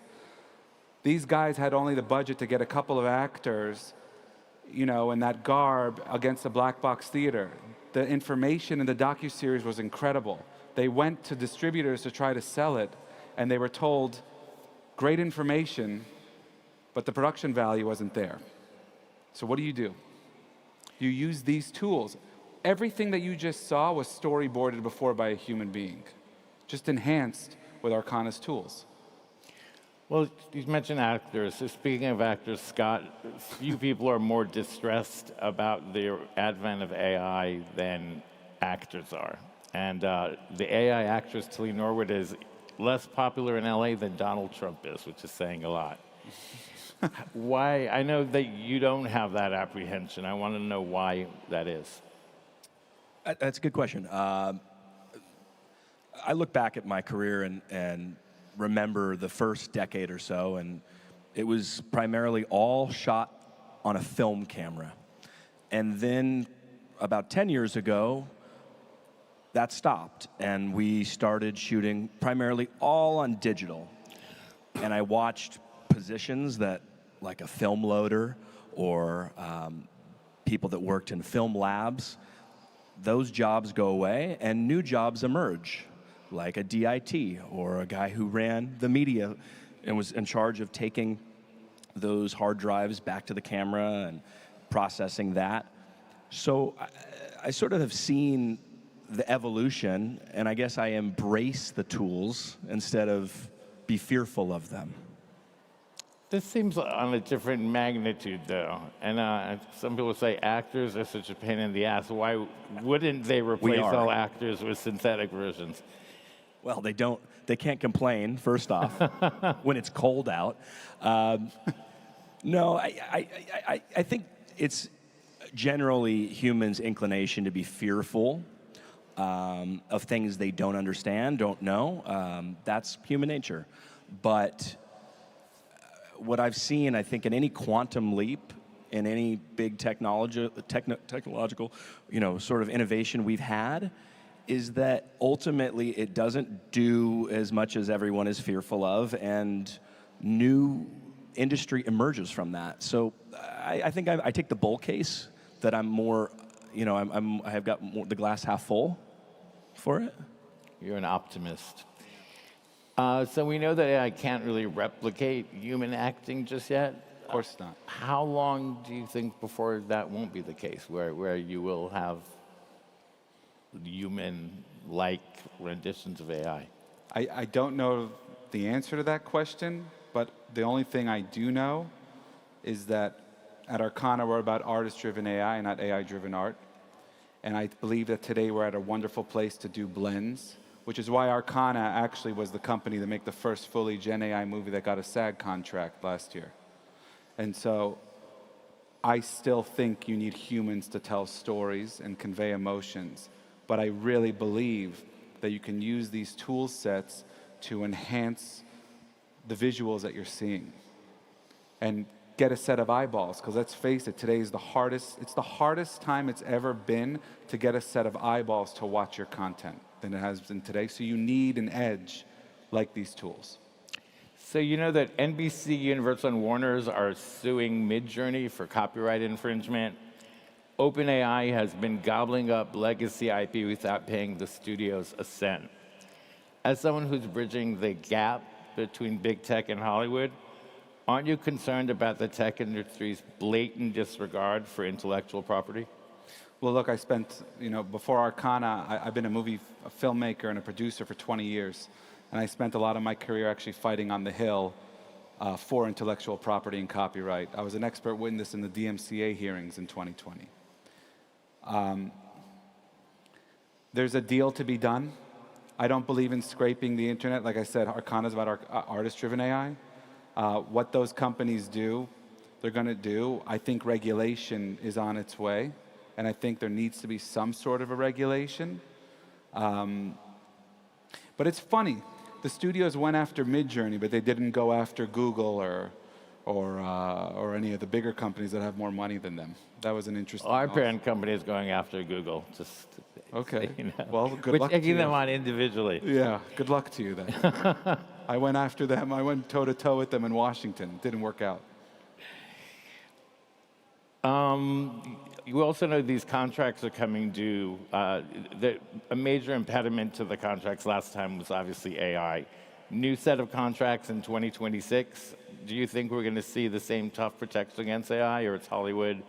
We're seeing a lot of Hollywood companies, as you said, softening. Or is that less of a problem? I think they're starting to embrace these tools. There are companies like at the streamers and everything like that that are starting to open AI departments and start to look at different tools and what can be used in order to enhance content.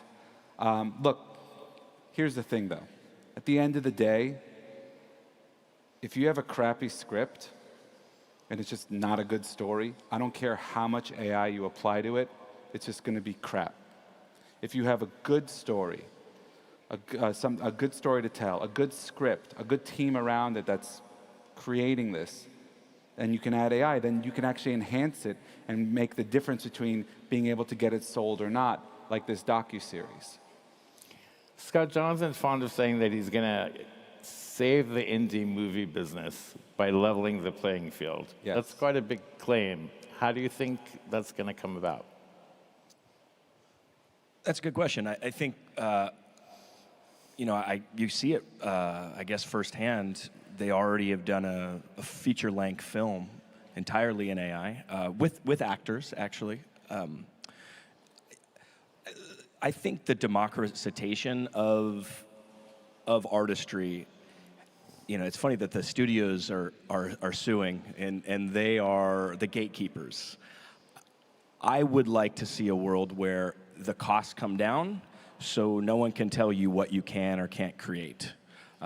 This is, I've gone out and sold projects to film studios, and they've never gotten made, or I've been told no. I think that taking the power back in the creator's seat, I think there's something really special about that, and I think we'll see a lot of creators and really talented filmmakers and storytellers come to life from that. Mayor, can I add to that? Sure. Recently I got to get in touch with some of the users of Arcana outside of our B2B, like just normal users, creators. I met a guy in Kentucky that I went to go visit. This guy is unbelievably talented, and he needs to be an animator and an animated storyteller. Life had different plans for him, unfortunately. When this guy opens his composition book, his name is Shay, he opens his composition book, you see some of the most beautiful drawings you've ever seen in your life. He started to use the tools and place the drawings inside of Arcana, and now he's making a series that Arcana Studios is greenlighting called Grace Valor, which is going to be a microdrama, an animated microdrama about a little girl and her dog going to do really cool missions throughout the universe. That changed Shay's life. Without that, he never had the opportunity. So the point is, the red tape is coming down. And the next Darren Aronofsky could be somewhere in Louisiana, could be somewhere in Lisbon, could be somewhere in India. Like we got a kid in India, within a 4-month period of him making his film on Arcana, he started to get work, and now he's literally supporting his family financially. And it was the tools at Arcana that helped him execute his film. Otherwise, he couldn't have done it. So creators are finally taking their futures into their own hands without having to hear, as Scott said, a yes or a no from some producer or financier sitting behind a desk doing this to people, Finally, the only barrier to creativity today should be one thing and one thing only, and that's passion. And there's one other video I want to show, if that's okay with you, about a filmmaker, a guy named Chris, he's going to introduce himself, who wants to make a sci-fi movie, but we all know that it costs hundreds of millions of dollars to do these things. But I want you to see what Chris is doing with these incredible ideas that come from his brain and what he's making on Arcana. So can I play that video? Go for it. Thank you. Hey, Web Summit. My name is Chris Karna. I'm the former studio art director at Epic Games. I left there about 2 years ago to pursue a career in film. AI came about, and I met Jonathan and Hank and the guys at Arcana, and they've helped me kind of visualize some of the ideas that I've had. And what you're about to see is a short kind of sizzle reel for a film I'm doing called Cosmic, using Arcana Labs AI. And the idea is to create something that looks like a $50, $100 million production for a fraction of the cost. Enjoy.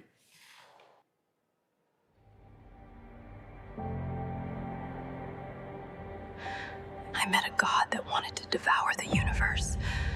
I told it no, but it came anyway.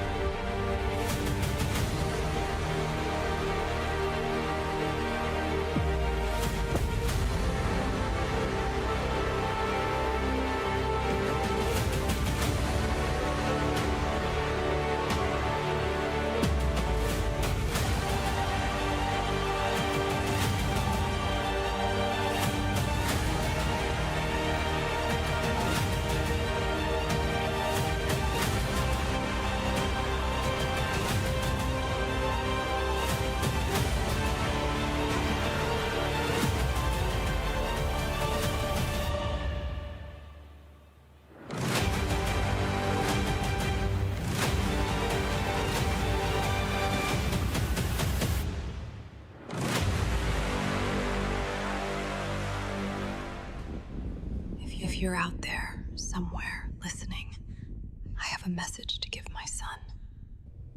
Tell him the stars were loud. Tell him I listened. I mean, come on. That was cool. So that's extraordinary. But tell me a little bit about the process for that. So how did that get to you? How does that all happen? Chris Perna got to us because he likes our tools. And Chris Perna is from Epic Games. He was one of the guys who created a game called Gears of War. So he has a super creative mind. And after he exited out of there, he wanted to be a filmmaker. He always wanted to be a filmmaker. And he wanted to make a big sci-fi movie. And the truth is, the only way you're getting a check for $100 million to make a sci-fi movie is if your name is Ridley Scott or Denis Villeneuve. But this is Chris Perna, and he did that all by himself, based on his storyboards, his drawings, his concepts. Now, Cosmic we're going to do as a short, which we're doing now, and we're going to use real actors. That's a concept. So we're going to use real actors, and we're going to shoot them against a volume stage with visuals created by Arcana, and all the big set pieces are being created in Arcana. And just like anything else, you run tradition. I still believe in traditional post-sound and post-picture, because you still need a human in the editing room, like to cut a frame here or there, and you need that warmth. So it's the blending of the two to be able to execute something like that. Yeah, I think, just to add to that, I mean, good artists know when to stop, and that's always going to be something at a human touch. You know, you can tell a computer to do whatever you want, but you don't, taste is not, everyone doesn't have it equally. So a good artist will know when to give more or give less. I was going to say, a lot of humans don't seem to know when to stop either, but judging from some of the studio output. Yeah. But given that studio output can tend to be so bad, does the democratization, like I'm not a fan of gatekeeping, but at least it imposes certain taste structures and stuff like that. Is it just going to mean we're going to see a lot more bad stuff as well? I think there's a lot of bad stuff out there now. Yeah, there but always was. Even it's like people who talk about AI and like deep fakes, and it's like, yeah, people have been doing deep fakes on Photoshop forever. So, I mean, it's always been around. And so, but what these tools can do for the indie business, we're in a market right now. The American film market is going on right now in Los Angeles. And from what I understand, it's dire over there. It's hard. There's not a lot of product. It's hard for people to get movies made. Distributors don't know what to pay for them or license them and turn around and make revenue. You have to lower these costs. Also, when you lower the cost, people will take creative risk. Independent filmmakers aren't taking creative risk because they're not supported to, which takes creativity and makes you have 27 Spider-Mans. That's what happens. That's the result. When you look at the response for the Coke AI holiday ad and the outrage and internet hatred for it, is that kind of Luddism going to fade, do you think, or will it grow as AI content becomes more mainstream? I think eventually the acronym AI is going to just drop, and it's just going to become content at some point. Scott, what's one actor besides you who you think has the healthiest, most forward-looking attitude about AI?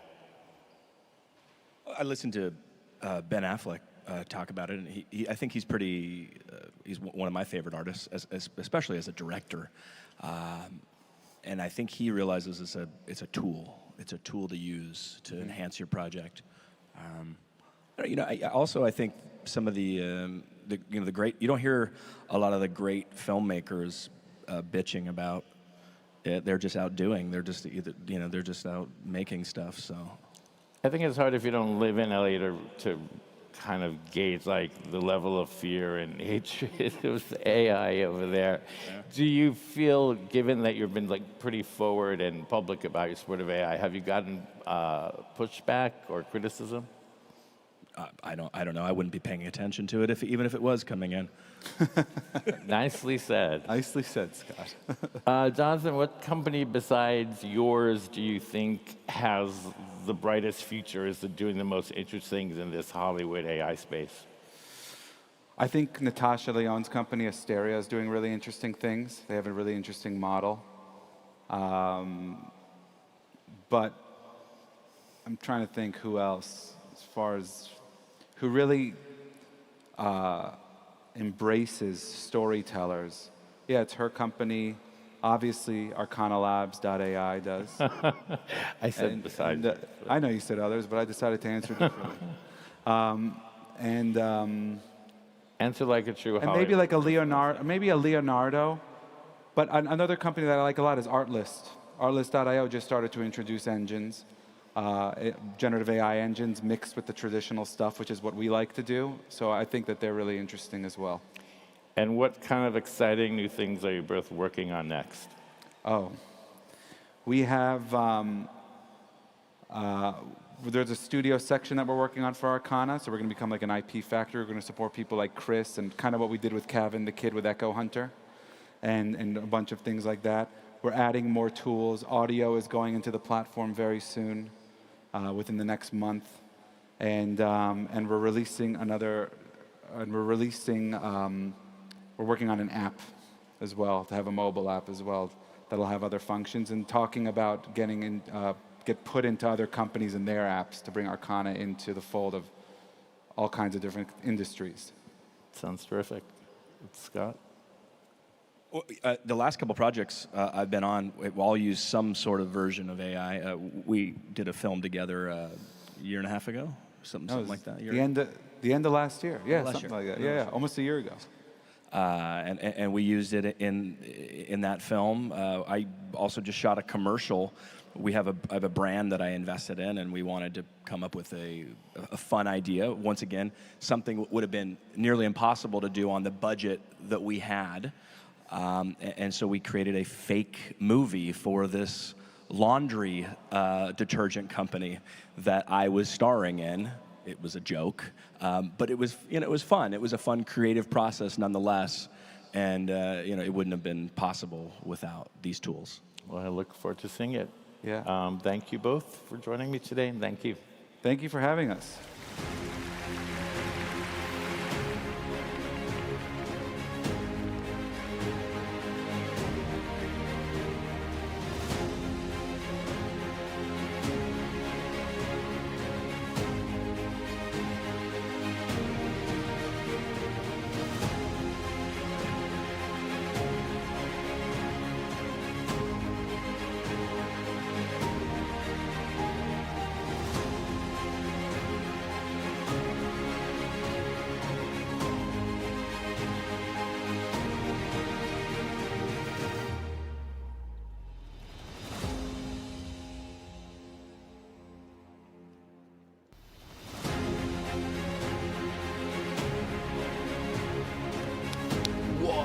Look at everybody out here. Hello, everyone. We're back for the winner's announcement of Pitch, brought to you by KPMG Private Enterprise. At Web Summit this year, we have welcomed more than 2,700 startups from all over the world, and now it's time to find out who is the best of the best. This year's pitch was a roller coaster of emotions for our 3 finalists. 105 of the best early stage companies were here at Web Summit were selected for the group rounds phase across 3 pitch stages. From those, only 3 emerged victorious and pitched here earlier today in the grand final. I'd like to thank all the judges who were involved, and of course all the startups who pitched their hearts out over the last 3 days. Before we announce our overall winner, let's bring them out again. The startups, come on out.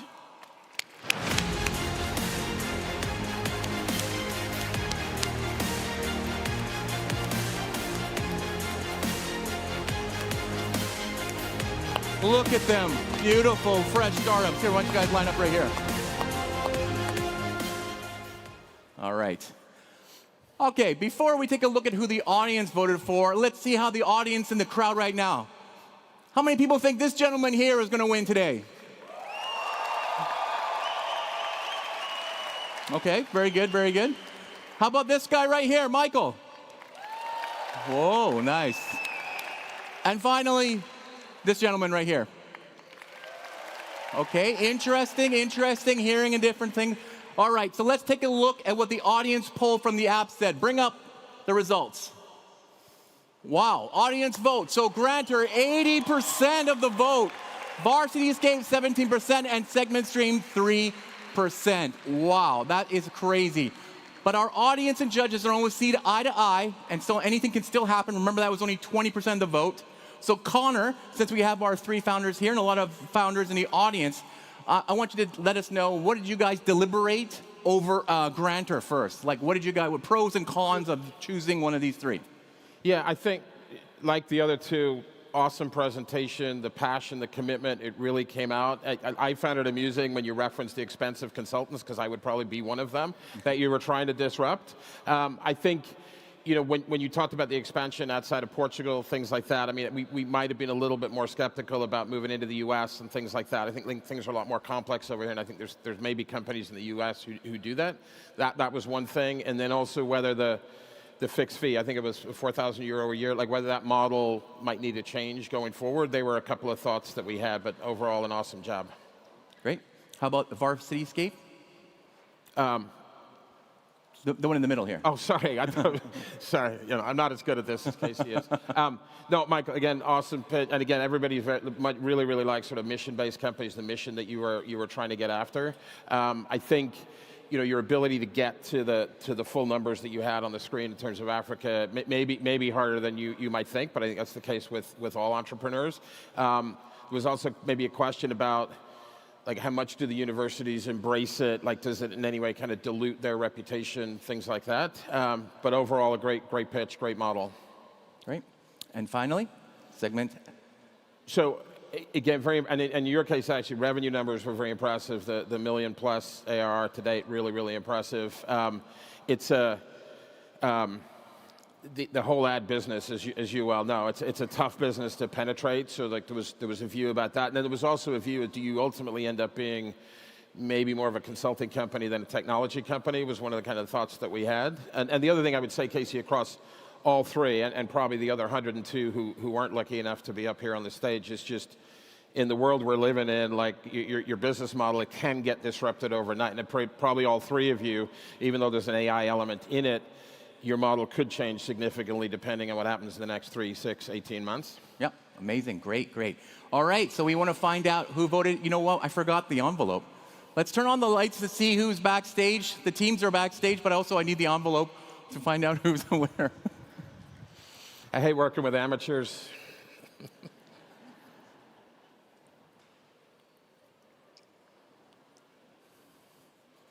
Just in case you weren't nervous enough.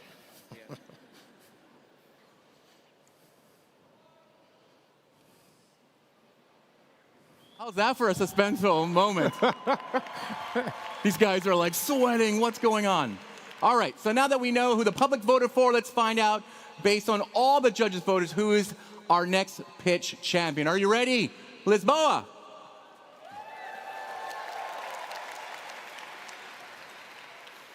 Guys, are you ready? Yeah? Okay. You feel good? Always good. Okay. And the winner of Pitch 2025 is Grantor.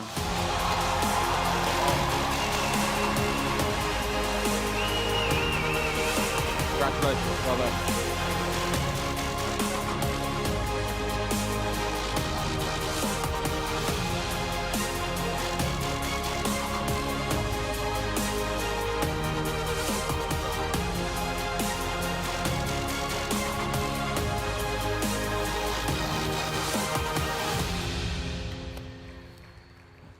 How many of them are, which ones are the Bernardos? Raise your hands. Okay, great. The 3 on that side. Was that how you guys stand in your stand-ups? Okay, great. Bernardo number 1, why don't you tell everybody a little bit of how you feel right now? Guys, first of all, thank you very much for the public vote, for the support of everyone here, everyone that helped our team. It feels completely out of this world to win in this arena, one of the biggest stages in Portugal, in Web Summit, the biggest event in Portugal. But even more than that, I'm just the guy in the mic. It's great to win awards, especially because of my team, because this is the representation of years at this time, years of work behind the scenes of these guys. So thank you very much, and this award is yours. So thank you very much, Portugal. Thank you, Web Summit. Can you get closer to him? hold the thing up. Yeah. Hold it up. Hold it up. There you go.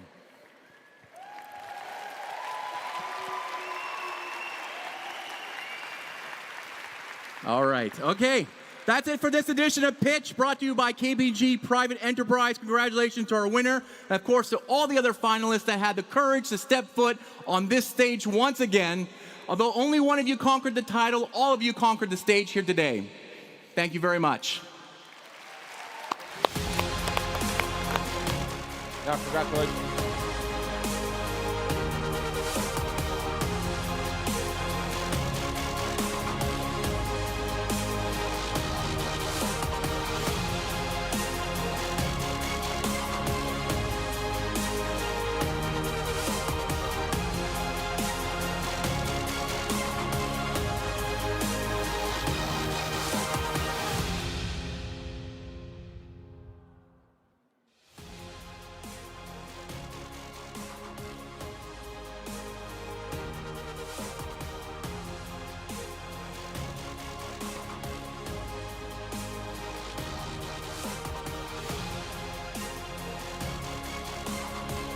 Unbelievable! One of our most exciting moments in Web Summit is the pitch finals. So congratulations to the winners, and long may their success last. Okay, from acting to filmmaking to entrepreneurship, few creatives bridge art and technology like our next speaker. Today, he's here to explore how AI can empower, not exploit, creativity. Drawing from his work at the intersection of art and tech, he will take us on a journey through how we can build an online world that truly values human originality, expression, and ownership. Please welcome to the stage, in conversation with Jennifer Cunningham from Newsweek, actor, filmmaker, and entrepreneur, Joseph Gordon-Levitt.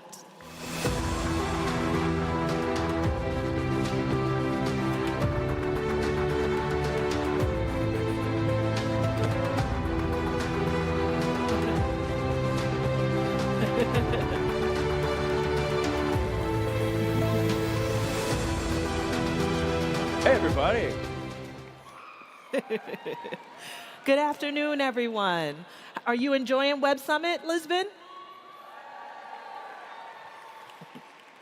It's wonderful to be here with all. Hold on, should we just do that again? This is a huge play. Are you enjoying Web Summit Lisbon? Come on, let's hear it. Yeah. You never do talks like this in an arena. It's pretty funny. All right. It's wonderful to be here with all of you, and I'm super excited for this chat with you, Joseph Gordon-Levitt, actor, filmmaker, entrepreneur, and advocate. And I'm really excited for a conversation that is multidimensional and goes beyond sort of the surface level topics that can come up in AI and creativity. So without further ado, let's jump right into it. Let's do it. You've argued that that our digital selves should truly belong to us. What does that mean for the working artist or content creator who is navigating the social media platforms and AI tools in the modern era? Yeah, I've heard it said, you know, that being a creator online today is sort of like building your dream house on rented land. Because, you know, you join one of these big platforms and you post your stuff and you start building your audience, but none of that belongs to you. And it could be taken away from you. The algorithm could change, or the platform could decide they don't like what you're saying. And you really don't have control over your digital self. And right now, that feels natural. But it doesn't have to be. And I would make a comparison in history. A long time ago, hundreds of years ago, kings owned all the land, right? And ordinary people didn't own land. They were serfs. And at the time, that also felt natural.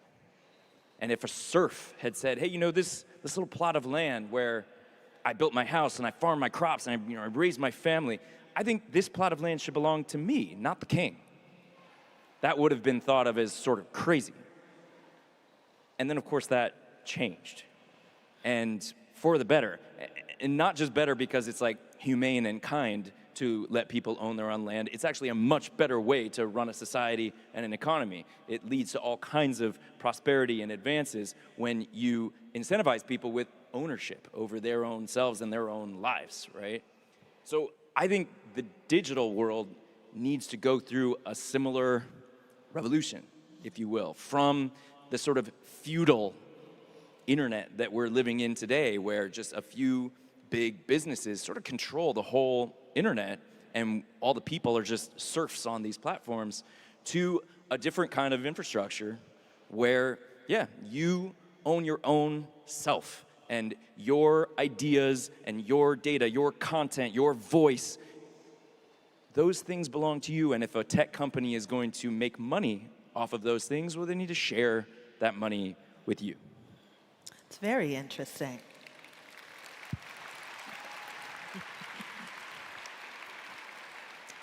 And that dovetails very nicely into my next question, because I want to talk about the concept or the idea of data provenance. And in your Substack, you've spotlighted data provenance and how urgent is the need for creative credit and traceability, and what's broken right now in the way that tech companies handle it?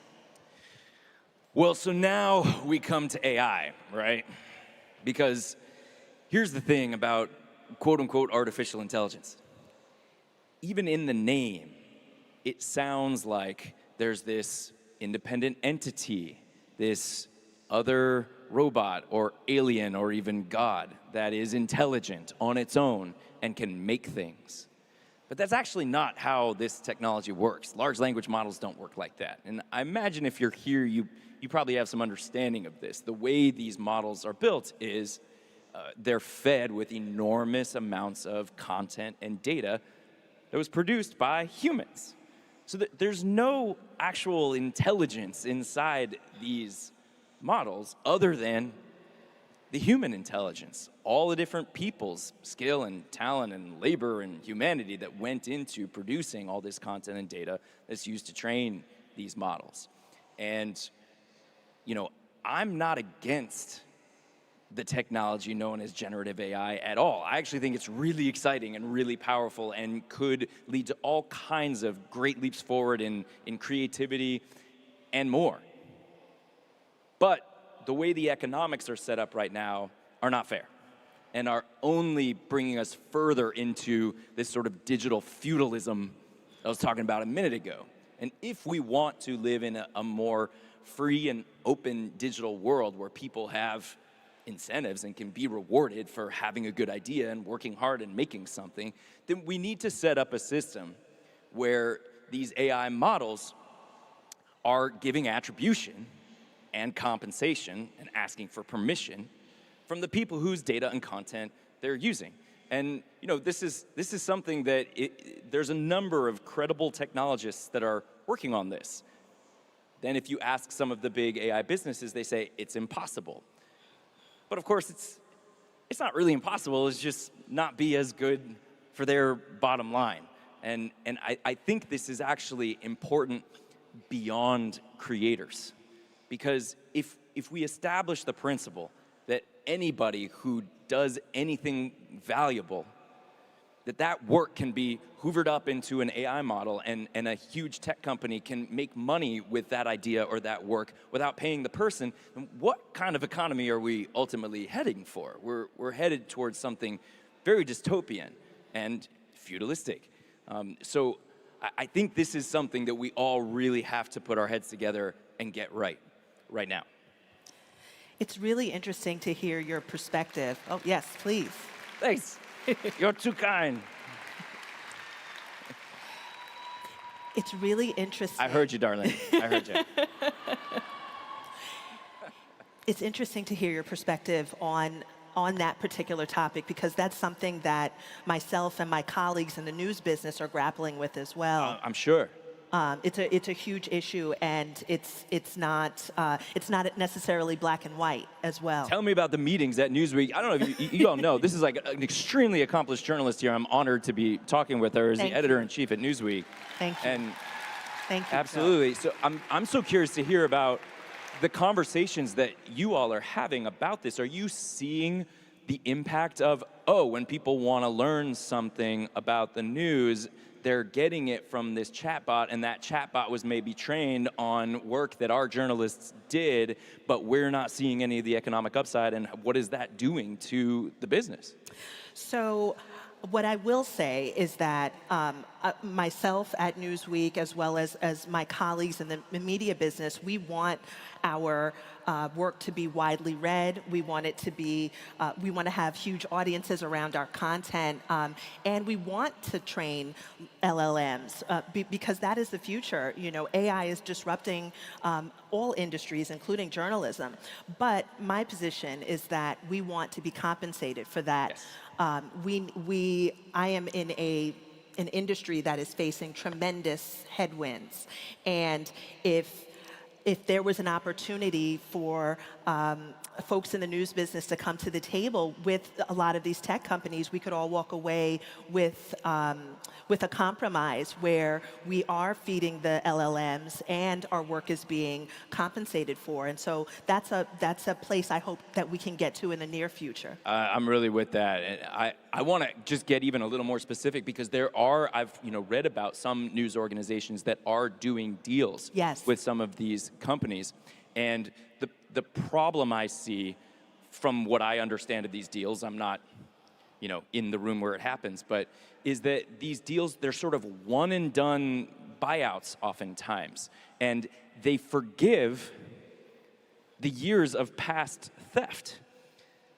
Whereas what we should be negotiating for, I think, as creators, whether in the world of entertainment or journalism, is an ongoing compensation system that is understanding and attributing the importance of, okay, this training data was particularly important to this output that was generated by this model. Okay, that generated this amount of ad revenue. Let's share that ad revenue with the creator, whether a journalist or an entertainer. And I'm worried about some of these sort of short-sighted deals that are being struck nowadays. We all, I think, need to kind of get on the same page as creators and say, let's work out a sustainable system. And that's probably where, frankly, the government needs to get involved. Tech companies, you listening? Yeah. It's an ongoing discussion, and I do hope and believe that we will get to a place in the short term where everybody is happy at the table. We have to figure it out. And it's about even more than art or the news. This is any kind of issue that you care about is going to be impacted by this, whether you care about the environment or you care about the economy, or you care about, I don't know, crime or immigration or criminal justice or whatever it is that you care about, whether it's a left-coded issue or a right-coded issue, whatever it is, it's gonna be heavily impacted by this. And so this is part of why I'm going to stages like this and talking about this stuff. I'm not selling anything. I don't have a company that's gonna solve this problem. I just think that this is something we all need to be thinking about and talking to our lawmakers about and voting about and understand that this is a crucial moment and something we really need to be focused on. Let's stay in this space for a moment because there is a lot of anxiety about AI stealing art for training data. How do you define the line between inspiration, appropriation, and frankly, exploitation in this new digital marketplace? Yeah, it's a really good question. So I'm a big fan of Remix. And I ran an online artistic community that was all about remixing each other for years. It was called Hit Record. Yeah, in fact, the first time I was on this stage here at Web Summit, I was talking about Hit Record. And the whole premise was, okay, all of us in the community, we're gonna build off what the other one does. But at the end, when a project was finished, if that project made money, we always made sure that credit was given to all the different contributors, and we made sure that that money was split up in a way that made sense for what happened with the creative process. So to me, in a lot of ways, that's the difference.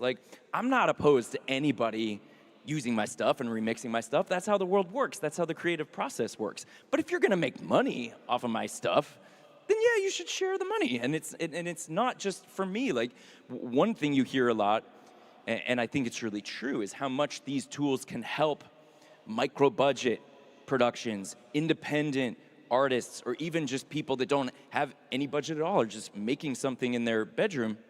Like, I'm all for 2 15-year-olds in wherever, Mumbai, say, making a movie in their bedroom and using AI to make it look as good as the Avengers. Like, sounds great to me. Yeah.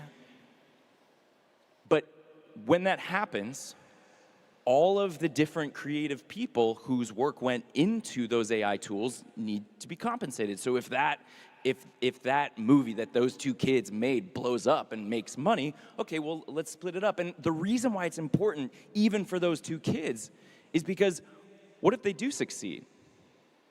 If they do succeed, and then the AI company is allowed to just take their thing and run it through their model and then spit it out and not pay them, well, now they're the ones being screwed. So this really isn't about preserving.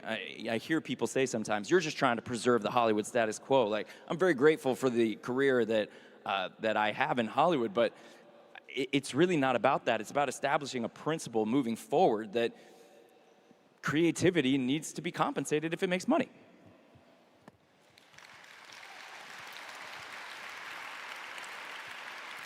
And speaking of Hollywood, what would you say is the biggest myth or misunderstanding that you hear from Hollywood or Silicon Valley about AI's impact specifically on creativity?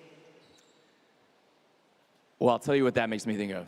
What's that? I sat in a room with, I'm not going to say who, but a Okay. bunch of really renowned and established Hollywood entertainers, filmmakers, artists, et cetera, executives, and some really established and renowned folks from Silicon Valley, technologists, entrepreneurs, et cetera. And the argument was made that, look, the argument was made from one of these Silicon Valley heavy hitters. We have to take your stuff, and we don't have time to work out some way to compensate you, because if we don't, we're going to lose to China. And this is bigger than art and creativity. This is a national security issue. So this is something you'll hear a lot coming from Silicon Valley right now. And I do think it's fair to call that a bit of a myth. It's not to say that there's not a kernel of truth in it. I think there is. It is important for free societies and democratic nations to compete with what I would say is an autocratic regime in China, for sure. But I don't believe that setting up this kind of dystopian feudalism in the digital world is the best way to compete with China. And a lot of this myth is based on a comparison that's made sometimes explicitly, sometimes implicitly, with the nuclear arms race, with the Manhattan Project in particular. Oppenheimer is one of the best movies I've seen in years.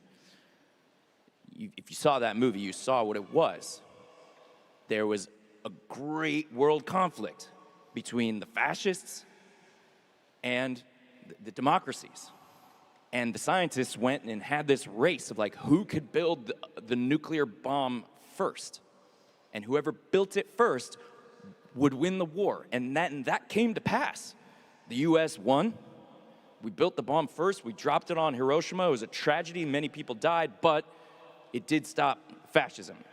And the West won the war, right? So there's an analogy that gets made nowadays that we are in that same moment, and China's trying to build this thing they call AGI, and we're trying to build this thing called AGI, and whoever gets there first will like push the button, and all of a sudden the world will change and we'll win the war. That's not happening. That's not, we can see, look at how the models are advancing. They're advancing really well, but like, look at how they're coming out. It's gradual. It's bit by bit. The world is going to move into an economy and a set of systems where this technology is integrated, and do so in a more gradual way. There's not going to be a Hiroshima moment. We don't need to race for that. So I don't frankly buy this notion that we must forego fairness. We must forego what's a healthy free market economy in favor of this dystopian feudalism so that we can beat China to the button. I think it's a myth, and we should stop believing it when Silicon Valley tells that story. You guys are so nice. I really appreciate all the claps. It makes me feel good. You've worn many hats in your career: actor, filmmaker, entrepreneur, advocate. How has your perspective at each intersection shaped the way you approach technology's role in protecting and amplifying creative voices? So I learned so much running. I mentioned hit record a minute ago, Yes. right? So that started as something that very much was not a startup. It was just an online community that was very small and something I was running with my brother, but it grew and grew and grew, and eventually we were a VC-backed startup. We went up to Sand Hill Road and like raised venture capital. And so like I learned a lot about what it means to have investors and have a burn rate and be that kind of company. And this is why I said a second ago, the government needs to be part of this, because we can't rely on businesses like that to prioritize the public good. They can't do it. They're not set up for it. They have to prioritize their bottom line, their business interests. And if they don't, a competitor will come in and they'll do it. So I don't think there's any real version of this where we like shame the private businesses to do the right thing. They can't do it. That's why we have laws. And look, there are laws that govern every major industry. There are laws around your food, laws around your medicine, laws around airplanes, laws around banks, laws around everything. Do you know how many laws were, I'm sure, taken into consideration when this arena was built? Of course, and that's good. We want those laws because we trust those laws to know that we can sit in this crazy arena and nothing's gonna fall on our heads and kill us. The reason that we can have that confidence is because there's a law, there's a code that made sure that construction was done according to code. That wasn't a private business following pure market incentives. There's a balance that needs to be struck. And so I feel like, to answer your question, my time sort of running one of these businesses made me all the more sure that this is a role that government has to play. And you know, I'm sitting on a stage in Europe right now, so I'll just be like blunt about this. In the United States right now, as I'm sure many of you know, the dominant attitude in the government is we are not going to make any laws about AI. In fact, they're trying to prevent the individual states in the United States from making laws about AI. And to me, this is just completely counterproductive. And again, I said this at the beginning, I'll say it again. I'm not against this technology. I think this technology has so much potential to do so much good. But we're kidding ourselves to think that it will do all that good motivated purely by profits. It has to be a balance between, yes, profit incentives, and yes, private businesses, and yes, entrepreneurship, and also guardrails from the public through our democratic governments, and I don't say democratic as in the Democratic Party, I mean democracy. Guardrails that our governments put in place to protect the public interest. We can accelerate and go fast and achieve great things and build beautiful things and also steer and be responsible about it.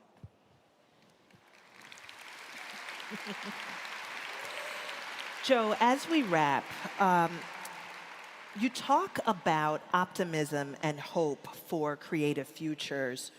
Where do you see the greatest opportunities for artists in this new era?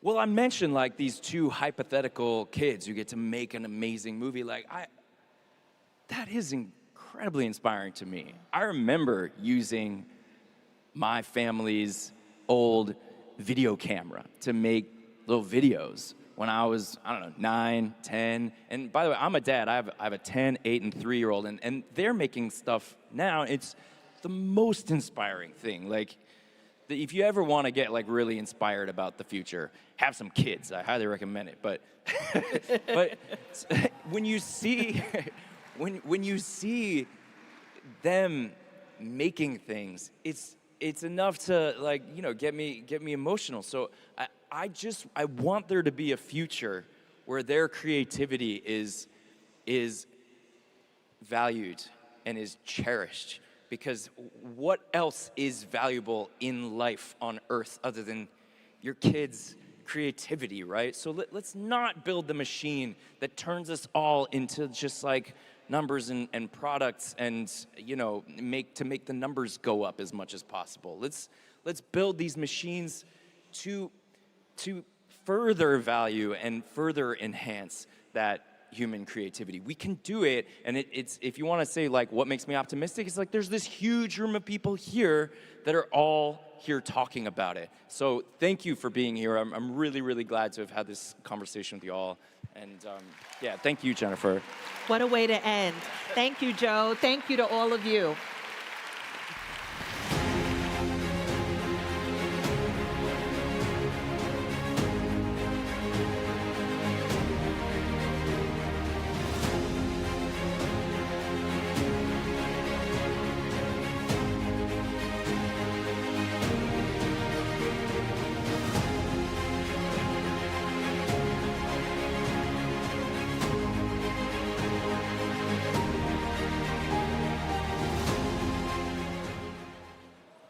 Now we're reaching towards the end of programming, but we have a super exciting session next. We're going to talk about music, how music has always evolved with technology, from vinyl to streaming, and now to the era of AI-powered creativity and hyper-personalized sound. At the intersection of art and innovation, the question isn't just where music is going, but who is leading the beat. Joining us to explore the rhythm of change is Apple Music, alongside a DJ producer and a label owner whose influence has defined global electronic music. Please give a very warm welcome to the stage, welcoming the global head of Apple Music, Ule Uberman, and musician and DJ Armin van Buuren.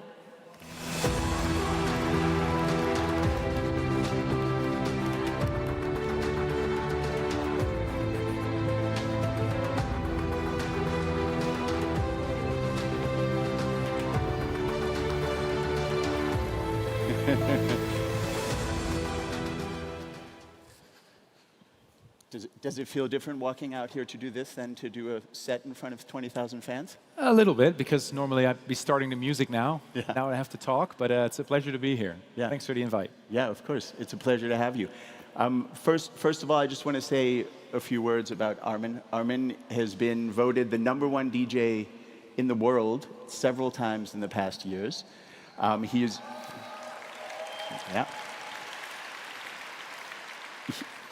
is Grammy nominated.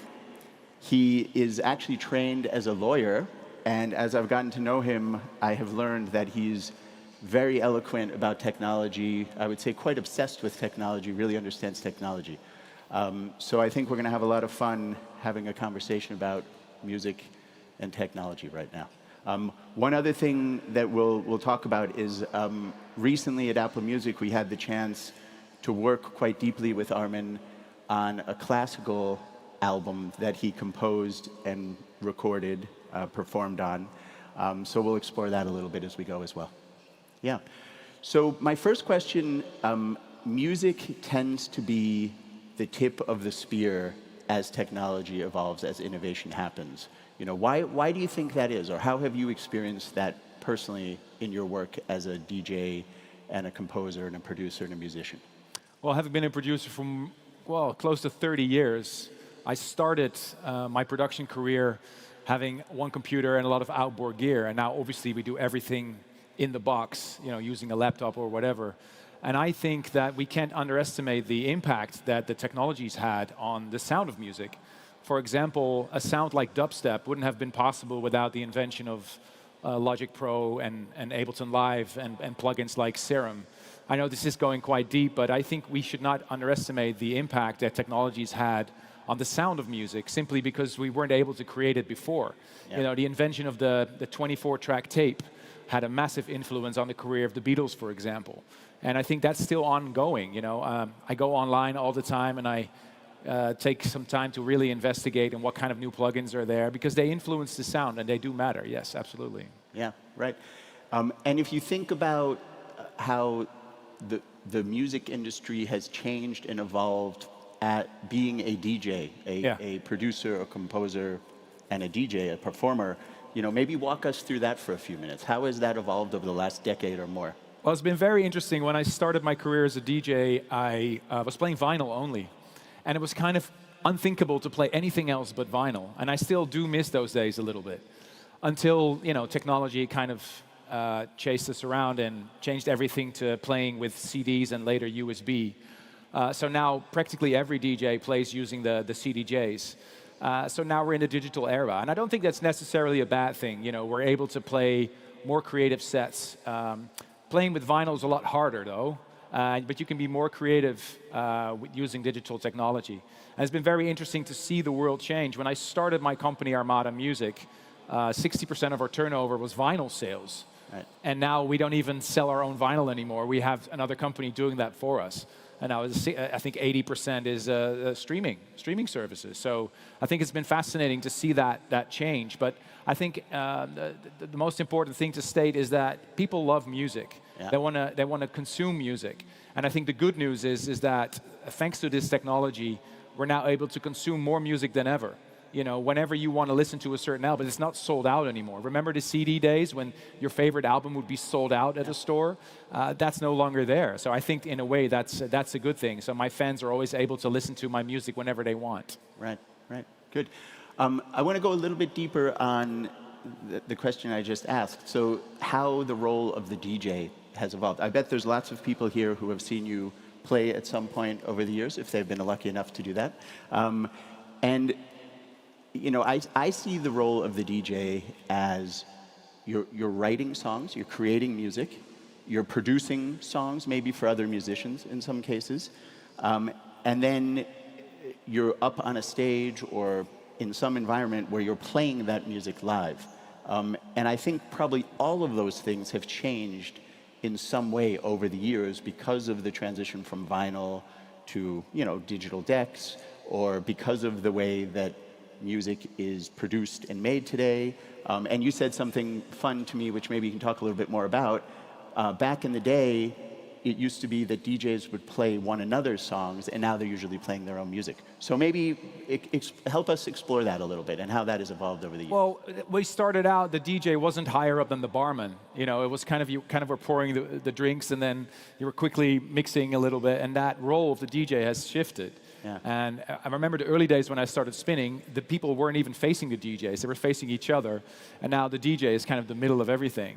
When I started, I said already, I was playing vinyl, and I remember when the LEDs came on, you know, to put this great visuals on. That's now part of almost every DJ. If you play a main stage, it's kind of expected that you have a visual show. Yeah. When I was playing clubs in the early days, I was showing up with my bag of vinyl, and now I show up with 8 people, you know, helping me with my visual show. You know, there's also an artistry in a way. And when I play my show, it's still freestyling. I'm still able to play and decide on what I play when I look at the crowd, but there's time code. We send out a time code signal that's being read in front of house, and they're able to act accordingly. So now you see, for example, the lyrics or a video running in sync with my visual performance. And what we've also seen is ever since like the big breakthrough of dance music in 2008 in the US, dance music was embraced globally. And it was super interesting to see. All of a sudden, we had these massive festivals that were not there before. Maybe once or twice you had a big festival. And now it's like almost every weekend. Here in Portugal, I played some amazing shows. And all around the world now, I get invited. Just past weekend, I played Untold Dubai. I played EDC Orlando and a big show in Mexico. And it was all 10,000 plus people. It's mind-blowing. And when I started this, honestly, I couldn't expect this. It's grown into this massive industry. And I think one of the most exciting things to see is the journey that the music has been on. Yeah. But I think, again, it all boils down to the fact that people love music and want to celebrate that. Yeah. That's a beautiful thing, I think. Yeah. Yeah, I listened to a lot of your music before we came out here today, and this is what it feels like, especially that song. I have a reaction, you know, I get goosebumps, it just resonates, it hits me in my heart and in my soul. Thank you. And that's a beautiful gift that you've given to all of us. So Awesome, thank you for so that. much, Yeah. thanks a lot. One thing I also want to go a little deeper on, because we talked about it earlier. So when you're up on the stage and you start your set and you read the crowd, walk us through that a little bit, right? Because in some cases, they're already going crazy. In some cases, maybe they're a little bit flat.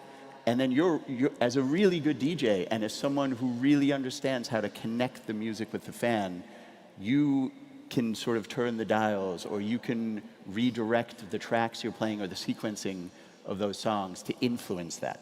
And walk us through sort of what goes on in your mind or in your eyes as you're looking out into the crowd and doing that.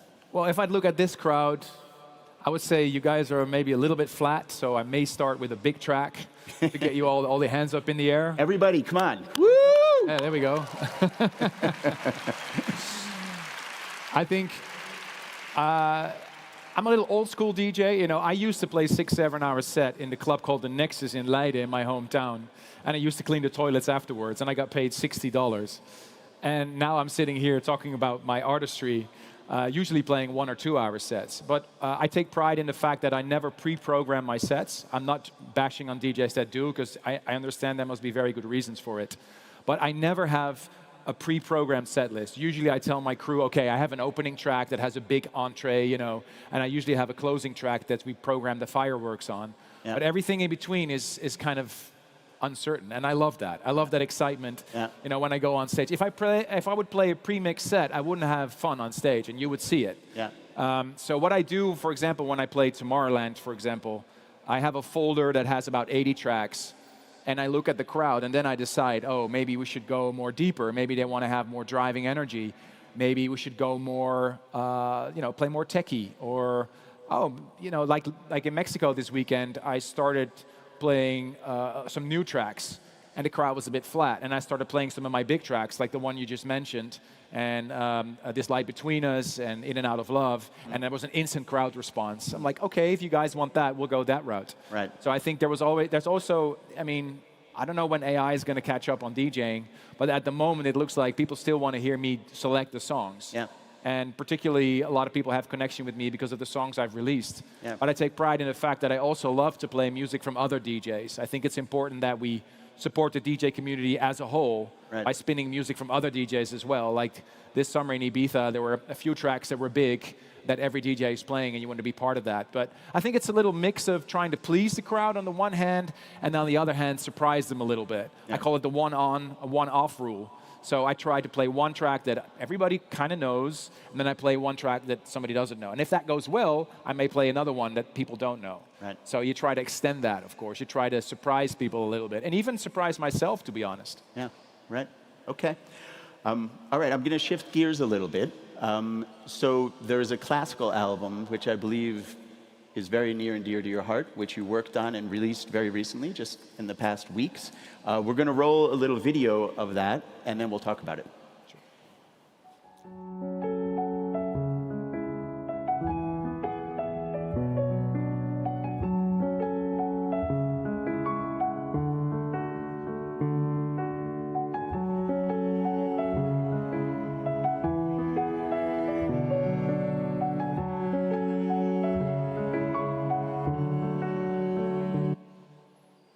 Really beautiful.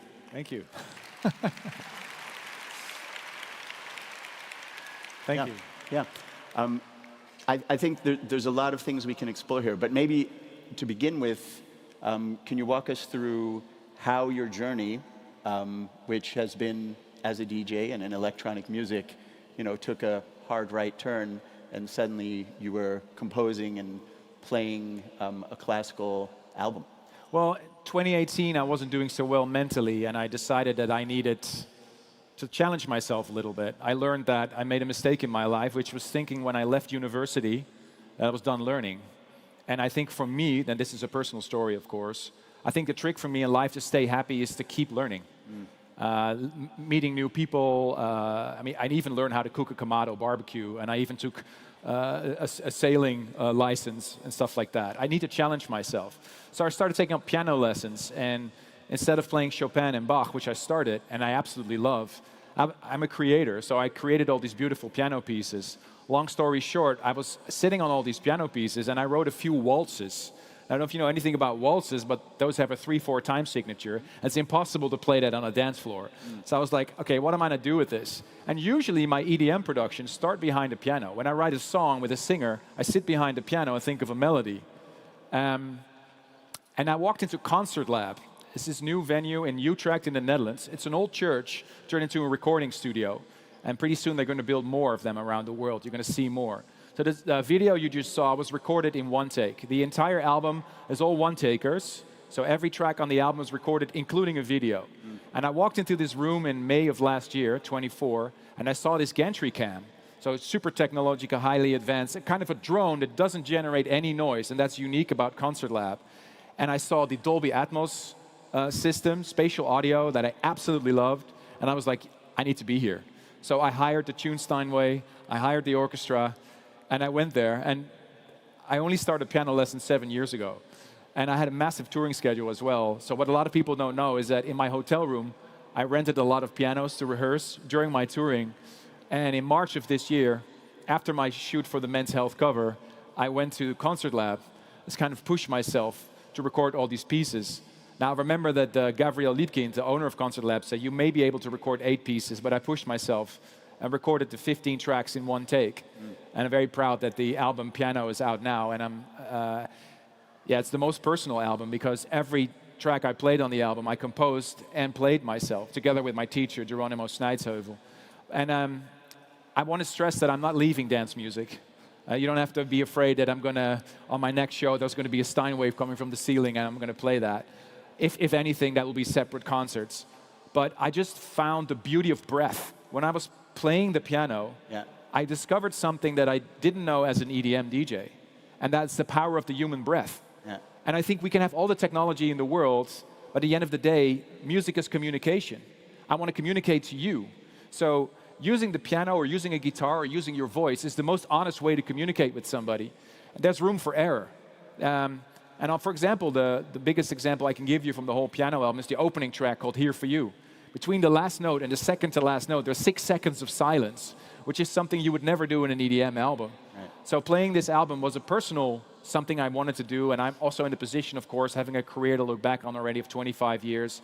And again, there's no plans of stopping, but I wanted to learn and see what beauty there is in using acoustic instruments. There's such a beauty in using these classical instruments, combined with the modern technology of a gantry cam and spatial audio. And I'm super happy that Apple's now providing the spatial audio, so you can listen to the album like you were actually there.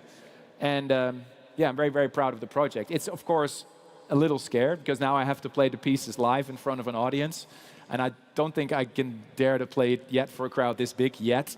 So I'm going to start some tryouts first. But already in my music, I can hear that I'm moving forward, learning about chords, learning about progression. And it's a new way of communicating with my fans. And I just hope that people understand it. Yeah, great. No, that's an amazing story. Oh, thank you.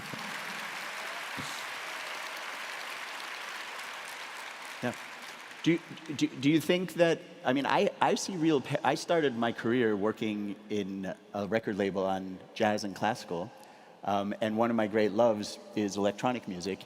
And I see real parallels there, right? Like, I mean, I love all kinds of music, but I see, in terms of the harmonies and the rhythms and the sort of themes that just come back again and again in these compositions, I do see some similarities. Like, do you feel that someone who is an electronic music composer and DJ is also well-suited to make a classical record? Absolutely. I think, end of the day, we're human beings. And I said this before, I think, this is my opinion on it, music is about communication.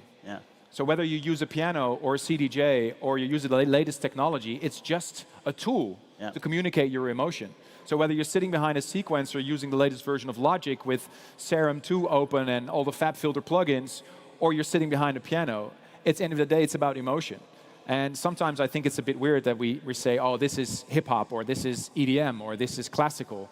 And at the day, we're human beings. And if I look at myself as a human being, I know my job as a DJ is to understand what moves my fans.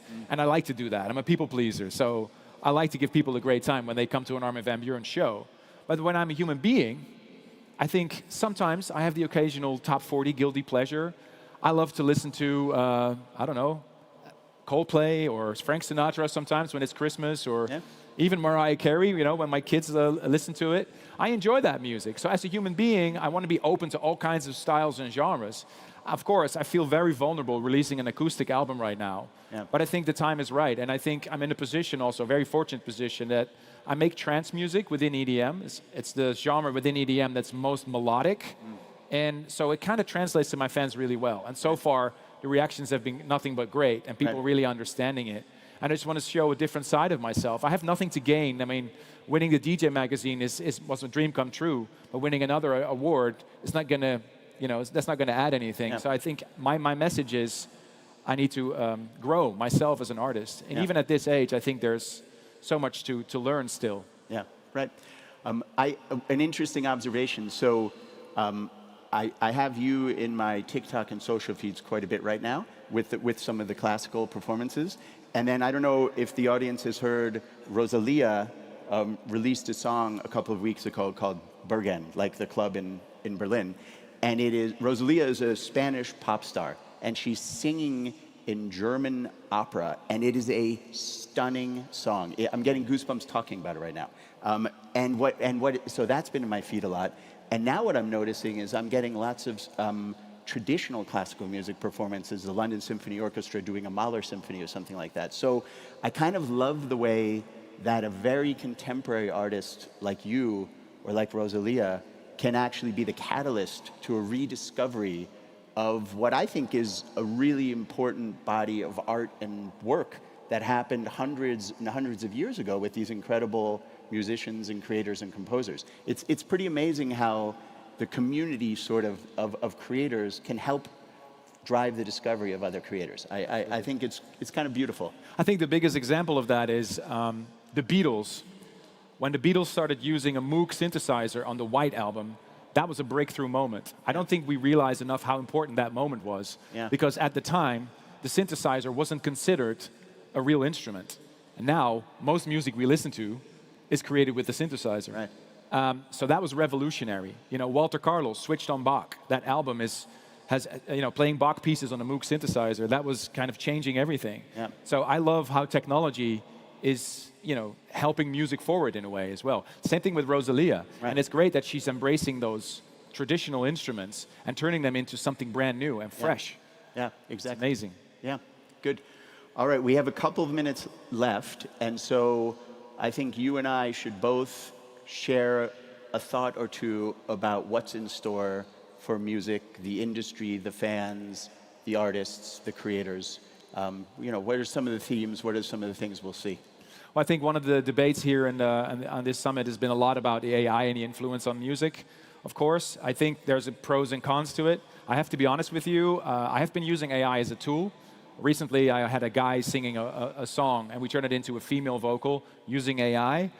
So I think that's a good thing. On the other hand, I am a little worried sometimes about I'm in a good place right now, but especially young and upcoming musicians should also have a stage. And I think it's important that we have a debate, an honest debate, about what AI should do for us. Sure. And I really hope that AI is not pushing away the people who genuinely make music. I mean, I'm sitting here after years and years of practice, and I had the fortunate that the first records I released weren't as good as my hits. I had to make a lot of bad records before I started making good ones.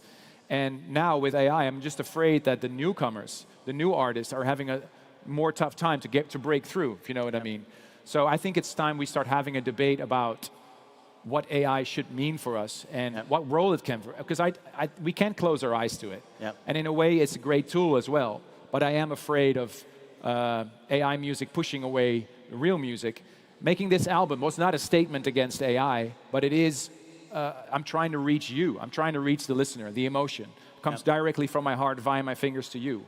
And I think that that will always be the basis of music, you know, the human connection. Yeah, great. I'll add to that and say, I think that there is a golden era of music ahead of us. You know, technology will enable even more access to music, more creation, more discovery of music, and that's obviously something we think about every day at Apple, is how are we going to protect the artists and connect them with their fans in the most meaningful way possible. So I believe that the marriage of music and technology in the right ways will continue to be a wonderful thing for artists and fans. And then I think you have to end it actually by going back to what you said a few times, which is it's about the humanity of music, right? Music is probably one of the strongest social fabrics in the world. Everybody loves music. Everybody can relate to music. There's a physiological impact where it can make you happy and it release, you know, kind of dopamine, and you just feel joyous when you hear a beautiful song. I think discovering a new song, when I wake up in the morning, there's a song I didn't know, I go to bed that night and I found a song I love, that's like one of the greatest gifts that you could get, Very right? true. So I just think that if we keep an eye on that, we're going to have a wonderful horizon of where music goes. True words. Yeah, good. All right, we're out of time, but thank you so much to Armin, and thank you so much for coming and listening.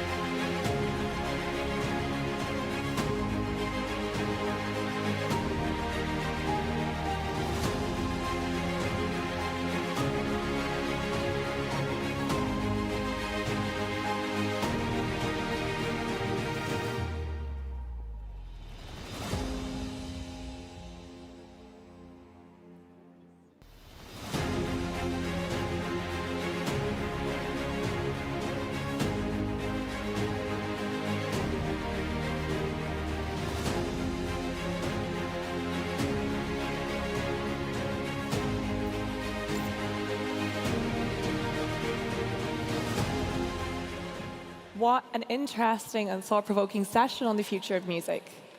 And now, before our final talk of the day, joining us on center stage for some closing remarks is the Portuguese Minister of Economy and Territorial Cohesion. Please welcome to the stage Minister Castro Almeida.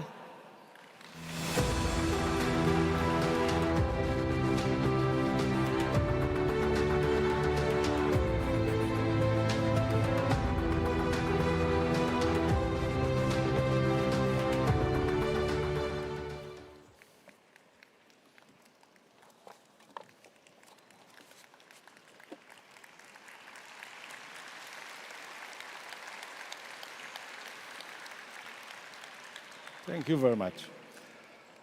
Entrepreneurs, creators, leaders of the present and the future. We are at the finish line of the Web Summit 2025, all united by a common purpose: to create a positive impact on the economy, territories, and cities. Together, we tried to answer to new challenges. How can we build a more fair world? How can we add value to the companies? How can we turn ideas into success stories? I want to tell you a story. The story of a young, rebellious, entrepreneurial prince. His name was Afonso Henriques. He had talent. He had ambition. He had a project. He had a clear vision of the future. He was 34 years old when he created a sovereign state, Portugal. Our first king was also our first entrepreneur.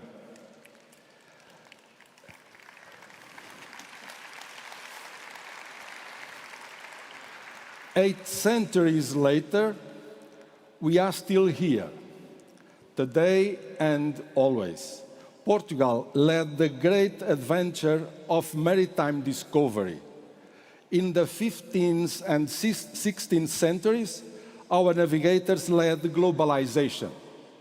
These men were also, in their time, entrepreneurs.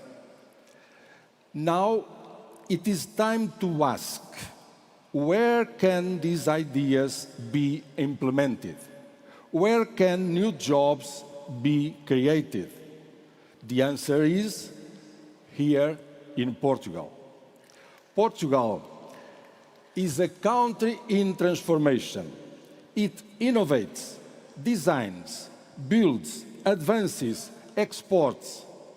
And Portugal is a big country. Our land may be small, but our sea is immense. Here, investment finds stability and a strong economic environment. It finds a public administration undergoing digital transition. Portugal is a country where you can work with motivation, with pleasure, where talent is celebrated, effort is valued, merit is recognized. In Portugal, innovation is free, science is respected, technology is stimulated, risk is understood. The government does not control innovation. The government drives innovation. We have a strategy for artificial intelligence, an agenda for industrial innovation, and we have policies that encourage startups. In 2023, Lisbon was recognized by the European Commission as the European Capital of Innovation. In this Web Summit week, is becoming clear the relevant position of Portugal in the artificial intelligence with the announcement of massive investments. Just to name 2 examples, the investment of 8.5 billion in Sines with the initiative from Start Campus, and the recent Microsoft's announcement of an investment of 10 billion during the Web Summit. This Web Summit, Microsoft's global leader was clear in explaining the reasons behind choosing Portugal to set up a gigafactory. They highlight the advantage of having submarine cables, cheaper energy, and a good climate. They could have also added the high quality of engineers graduating from our universities. We will therefore have an investment of 18.5 billion in artificial intelligence, in addition of several other ongoing expressions of interest. Furthermore, the Portuguese government and Banco Português de Fomento, together with private partners and universities, are deeply committed to bring to Portugal one AI gigafactory to be installed by the European Union. These projects, aligned with the government strategy to make Portugal an innovative and digital leader, taking advantage of our location and resources, demonstrate the confidence companies have in the country's capacity to be a leader in AI innovation. Innovation in Portugal is not a privilege of larger cities. It's expanding, it is growing in Lisbon, Porto, Braga, and Aveiro, but it is also flourishing in the Midland. where new hubs of creativity, science, and technology are emerging. Portugal is an Atlantic and European country.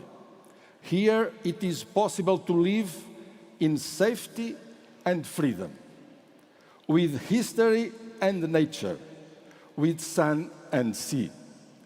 This moment is not the finishing line for Web Summit 2025. This moment is the starting point for Portugal's leadership in AI. I leave you with an invitation. Invest in Portugal. Innovate in Portugal. Live in Portugal. Work with Portugal. Here, you will find stability, talent, opportunities. You will find partners, networks, ecosystems. Portugal has a rich past, and we will certainly have a bright future. Entrepreneurs, creators, and leaders of the world, come back to Portugal.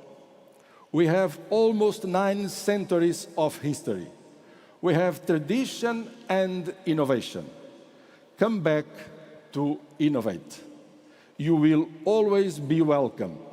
Return to Portugal, return to the new future. Thank you very much.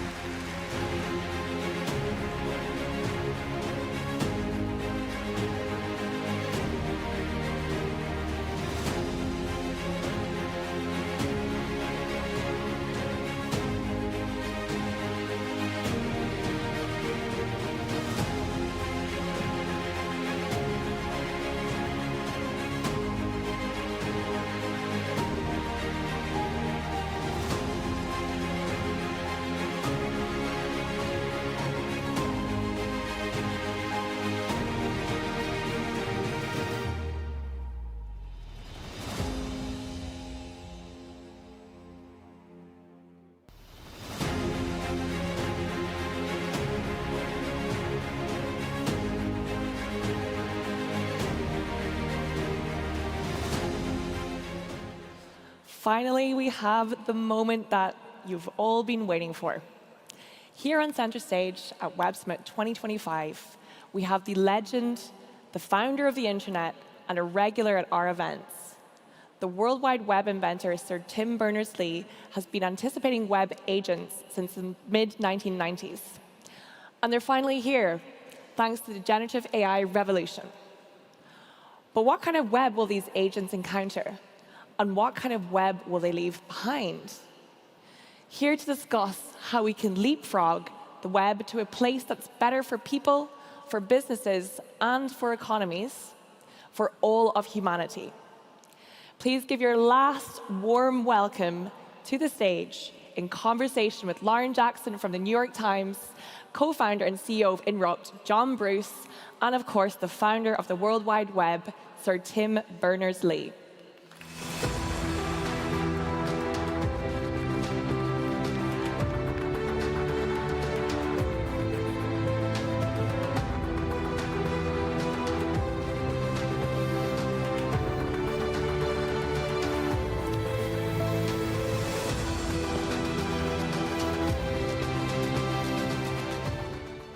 Good evening, everyone. We have saved the very best for last.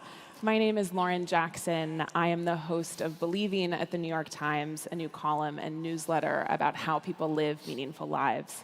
And I really am so thrilled to be here with none other than the inventor of the World Wide Web, Sir Tim Berners-Lee. He was recently described in The New Yorker as, quote, having passed up 10 fortunes to devote himself to the public service. I think very few people can say that. Without him, yes, please.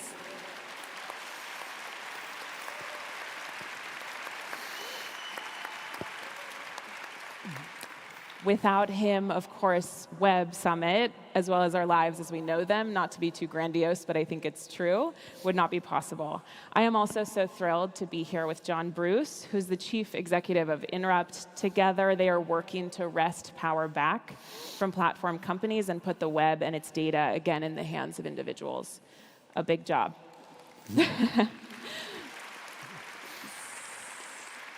So let's dive in. Sir Tim, you've had an extraordinarily consistent and propulsive belief in your vision for decades. I want to take a moment, and no, I want to be clear, no one has asked me to do this. I've read this book, and as a journalist, I can say independently, it is really excellent. I really enjoyed it, and I learned so much. I was really struck in the memoir. The name of his memoir is This is for Everyone, meaning the web. I was so struck by a story you told of trying to convince your bosses and colleagues in the early 90s to allow you to work on the World Wide Web. That feels unfathomable at this point. You're now trying just as ardently to convince the world to reform the web. Tell us what your vision is now. So now the vision is that individual people should be more empowered. So the vision is one of sovereignty of the individual. So in a way, a bit like when the web first started, anybody could make a website, and that power that anybody has to make a website to link to anybody else. You feel like a peer among other people. So what we need to push, we need to get that power back. And so what we're pushing for now, the vision now is that we do a reset and get to the point where we're all re-empowered. I want to get to that reset in a second, but John, you both spoke at Web Summit a year ago. For the audience that wasn't here last year, can you tell us just briefly about the technology behind this vision? Yeah, the technology is called Solid, and it was created by Tim some years ago while at MIT. And what Solid does is it gives everybody a digital wallet, and they keep all their data in the wallet. And if anybody or anything wants to access the data, they can come along and ask for permission. And with the right ask and with the right terms and conditions, the individual can grant access to the data in the wallet. And that's Solid. And just people are clearly very excited about this. Just as a follow on that, in the 12 months since you've spoken, we've seen an extraordinary acceleration in AI adoption. How has that adoption changed how you are executing on this vision? It's been it's 12 months already. Yeah. It's been a really hectic 12 months. I mean, 12 months ago, we were here and we were delighted to talk to people about having their own digital wallets. And then with the explosion in demand for the LLMs, we find that the world over, people are really anxious to talk to us. Mm-hmm. I mean, organizations in particular realize they sit at an existential point in time. Mm-hmm. Mm-hmm. And just this week, I've had 5-6 discussions with managing directors and CEOs of corporations who want to make a difference. It's been a fascinating year. And speaking of that existential moment, I want to talk about that reset button, Tim. You recently told the Financial Times that you hoped AI would allow society to press a reset button on the internet. To play devil's advocate, is a reset button even possible at this point? Can we effectively turn the internet off and on again? So, yes, it is. I mean, so much is happening. If you look at, you can't look at today without realizing that an awful lot of change is happening. Where the AI is changing the way we live and work. It's changing the way we use the web. I mean, so people tend to use the web, instead of using the web as you browsing around to find it, you're using AI instead. So there's a huge change, and with this huge change, then there is a change happening, and so shall we call it a reset? Well, we can call it a reset if what we build now, we build with the same values, the right values of the original web. So then if we build that new, whatever comes out of this big, huge AI wave, then I'll call it reset if it has those values of individual digital sovereignty. Yeah, and I want to talk about that because you've been predicting intelligent web agents since the 90s. I mean, he's really been ahead of the curve on this. You wrote then that, quote, the web will be a place where the whim of a human being and the reasoning of a machine coexist in an ideal, powerful mixture, end quote. When you look at today's AI-driven web, does it feel like what you envisioned, or does it feel like something very different? And if so, how? Well, I wrote about, I think, an AI I called Charlie when people were talking to Siri and they were talking to Alexa. And I thought the problem was with the Siri works for Apple, no, which is reasonable. It's an Apple product, and Alexa works for Amazon. Alexa is an Amazon product. But if I'm asking an AI to help me run my life, to go and buy some shoes, or to go plan out a vacation, then, or anything in my personal life, I want an AI that works for me. So that's what I wrote about 7 years ago. And that AI that works for you, I called it Charlie. And it works for me. I mean, this is not crazy. I mean, my doctor works for me. My lawyer works for me. We know, culturally and legally, we know about how to make something that works for me. So I wrote about an AI that works for me all the way back then. Yeah. I called it Charlie. Yeah, when we talked about it then, a little story out of school, but we talked about it then, and we had a lot going on anyway, but we talked about it and said to each other, yeah, in 20 years, we'll get round to building that. And here we are 5, 6 years later. Yeah. And we built it. Yeah. The acceleration's been really extraordinary. John, you've said that putting data back in the hands of people, not platform companies, can create an incredible amount of value for business owners. Can you explain how? Yeah, I mean, what's fascinating is at the moment we're all tied up in this, enjoying the utility of LLMs. Yeah. And I think this audience more than most appreciate the trade we're making when we do it. The LLMs perform best when they have data of ours. But the trade isn't fair because they get to own it. I mean, it was always the way with the web. Facebook, Google, I mean, the business models were all about silos of data. But now, like never before, we sit at a point where the LLMs can consume. They have an insatiable appetite for data. And if we don't watch it before we know what's happening, they'll know more about us than we know about us. They'll have our memory. Yeah, and I just want to follow to get really granular and specific on your vision. I think at this point, the notion of users being entirely in control of their own data feels somewhat impossible. So if you could just sketch for me the path for how we get there, step by step, what does that look like? It starts here, actually.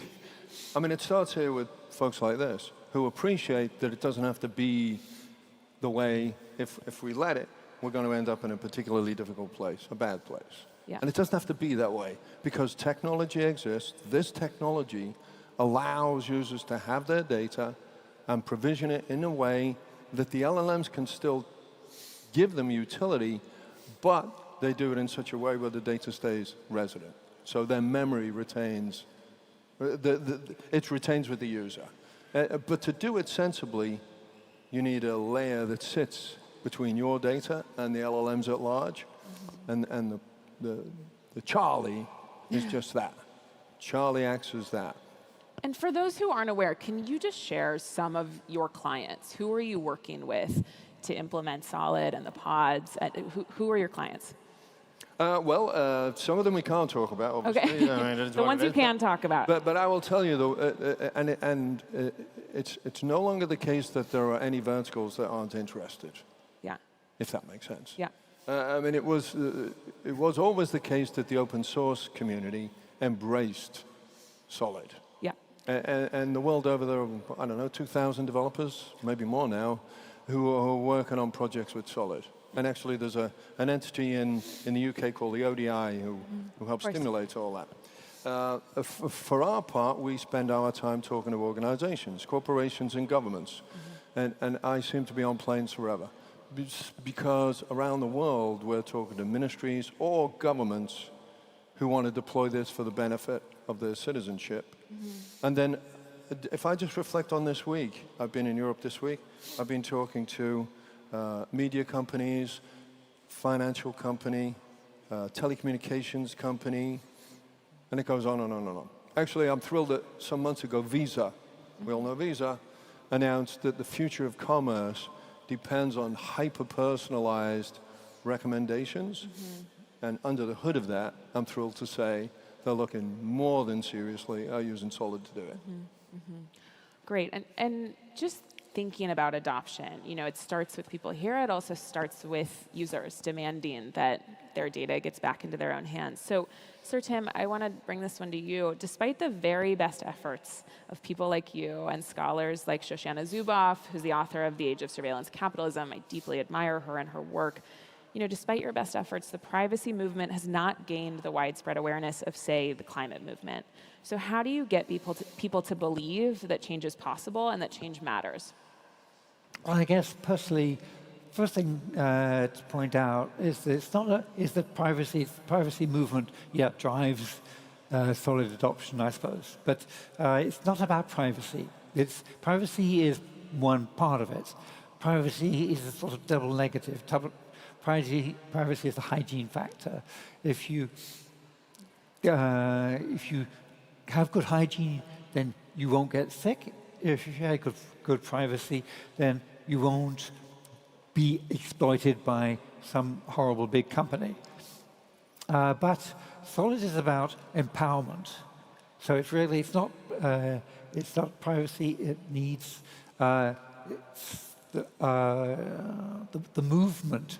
The reason why people sort of are excited about it and they join the movement is that they realize that it's about giving power to their users.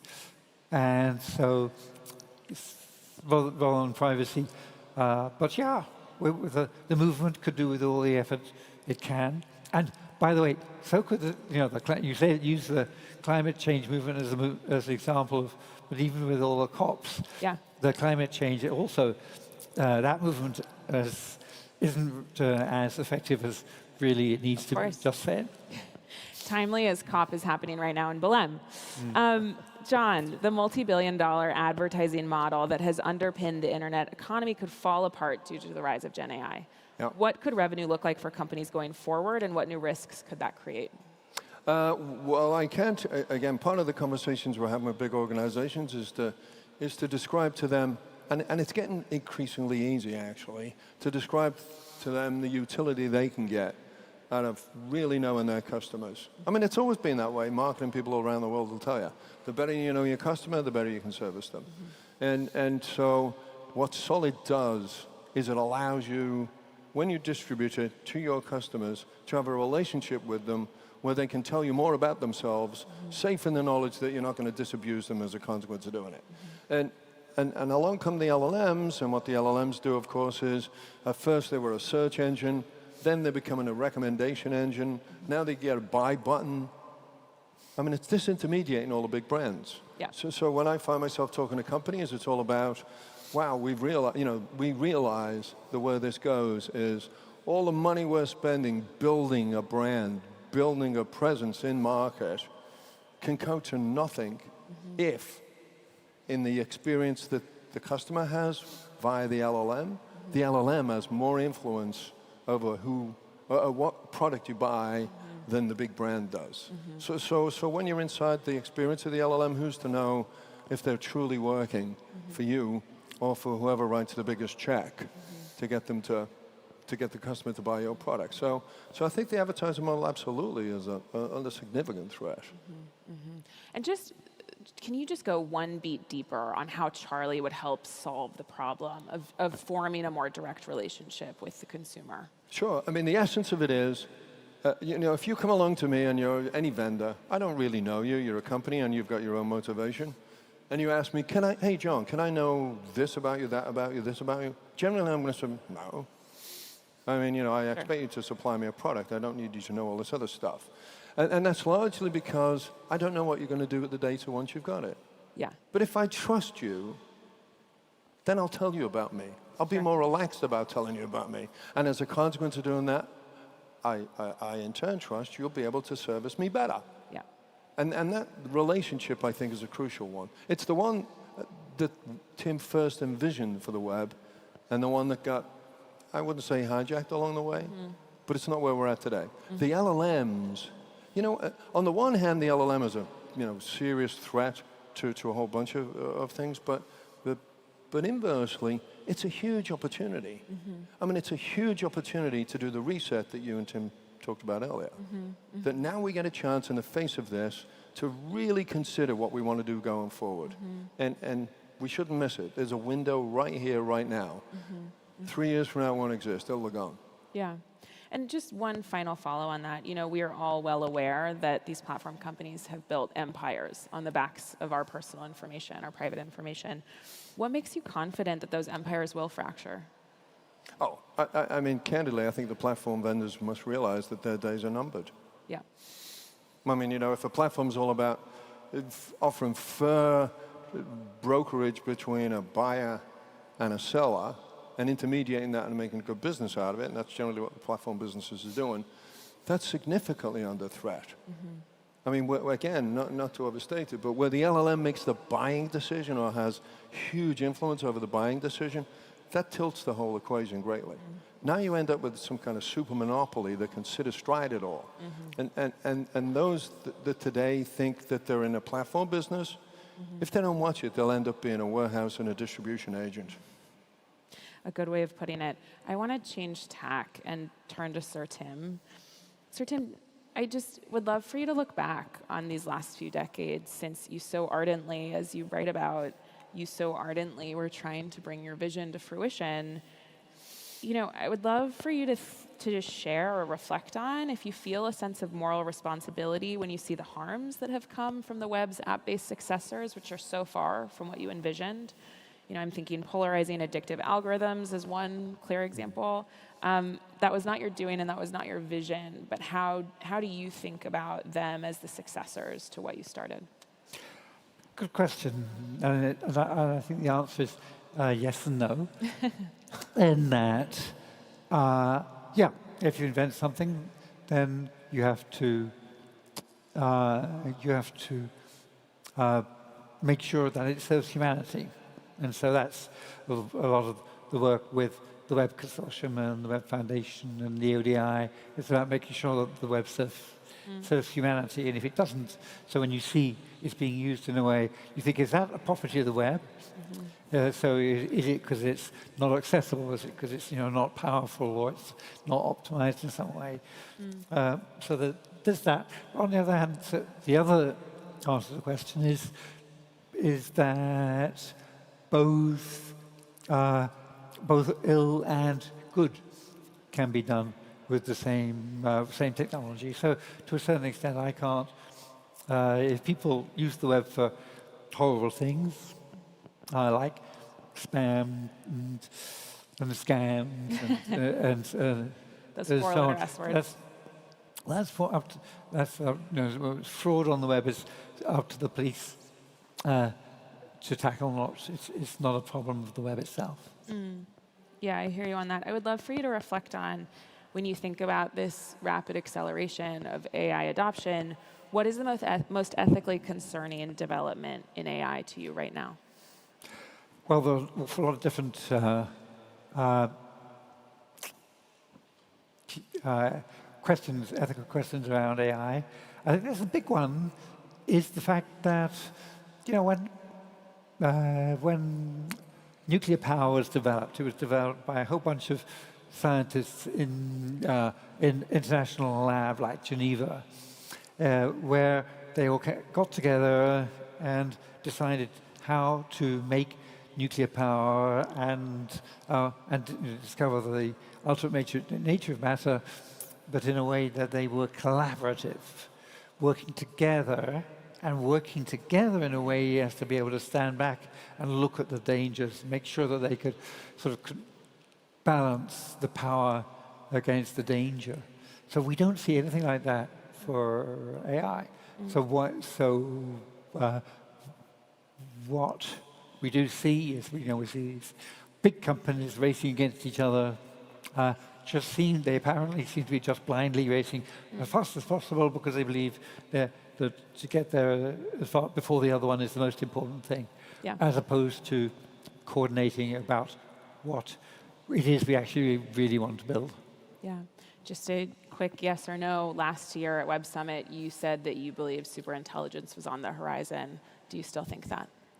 Yep. Do you want to say one beat about why? Why? Because philosophically, looking at just all the logical arguments that if you build something that is so powerful, more powerful, and every now and again, it's more powerful.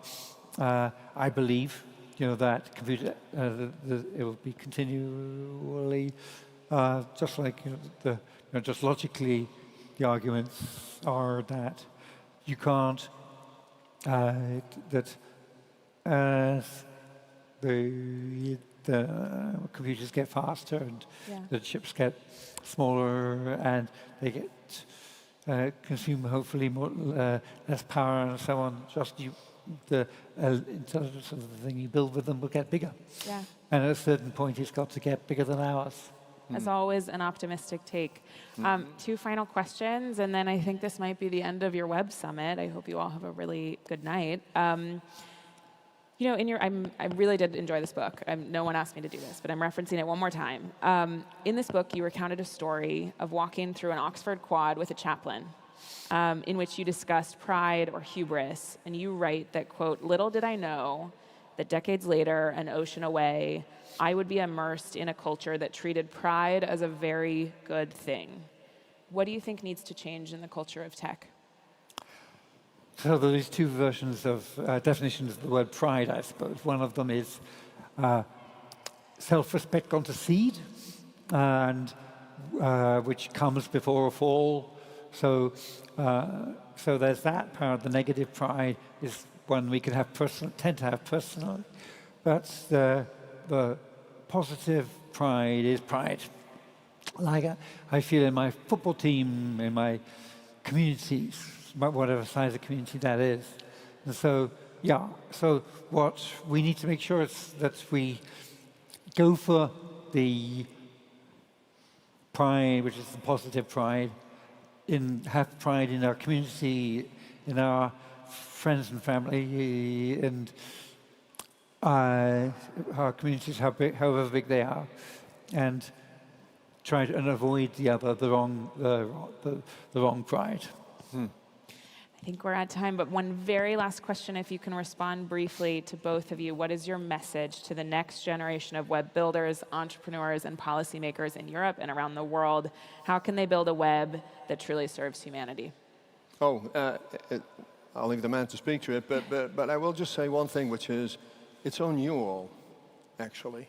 I mean, you're at this conference because you are in positions of responsibility and authority that can have a good deal to do with what happens, how this is all going to end up, how our kids and their kids are going to enjoy or not enjoy their digital experience. And it's on you. Not the person sitting next to you, but you. We have to, all of us, leave here and make a difference. Sir Tim, final word. So build a web that is good for the individual. Build a web where each individual person, each individual citizen, each individual consumer can be empowered. Let's bring back the power that when anybody could make their own website. Some of you will remember that time and how cool it was. So let's get back to that. Bring back the web, that coolness that whenever anybody can make their own websites.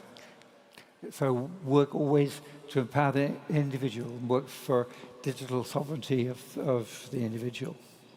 And on the note of digital sovereignty, thank you all. Thank you both. Thank you, Web Summit. Thank you for having us.